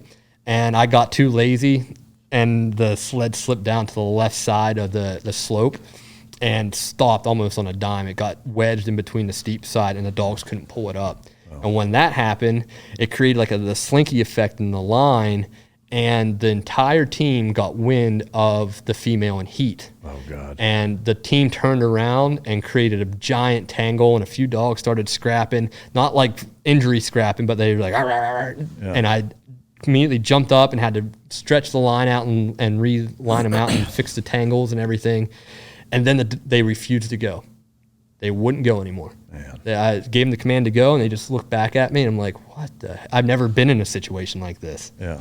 What do I do? Yeah. And so I was thinking, like, okay, maybe if I can push the sled up, and I kept pushing the sled up, giving the command to go, and I'd let go, and the sled would slide back down. Put the female in season out front. I tried that. Did you? And then she wouldn't go either. And I was like, dang it. Yeah. I tried dangling the carrot and it wouldn't work. And so I tried to get up to the front of the leaders and like pull the sled up the hill. And it was so steep that every time I pulled the sled, it would pull me down the hill. Yeah. So what I did is I took the snow hook in front of the team, staked out the line tight, and I went back to the sled and pushed it up just like a foot maybe. And I took the second snow hook I had and wedged it on one of the runners to keep it pinned so it wouldn't drift back down the hill, and went back up to the front of the team, moved the line up a foot. And I did that over and over and over and over and over and over again until finally I was able to get to a section of the hill where I could grab the snow hook in front, do a curl the sled up, slam it into the ice, redo it, slam it into the ice, and inch by inch, foot by foot, we made it up that fifth hill. And by then I'm like out of breath and sweating, and I look at my GPS, we're like 23 miles away. We're 23 miles into the run, so we have like another 26 miles to go. And I'm like, well, we're almost halfway, so I'm not going to turn around. We'll just see what happens. And then off in the distance behind me, I could see headlights again. And I was like, okay, that's Lauro. I'm going to stay on top of this hill and wait till Lauro's team comes and see if my team will chase Lauro's. And Lauro's team came up the hill. He stopped, snacked his dogs right there, and I told him, hey, what was going on? And I was like, hey, just go. We'll see if my dogs will chase your dogs. And if they don't stop, man. Just keep going, and I'll figure it out. And they chased them. They dropped down the hill, and they went about halfway up I think this is the 6th hill, and stopped. But it wasn't super steep like that other one, so I was able just to grab a leash out of my sled bag, clip into the gang line, and now I'm the lead dog, just dragging the sled up. And the dogs were just walking behind me. They weren't hurt. They weren't sick. It was just a mental thing. Yeah, they were just like, oh, Dad yelled at us when we were tired, I think is what happened whenever we got in a fight. And also they kept, all the males wanted to turn around and breed the female. So finally we got up that 6th hill, and once we got up the 6th hill, there was another musher coming behind me, and I did the same thing, got halfway up to the 7th hill and lead dogged them up to that 7th hill. Wow. And by this point, I'm freaking smoked, man. We dropped down at that 7th hill, and it takes you out into back onto a lagoon, and you're kind of traveling like on a spit a little bit. And the dogs, because we dropped down, the dogs had momentum and they just kept moving. They didn't stop really until another musher dumped out a bunch of food and snacks onto the trail to lighten their load, and my dogs freaking pounced on it. And I was like, damn it. And then they wouldn't go again after that, and they kept trying to turn around and breed the female again. So once again, I'm the lead dog, and I have no idea now, like, how far my GPS shut off, because now it's like taking me way too long. Instead of moving 8-9 miles an hour, I'm moving at like 2. Yeah. And I'm just walking with the dogs. And I was like, well, I know it's another 15 miles, maybe 20 miles. And so I'm just walking out in front of them. And eventually I think the dogs got tired of me slow poking it, and they picked up the pace a little bit to where I could just unclip, and then I was able to get back on the sled, and they just slow trotted maybe 5 miles until they saw safety, and then they went back to going 9-10 miles an hour. And because they were moving good, I was like, you know what I'm going to do? I'm just going to sign out, and I'm going to blow through safety and just try to stick to the plan and get to the finish. It's 22 miles, so it's like I think we'll be good. We went past safety. We got maybe 200 yards past safety, and they stopped on me. And I tried to get them to go again, and now they're hitting the brakes. They're not just walking behind me; they're braking. So I turned them around. In my head, I was like, okay, they think safety is a checkpoint. We've stopped at damn near every checkpoint on this race. I'm just going to treat safety as a checkpoint. We'll stay for 6 hours, get a meal in them, and then we'll try this again. Devoured food. They ate all the snacks that I had packed. And so after 6 hours rest, I bootied them up and tried to get them to go again. And they would go. It was a sloppy takeoff. They kind of weren't super enthused, but they did go. And then we went to the same spot that they stopped at the last time and wouldn't go any further. Yeah. And at this point, like, I think, like, I've never been in a situation like this with my dogs. And I was like, I think this is it, man. I don't think that I think this is the end of the trail for us, 22 miles from the finish. And I actually wasn't that bummed. I was actually proud of the dogs for how hard they freaking worked and how far they came down the trail. I actually took a picture with Secretariat and Danny out there. And I was just so proud of them for how far they came and how hard they worked. I sent Jerry a text and I sent Allie a text saying that I think this is the end of the trail for me. But I turned them around. We went back to safety. And as soon as I turned them around, they went like 10 miles an hour, shot like a cannon back to there. So when they did that, I was like, okay, it just reaffirmed. It's not an injury, not a sickness. It's a mental thing. They were mentally over it. And their head, it was another 60-mile run. And then like we've been doing this for 12 days now, and they don't know when it's going to end. And I didn't know how to explain to them that we only have 22 miles to go. Like we're almost there. So I got back to safety, borrowed a phone, and made a phone call to the race marshal, the guy in charge of the race rolls, and it kind of explained him my situation. I was like, I don't know if we're gonna make it, man. I think this might be the end of the trail. And he's like, well, you have to the end of the banquet. You have to the banquet to get to the finish line. He's like, you're not allowed to scratch yet. I was like, Roger that. And I was like, which was how long from where you were at? It was another like day and a half. Oh wow. And I was like, he's like, if you have to, you can walk them the whole way. And I was like, dude, I just walked them the whole way to safety. Yeah. And he's like, well, you got a day and a half, man. And I was like, Roger that. It's like fuck, that's not what I wanted to hear. Yeah.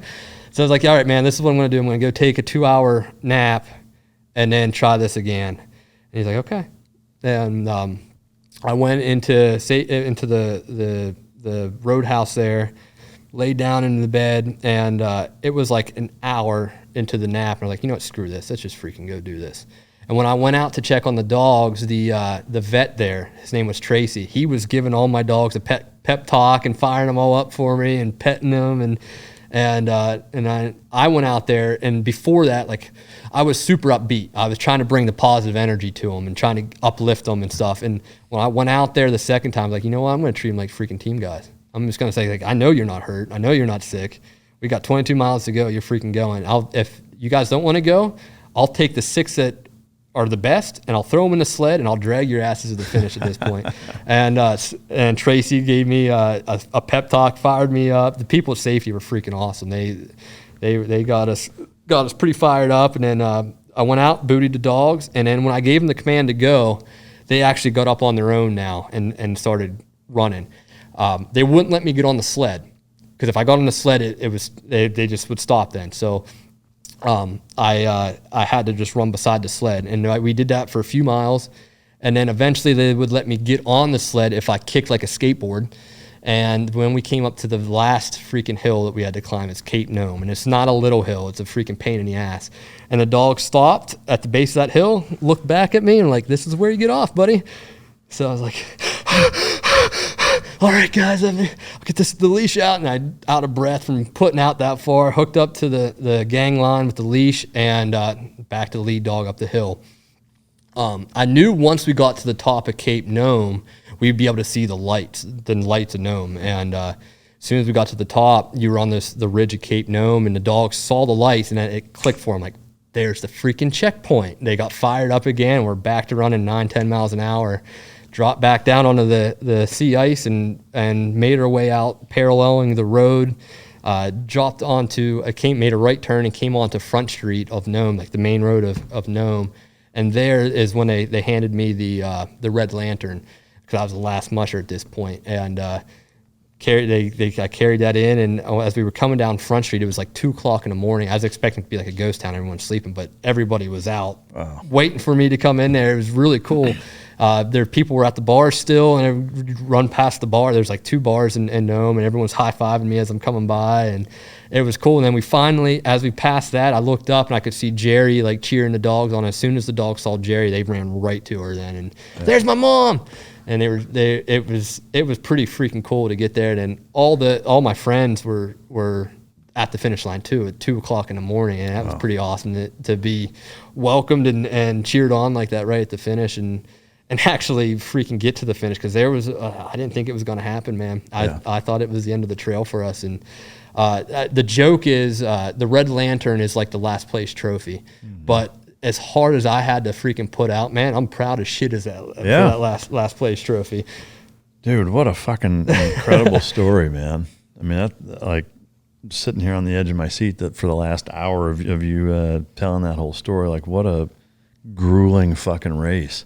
I mean, my first question, like, as it went further and further, I'm thinking, like, the first thing I want to ask you is Hell Week versus that. What's harder? Well, what I would say, because I got asked this a lot, like what's harder, Iditarod or buds?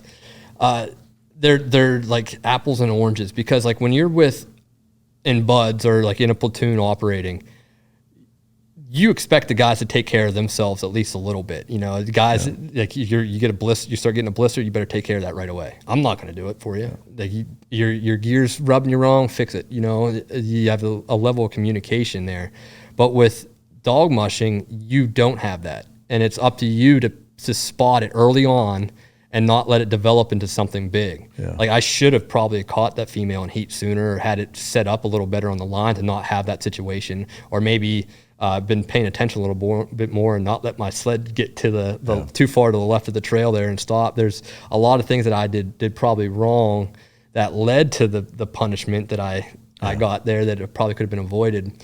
But with buds, I'd say it's a little bit it's different, man. I feel like Iditarod dog-mushing is you're more of like the coach, the trainer, and the athlete all at the same time, versus with buds you're the sled dog essentially. Yeah, I guess from a mental toughness / challenge standpoint, was one harder than the other?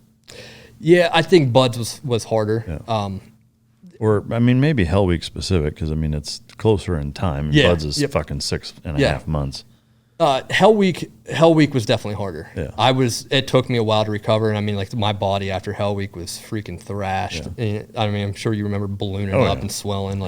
And the thing about Hell Week, before Hell Week, one of the instructors, I was a young, dumb 18-year-old that just would do whatever the instructor said, and they came in and were like, hey, you know what really helps with Hell Week is if you coat your body in Vaseline. It's like wearing a wetsuit. You won't get cold. Surf torture won't bother you. I'm like, that makes a lot of sense, man. I'm going to do that. I'm going to do that. I'm going to cover it. He's like, make sure you get your armpits, your waist, your crotch. Like, that's where you lose the most heat. Which is also where all the sand is going to be as soon as you get fucking sandy. As soon as they said wet and sandy and after breakout happened, man, I was like, that's so fucked up. Shit, man. That is so fucked up. By the end of Hell Week, I looked like a freaking buffalo hide just molting off me, man. I was so swollen around the waist, dude. Everything was swollen on me. That's fucked up.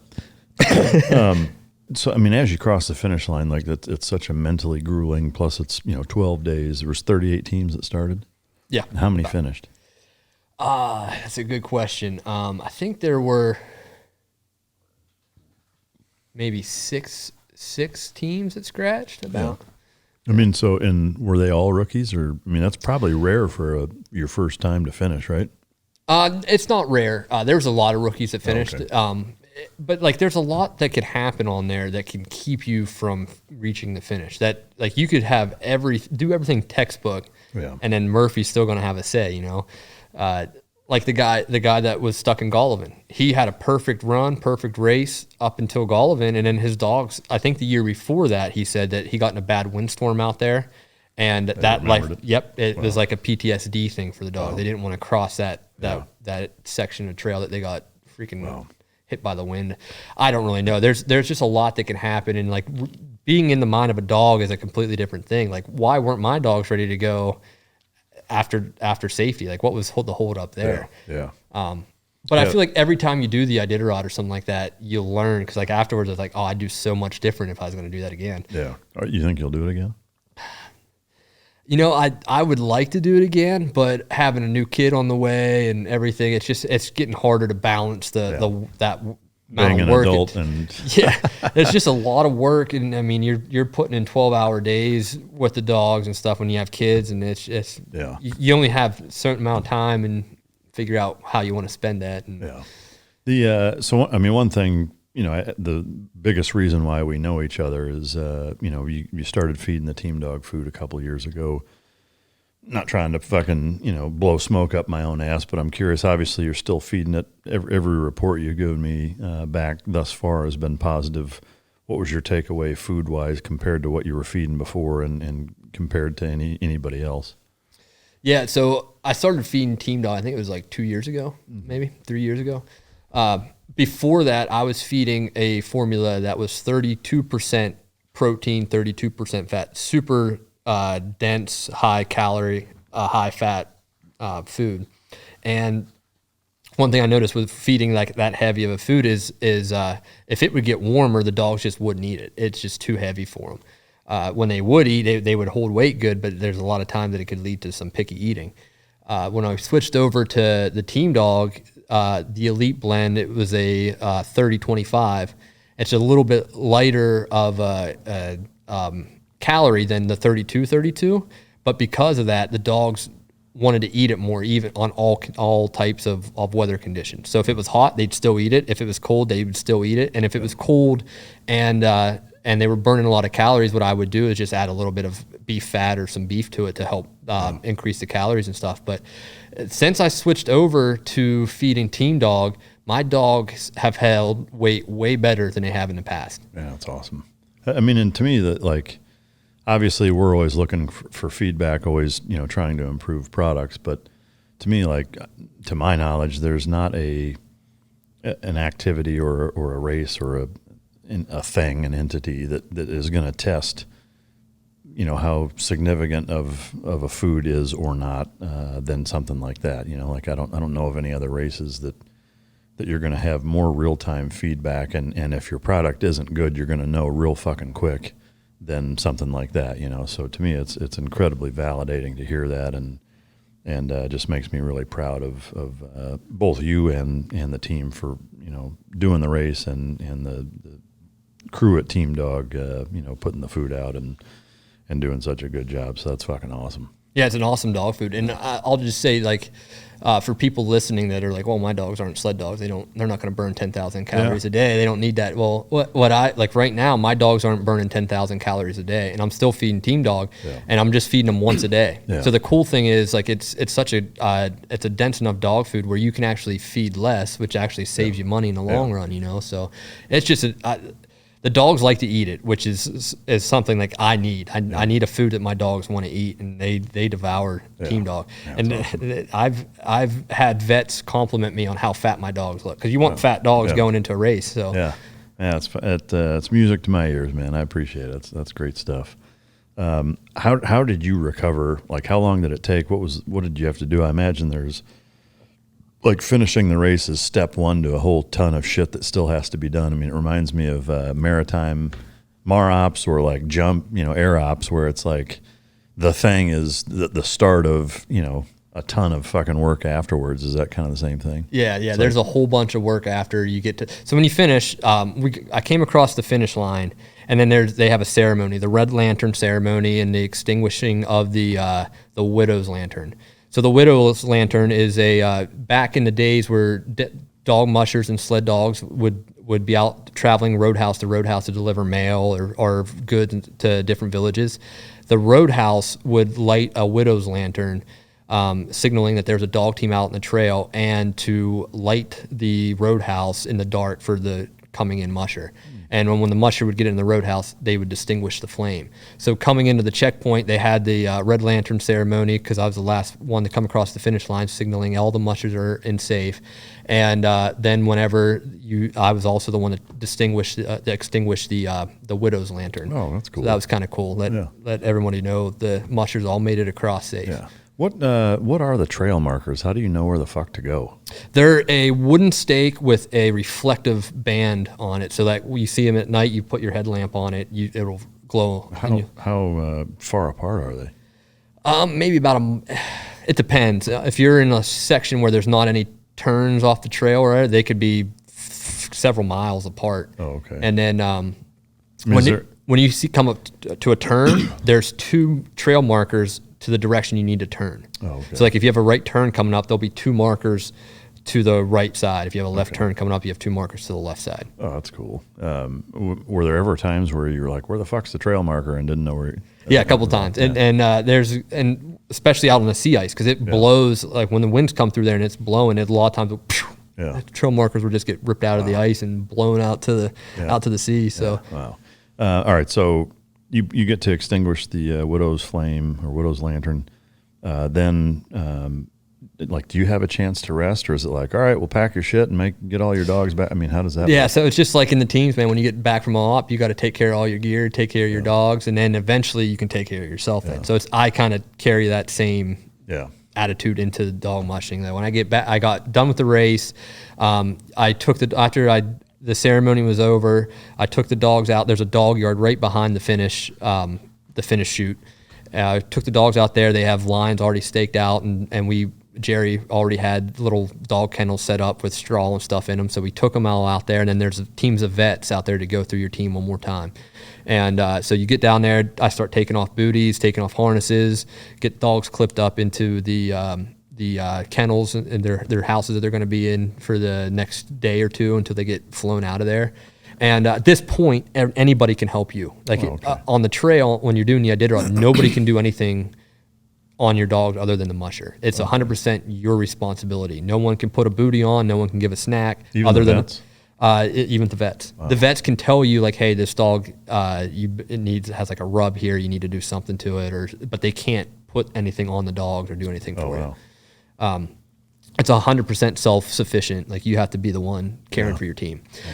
And then, but once you get to the finish, like, I had several different people. Jerry's younger sister was at the finish line, which was kind of cool that she was there to help get the dogs back. And so that's kind of, we get the dogs debootied, take the harnesses off, and then we collect all that gear up, and then you kind of start taking the lines apart and packing up the snow hooks, and by then, like, I'm exhausted. You know, you can imagine 12 days of that and the put out at the end that I had to do just to get to the finish. Yeah. And so by the time I got all that done, and I wanted to feed the dogs as well, give them a good meal before they got bedded down, and I fed them, and then after that they passed their exams. They all looked good. Got to talk to Stu Nelson a little bit, who's the head vet. It was kind of fun chatting with him up. And then after that, I finished at 2:22, so it was late in the morning or early in the morning, and everyone was probably tired. But I was in like autopilot mode at this point. Like, it hasn't even really set in that I just finished the Iditarod. You know, I'm still like in my head, like I just got to get a little bit of rest and go to the next checkpoint tomorrow. That's kind of what's going on in my head. Yeah. And but when we finally got the dogs taken care of and they were all laid down and resting, we kind of went back to our room, and we had a 2-mile walk back to our room. Holy shit. I was like, damn it, we got to walk 2 more miles. Man. I was like, I just went about 20, so 2's not that much more. You know? We went down there, and the one thing that sticks out once I walked into the room is I realized how bad I smelled. Oh, I can imagine. I was going to ask you it's like Afghanistan deployment stank, right? It was worse than that. Really? It was way worse. It was like, you ever smell hockey gear? Yeah. Like old stinky hockey gear? Yeah. It smelled a little bit like that mixed with like BO and Afghan deployment. Shit. Yeah. Yeah. Sour meat, dog meat. And, fuck, man. So what, like, just because I was putting out so hard the last like stretch, I was like, you know what? I'm almost to finish. I'm not going to take any layers off. I'm just going to sweat. And like an idiot. And I ended up sweating through because my layers at the last legs, I was wearing a like an Under Armour long sleeve, and then I had a thin waffle, a heavy waffle layer, micro puff, bigger puff, and then my parka on over that. And I sweat through all those layers and then out my parka. Like, my parka was starting to freeze because of my sweat was coming out. That's crazy. And I was so soaked with sweat that it was like starting to get my like inner layers were starting to smell mildewy. Jesus. From just being so wet all the time. Like ringworm and shit. Yeah, it was I was stinky. Was your wife like, dude, holy fuck, you stink? Yes. Really? And like, she was also like pregnant then. So she couldn't, like, I was making her like vomit almost because of how bad I smelled. And I started, like, I got back to our room and I started taking off all my layers. She's like, I'm sorry, but you have to take that off outside. Wow. Man, that's brutal. Did you keep it? I imagine, like, you can wash it, right? Or you're just like fucking them. Yeah. Is there a brand that stands out above the rest for that kind of shit that pretty much everybody uses? Yeah. So like all my base layers I use are Sitka, and that's because John Barklow, you know how he made our 7-layer system in SQT and stuff, and he kind of went on to Sitka and kind of brought that over there, and I know how to use that stuff, so I just stick with what I know. Yeah. And so I use the Sitka layering systems, and then for my parka, I use a nonstop dog wear parka. It's I forget what it's called, but it's a long parka that goes down like almost to my ankles.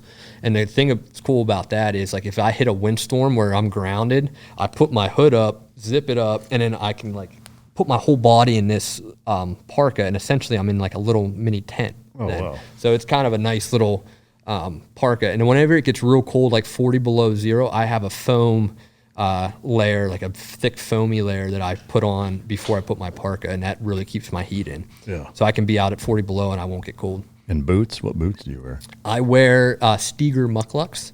It's a Minnesota company that they make mucklucks. It's a moose hide muckluck with a canvas top, and they're at a felt insulator. And then what I do, I actually got issued a pair of overboots. I think it's I forget who makes them, but they're kind of cool. They're Desert Digi Camo, and they fit over top my mucklucks, and it's like an overboot. So like my mucklucks are good up until about 20 below, 25 below. Then my feet will get a little bit cold at that, and then at 30 below they're like uncomfortably cold. Yeah. So anytime it gets colder than 20 below zero, I'm rocking the overboots over top of that. And if I'm doing a long race like the Iditarod, I put the overboots on anyway to keep water from coming into the mucklucks. Because that's the biggest downside about mucklucks. They're not waterproof. And if they absorb water and then they freeze, and it's impossible to get them off. Yeah. Damn. Is there not a better option? Like or make him waterproof? Like there's other options out there. So there's a thing called bunny boots. They're those white giant boots. I don't know if you've ever seen them before. Sounds kinky, but yeah. Yeah, they look kinky. All right, I'm in. That's all I have to say. The problem with them is that they're like 7 or 8 pounds per boot, and they're not comfortable.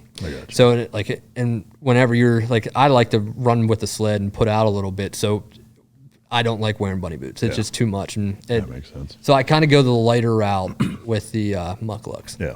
Was there ever a time along the way where you thought about quitting? Yeah, well, not quit. Like, I guess you could say when I got the safety. Like, when I got the safety, I made the phone call to the race marshal with the intention of telling him, like, I think this is it for us, man. But was there ever a time where you were so challenged along the way, you were like, fuck, this isn't worth it? Yeah, I would say, like, if we would have had another 40 miles to go when the team started quitting like that, I would have been really tempted to turn around. Yeah. And if I'd have turned around, that would have been it. Like, it would have been the end of the race. So I don't know what would have happened in that situation, to be honest with you. I don't know if I would have been too stubborn to be like, fuck that, we're going to keep going, or if I'd be like, I better turn around. Because that's the difference between Dog-Mushing and buds. Like, I'm willing to run myself in the ground, no problem. But I'm not willing to do that to my dogs, you know? So it's a different mentality when you start tackling Dog-Mushing. Yeah. Is there anything from the story that you've never shared before that you'd be willing to on Mic Drop? Yeah, you know, I guess the thing I've never shared before is like through like the sleepiness and tiredness and the sleep deprivation, you kind of hit these like almost psychedelic states. You know, you're hallucinating, but then you're kind of having like in between like deep thoughts. And I remember on the Yukon, whenever we left, I believe we left New Lotto, headed into Caltech, went back when it hit the 40 below, and we had the 25-mile-an-hour wind, and I was like, what the fuck am I doing? This is ridiculous. This sucks. And I was like, why am I doing this? And then it's like, and then I remember like at one point thinking that, and like thinking like, who am I? Like, why am I freaking doing this? Who am I? And then at one point it clicked to me, like, I'm whatever I want to be. Really? Yeah, I'm whatever the heck I want to be. That's cool. Right now I'm a dog musher. Tomorrow I could be a freaking clown if I wanted to. You know, I can be whatever I want to be whenever I want to be it. So that's awesome. Kind of that's like I guess a deep thought that hit me during my sleep deprived state. Yeah, I mean, I would imagine 12 days of being basically alone, a lot of self-introspection, kind of weird, almost weirdness that way. I mean, does it get to where it's like lonely? And in fact, that leads into the Patreon questions. That's the first one. Garrett from Tier 1 says, what are the loneliest parts in the sled dog nights like? I love dog mushing because I am alone. Yeah. Like I like solitude, and I guess that's maybe a weird thing, but I like being alone in the wilderness with my dog. That's the one thing I love about the Iditarod. It was cool. Like, when am I ever going to have the opportunity to spend 12 days out in some of the most remote country on the planet with my dogs? Yeah, that's really together cool. Accomplishing one goal together. Like that's a pretty special time, and when you're around the dogs like that, you're not really alone. And I guess you are. It is quiet. out there when you're on the runners and running, because the dogs don't make noise whenever they're running. They're quiet. So it's a lot of time with being in your own head. Yeah. And alone with your thoughts. And it's actually helped me out. Like I've just spent a lot of time in my own head, which I don't know if that's good or bad, but I think, how you react to it is going to determine that. I'm curious, were there ever, not flashbacks, but thinking back to any combat moments during that period that you thought of? Yeah, there's been a couple times where like I would think back to like different friends of mine that aren't here, and you think back at the lives that could have been, like if they were still here, like that stuff that was kind of running through my head, like what if they were still here, what would they be doing? And then it's also like it's kind of like a more of an incentive for me to like go out and do things like the Iditarod, because those guys aren't here anymore. It's like, well, they're not here. They paid to sacrifice so I can go out and do shit like that. Yeah. So it's kind of the stuff that, like, if I think about deployments and stuff like that, I don't really think about the gunfights or anything. I think more about the guys that I was with and friends that are no longer here, That's kind of. Yeah. I love it. A lot of these questions I've already asked. So for the Patreon folks, just keep that in mind. I'm not ignoring you. Wes, Garrett also asked about some of the Northern Lights. Again, I already asked that. He wanted to know what's the feeling like when you were crossing into Nome, Alaska with the dogs and the people there. It went from like, once I realized we got to Cape Nome, because like climbing that hill, it was like when I saw it, I was like, oh shit, I was expecting it to be a lot smaller. That's what she said. And and I was like, oh man, I don't know about this one. This is gonna be a nut kicker right here. And because I knew my dogs weren't gonna, like, it was all up to me to get up the hill. And so when I was going up there, I was like, I don't know, like this is gonna freaking suck. But then whenever we saw the lights of Nome and I could feel the energy of the dogs picking up, that was like the finish line for me. That was the moment, like I almost started tearing up right there, because I was just so freaking proud and overwhelmed with my dogs. Like because like the thing is, like they don't know that how far you're gonna go. Yeah. They just like, this is freaking day 12, man. But it's like the Bud's conditioning run. Yeah. Where it's like, just because you're going back towards the compound doesn't mean that's the end. And yet you never know. Yep. Yeah. Yeah, that was like when I realized that they saw the lights and it clicked for them, and we started going 9 miles an hour. Like it was like a moment, like that was like the proudness that hit me, and it was like, man, this is. And the other thing is, when my oldest son was born, he contracted meningitis and developed some health issues, and his health issues a year later came back, and he had a prolonged seizure, which caused him to be paralyzed for about 2 weeks. Oh, and when he was paralyzed, the doctor told me and my wife that what he regains in 48 hours is what he's going to have the rest of his life. Oh man! And it was after 48 hours, he still wasn't able to even sit up on his own, really. So we were in kind of a pretty rough spot there, and my wife was working, and I was essentially then my son's caretaker. And you trying to take care of a 1-year-old kid that's not able to move anymore, who's used to being tearing up things, and it was a tough time, because like all my energy and focus was on him, and I wasn't able to be the dog man that my dogs needed, or the property manager that my property needed, or the vehicle mechanic that needed to happen. So things were breaking down. Dogs were digging holes and jumping into fences. I had 2 accidental breedings that year because of just not being able to put the time in. And I actually, you want to talk about a time I was close to quitting? That was the time I actually told Jerry, like, I don't think I can do this anymore. Like, wow. I can't be the dad that my kid needs. I can't be the dad that the dogs need and still take care of all the stuff that is here. And she's like, let's just get through the winter. And I was like, all right, I can do that. And then got through the winter, and things got better. Like my son slowly started regaining his strength. He's back to running and getting into things now. But at the time, that was a real dark time for me. And I felt like I kind of hated myself, because I was failing at everything. I felt like because I had too many irons in the fire, and I wasn't able to do anything correctly. It was like I was half-assing everything almost. Yeah.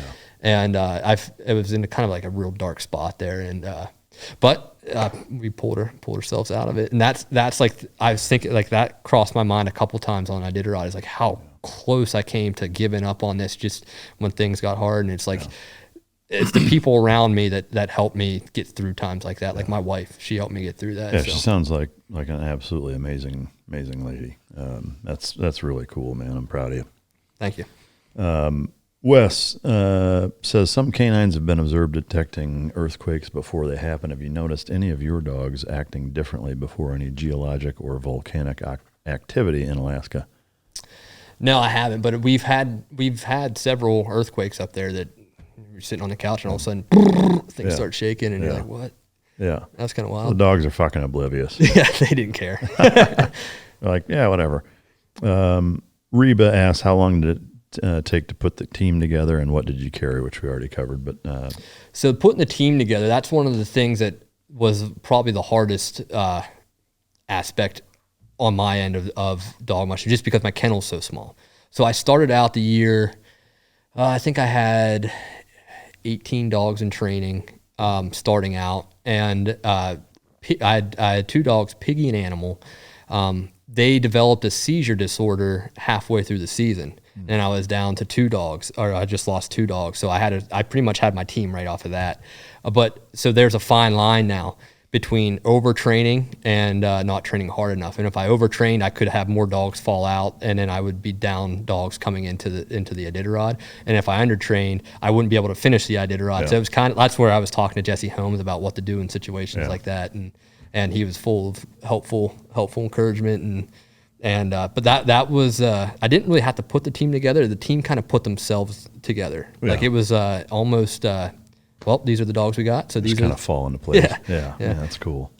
I already asked what you carry during the race. Dano, what exactly are the breeds used? We already talked about that. Oh, another thing I carry as far as my everyday carry, you'd appreciate this, is my SQT knife. Really? I use that thing like a bush knife, man. I use that to baton wood. I use that I use it for everything. And I actually started doing that on deployment. I brought it on my deployment because, like, the way I look at it, my knife is so for you guys that don't know, after SQT you get issued a K-bar, and engraved on it is your Buds class number, and on the opposite side is a member of the SEAL team that you're going to that was killed. And on my knife is Donald McFall, Chief McFall. He was in Just Cause, Operation Just Cause. And so I think about Donnie McFall quite a bit. I never met the guy. He was killed like before I was born. So, but I think about him every time I use that knife. Like it's a cool tradition, one that started sadly after I went through SQT, so I don't have one of those. That's a bummer. Yeah, but I love that they do it now, and that's a special memory. That's really cool. And it's cool that, like, every time I use it, because it could be a display item, because it's a nice I think knife. For most people it is. It is, but most people that I know use it as a display, but I use it, man. I mean, to me, if my name was on one of those, I would. I mean, to me, what's cooler? Than a fucking team guy running the Iditarod, cutting shit with that knife. Like, fucking hey, man. Yep. I opened up all my drop bags by using Don Fall's knife, and it reminds me of the. You may think you're cool, but you'll never be that cool. That's fucking awesome. Claire wants to know, the wild or combat, which has given you the scariest moment? I'm going to have to go with the close air support's probably the scariest pucker factor of your life. I'm not trying to answer for you. But. No, that's definitely it, man. There's, I mean, when you get close to life and death, that's a whole nother thing. Yeah. Especially whenever other people's life is essentially in your hands. It's tough too. That's a tough one. Yeah. Val, and I'm not familiar with this, said with COVID shutting down the race and the recent difficulties with finding enough competitors, what do you think can be done to save the Iditarod? Is that a big problem? The numbers are dropping every year. And I think like the peak of Iditarod into like the 90s and early 2000s, they were getting like 80, 90 mushers signing up. Well, one thing I wanted to ask before I forget, what's the separation of start time? Like, how far apart are they? 2 minutes. No shit. Yep. I thought it was farther than that. Nope, 2 minutes, and then they make that differential up when you take your 24 hours. So that way everyone kind of gets on an equal playing field. So whoever starts first has to take the longest extra differential. Whoever starts last doesn't have to take any extra rest. Sorry. So anyway, I assume that one of your answers earlier of the openness of competitors, if somebody wants to come in, being so welcoming is a big part of maintaining at least enough. Is there if it gets below this number, we're not doing it? I don't know. Yeah. I don't know that question. What is the cutoff number there? I think so. After COVID, that's what stopped the Yukon Quest. There's no longer a 1,000-mile Yukon Quest. They do like a 500 version of it. Really? But when it stopped, Canada and Alaska stopped running joint races because you need to have two boards on each different country to come together and put on the race because it's an international race. Oh, wow. And after COVID, they stopped doing that, and it never came back. So there hasn't been a 1,000-mile Yukon Quest since COVID. Yeah. And I think the reason why it hasn't came back is because there's not enough mushers that would be willing to sign up for the race. Oh, okay. And I look at, like, for instance, the Yukon Territory in Alaska. There used to be a ton of mushers that lived out there that would compete in the Iditarod, and now there's one, Connor McMahon. That's and Michelle Phillips, I think, is another one. But those are the only two people that are in the Yukon that are running competitive races, and it's just mushers talk about this quite a bit. Like, why isn't there a whole lot of turnout? We don't know if it's because like mushing's freaking hard, and you spend a lot of time kind of being cold and miserable and tired, and I don't know if a whole lot of people find that appealing, or they maybe like the idea in their head, but when it comes to actually doing it, it's a completely different thing. Yeah. Yep. Dude, what a fascinating fucking journey you've had. And you're quite a bit younger than me. You're what, 35? Yeah. Yeah. Man, so what's next? Like, is there, I mean, you've already done so much, but are there other things that would fall into that same category of being a SEAL, finishing the Iditarod that are like, I want to fucking do that?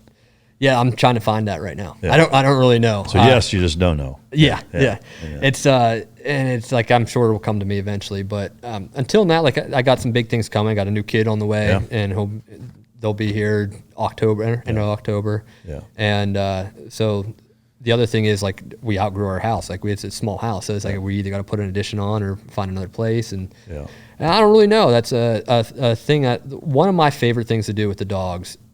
And is actually going up. I do this at the end of the year, usually in April, mid to end of April. Is I'll go up to above the Arctic Circle, a place called the North Slope. It's north of the Brooks Range, and the caribou up there migrate by the thousands. There's just caribou everywhere if you time it right, and it's kind of like going back into a time machine to the Ice Age, because like you just look around, you have these giant mountains around you, and then on the north side of the mountains is all tundra that lead to the Arctic Ocean, and there's just caribou migrating everywhere. And then where there's caribou, there's wolves, and it's like going into it's like I said, going back into the time machine or watching National Geographic in real life. And when you go up the road, the Dalton Highway is what we travel, and it takes you all the way up to Prudhoe Bay. But once you get up to the North Slope, you can't discharge a firearm within 5 miles of the road, because that's where the oil pipeline is. And but with a dog team, and actually you can't launch a snow machine out there either. So there's no motorized vehicles, and you can't shoot a rifle within 5 miles. But a dog team can chew up 5 miles in no time, and there's no rules against having a dog team. So I'll go up to the above the Arctic Circle with a team of dogs in April, and we'll go out there and spend a week hunting and camping. And damn, that's cool. like my all-time favorite thing to do with the dogs. So I'll probably do more adventurous and maybe backwoods traveling with the dog, more remote stuff. Barring the support from your family, kids wanting to get involved, et cetera, is there any part of you that wants to go and actually win it? Like, is there a drive for that? I had that drive at one point, but it changed. Because at one point, because what happens is, if you're trying to win it or trying to be competitive, you need to constantly be bringing in new dogs, and you need to constantly be evaluating what you have in front of you. So if you have a dog that is might be a great dog, but just maybe a little bit too slow to win, you have to find a replacement for that dog. Yeah. And what happened at one point, I think at the max we had about 36 dogs when I was trying to get to that point to where I had a smoking hot dog team. And if you would give my dog team to Dallas CV, the guy who won, he probably would be in the top 10. I have dogs that they're better mushers out there than me. But I forget where I was even at there.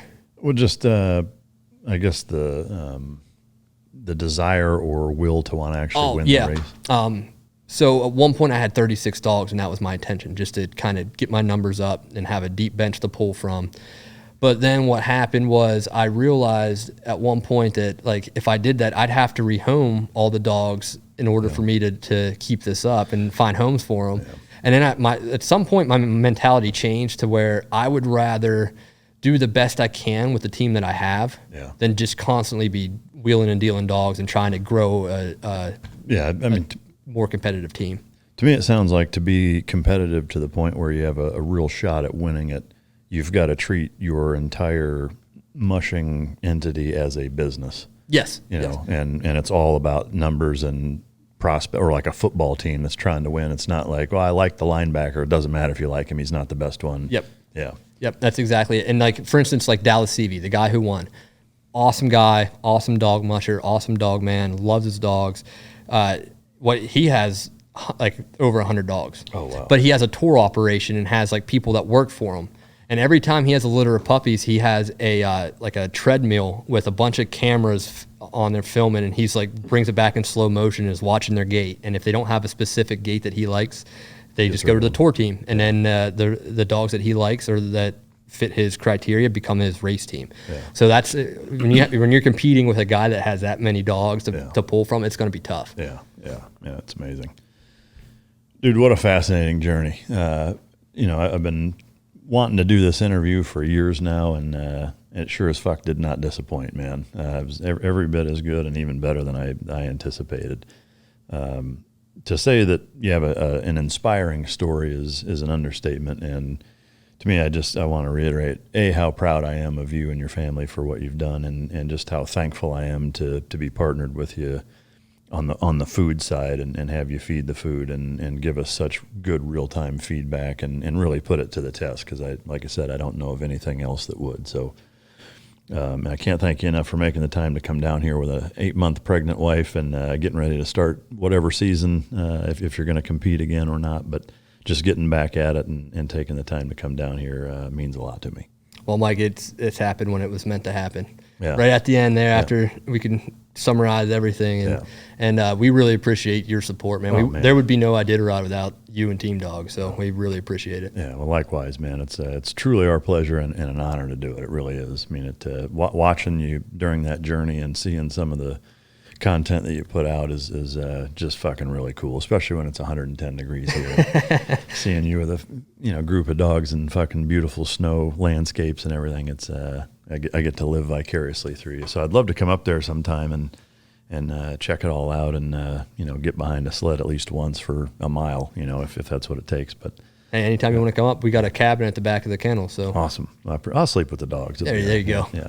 Doghouse for you. Yeah. Thank you again. Anything else you want to bring up? Where can people find you and support, whatever you have next on your journey should you decide to compete again? Yeah, you can find me on Instagram at Frozen Trident. I have a website, frozentrident.com. One thing, if people are looking or interested, is I have a few dogs that are hitting retirement age. Secretariat, Tommy, they're great dogs. Looking for a couch. If anybody's interested in picking up a dog. Would the best way to go about that just be to contact you? Yeah, through the my email is on my website. So if you go to my website or go to my Instagram, you can find my email or shoot me a DM or something. Awesome. Yeah, I mean, to me, that's a cool opportunity. Are they all in that 8, 9, 10 year range? Yeah, I think Secretariat is 7. He's going to be 8, and then Tommy is 6. Yeah, awesome. Yeah. And then Trinket is going to be 3. She's another one that if the right home presented itself. And I'm not going to rehome dogs unless I can find a place that's better, that I can find that be better for them than where they're at. So, and as the dogs age out, and I'm not able to spend as much time with them, and I don't have the space for a couch. Like I'd find homes for them then that suit them. Yeah. And each dog has their own unique personalities and need different things. So if it works out and it seems like they'd be a good fit, then we'd gladly make sure. And all of our dogs, when we rehome them, have 100%. We'll take them back if it's not a workout, because we don't want them to end up in a pound or worse. Yeah.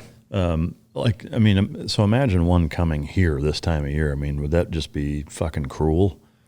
So actually, a friend of mine has one of my dogs, and he lives in Dallas. Oh, really? Yeah. Oh, okay. Yeah, and they do good. So they just there's days in Alaska in the middle of the summer where you can have a 90-degree day, And but I think here, talking to my buddy Daniel, he said that like his dog JJ will just like stay in the air conditioning. Oh, really? Yeah. Oh, shit. Yeah, they just like to stay in the air conditioning, and they have a double coat, so it also insulates them from the heat a lot of the times. And I feel like they get soft whenever, that's what he says, the dog got soft coming down here. So whenever, I guess, did you guys have some snow last winter? When it got cold out, the dog refused to go out in the sno. No way. It's like it forgot its roots, man. That's hilarious. God, that's PTSD, like, snow, fuck that, I'm used to town. That's awesome, man. Well, I got some gifts for you here. Oh, heck yeah. Thanks, man. Big thanks to Champion Choice Silver and John Johnston for donating and designing and what have you. We got a mic drop coin, and then in that black box is something you can take your wife out with. Oh, heck yeah, man. Wearing, hopefully. You put your shit kickers on. Hell yeah. Yeah, so if you could show that to the camera real quick, just to so they can see which one. There's a few different designs. So I'm going to wear this home on the airplane. Hell yeah. The fucking TSA will pull you aside and give me a spanking with it. Yeah. Well, thank you again, man. I appreciate it. We're going to head out to the kennels for the Patreon members. I'm going to record some of that, and we'll post that on Patreon if you're interested in checking that out. Just join the Patreon page. But again, thank you for everything. Super just proud to know you and honored to have you here. Anything else you want to say before we wrap up? No, man. I just appreciate everything you've done for us. No, it's our pleasure. Hope you guys appreciated it. I don't know how you couldn't. It's got to be our longest episode, or real fucking close. Real close for sure. But I hope you enjoyed it. If you didn't, you can choke yourself. And until next time, this is Mic Drop.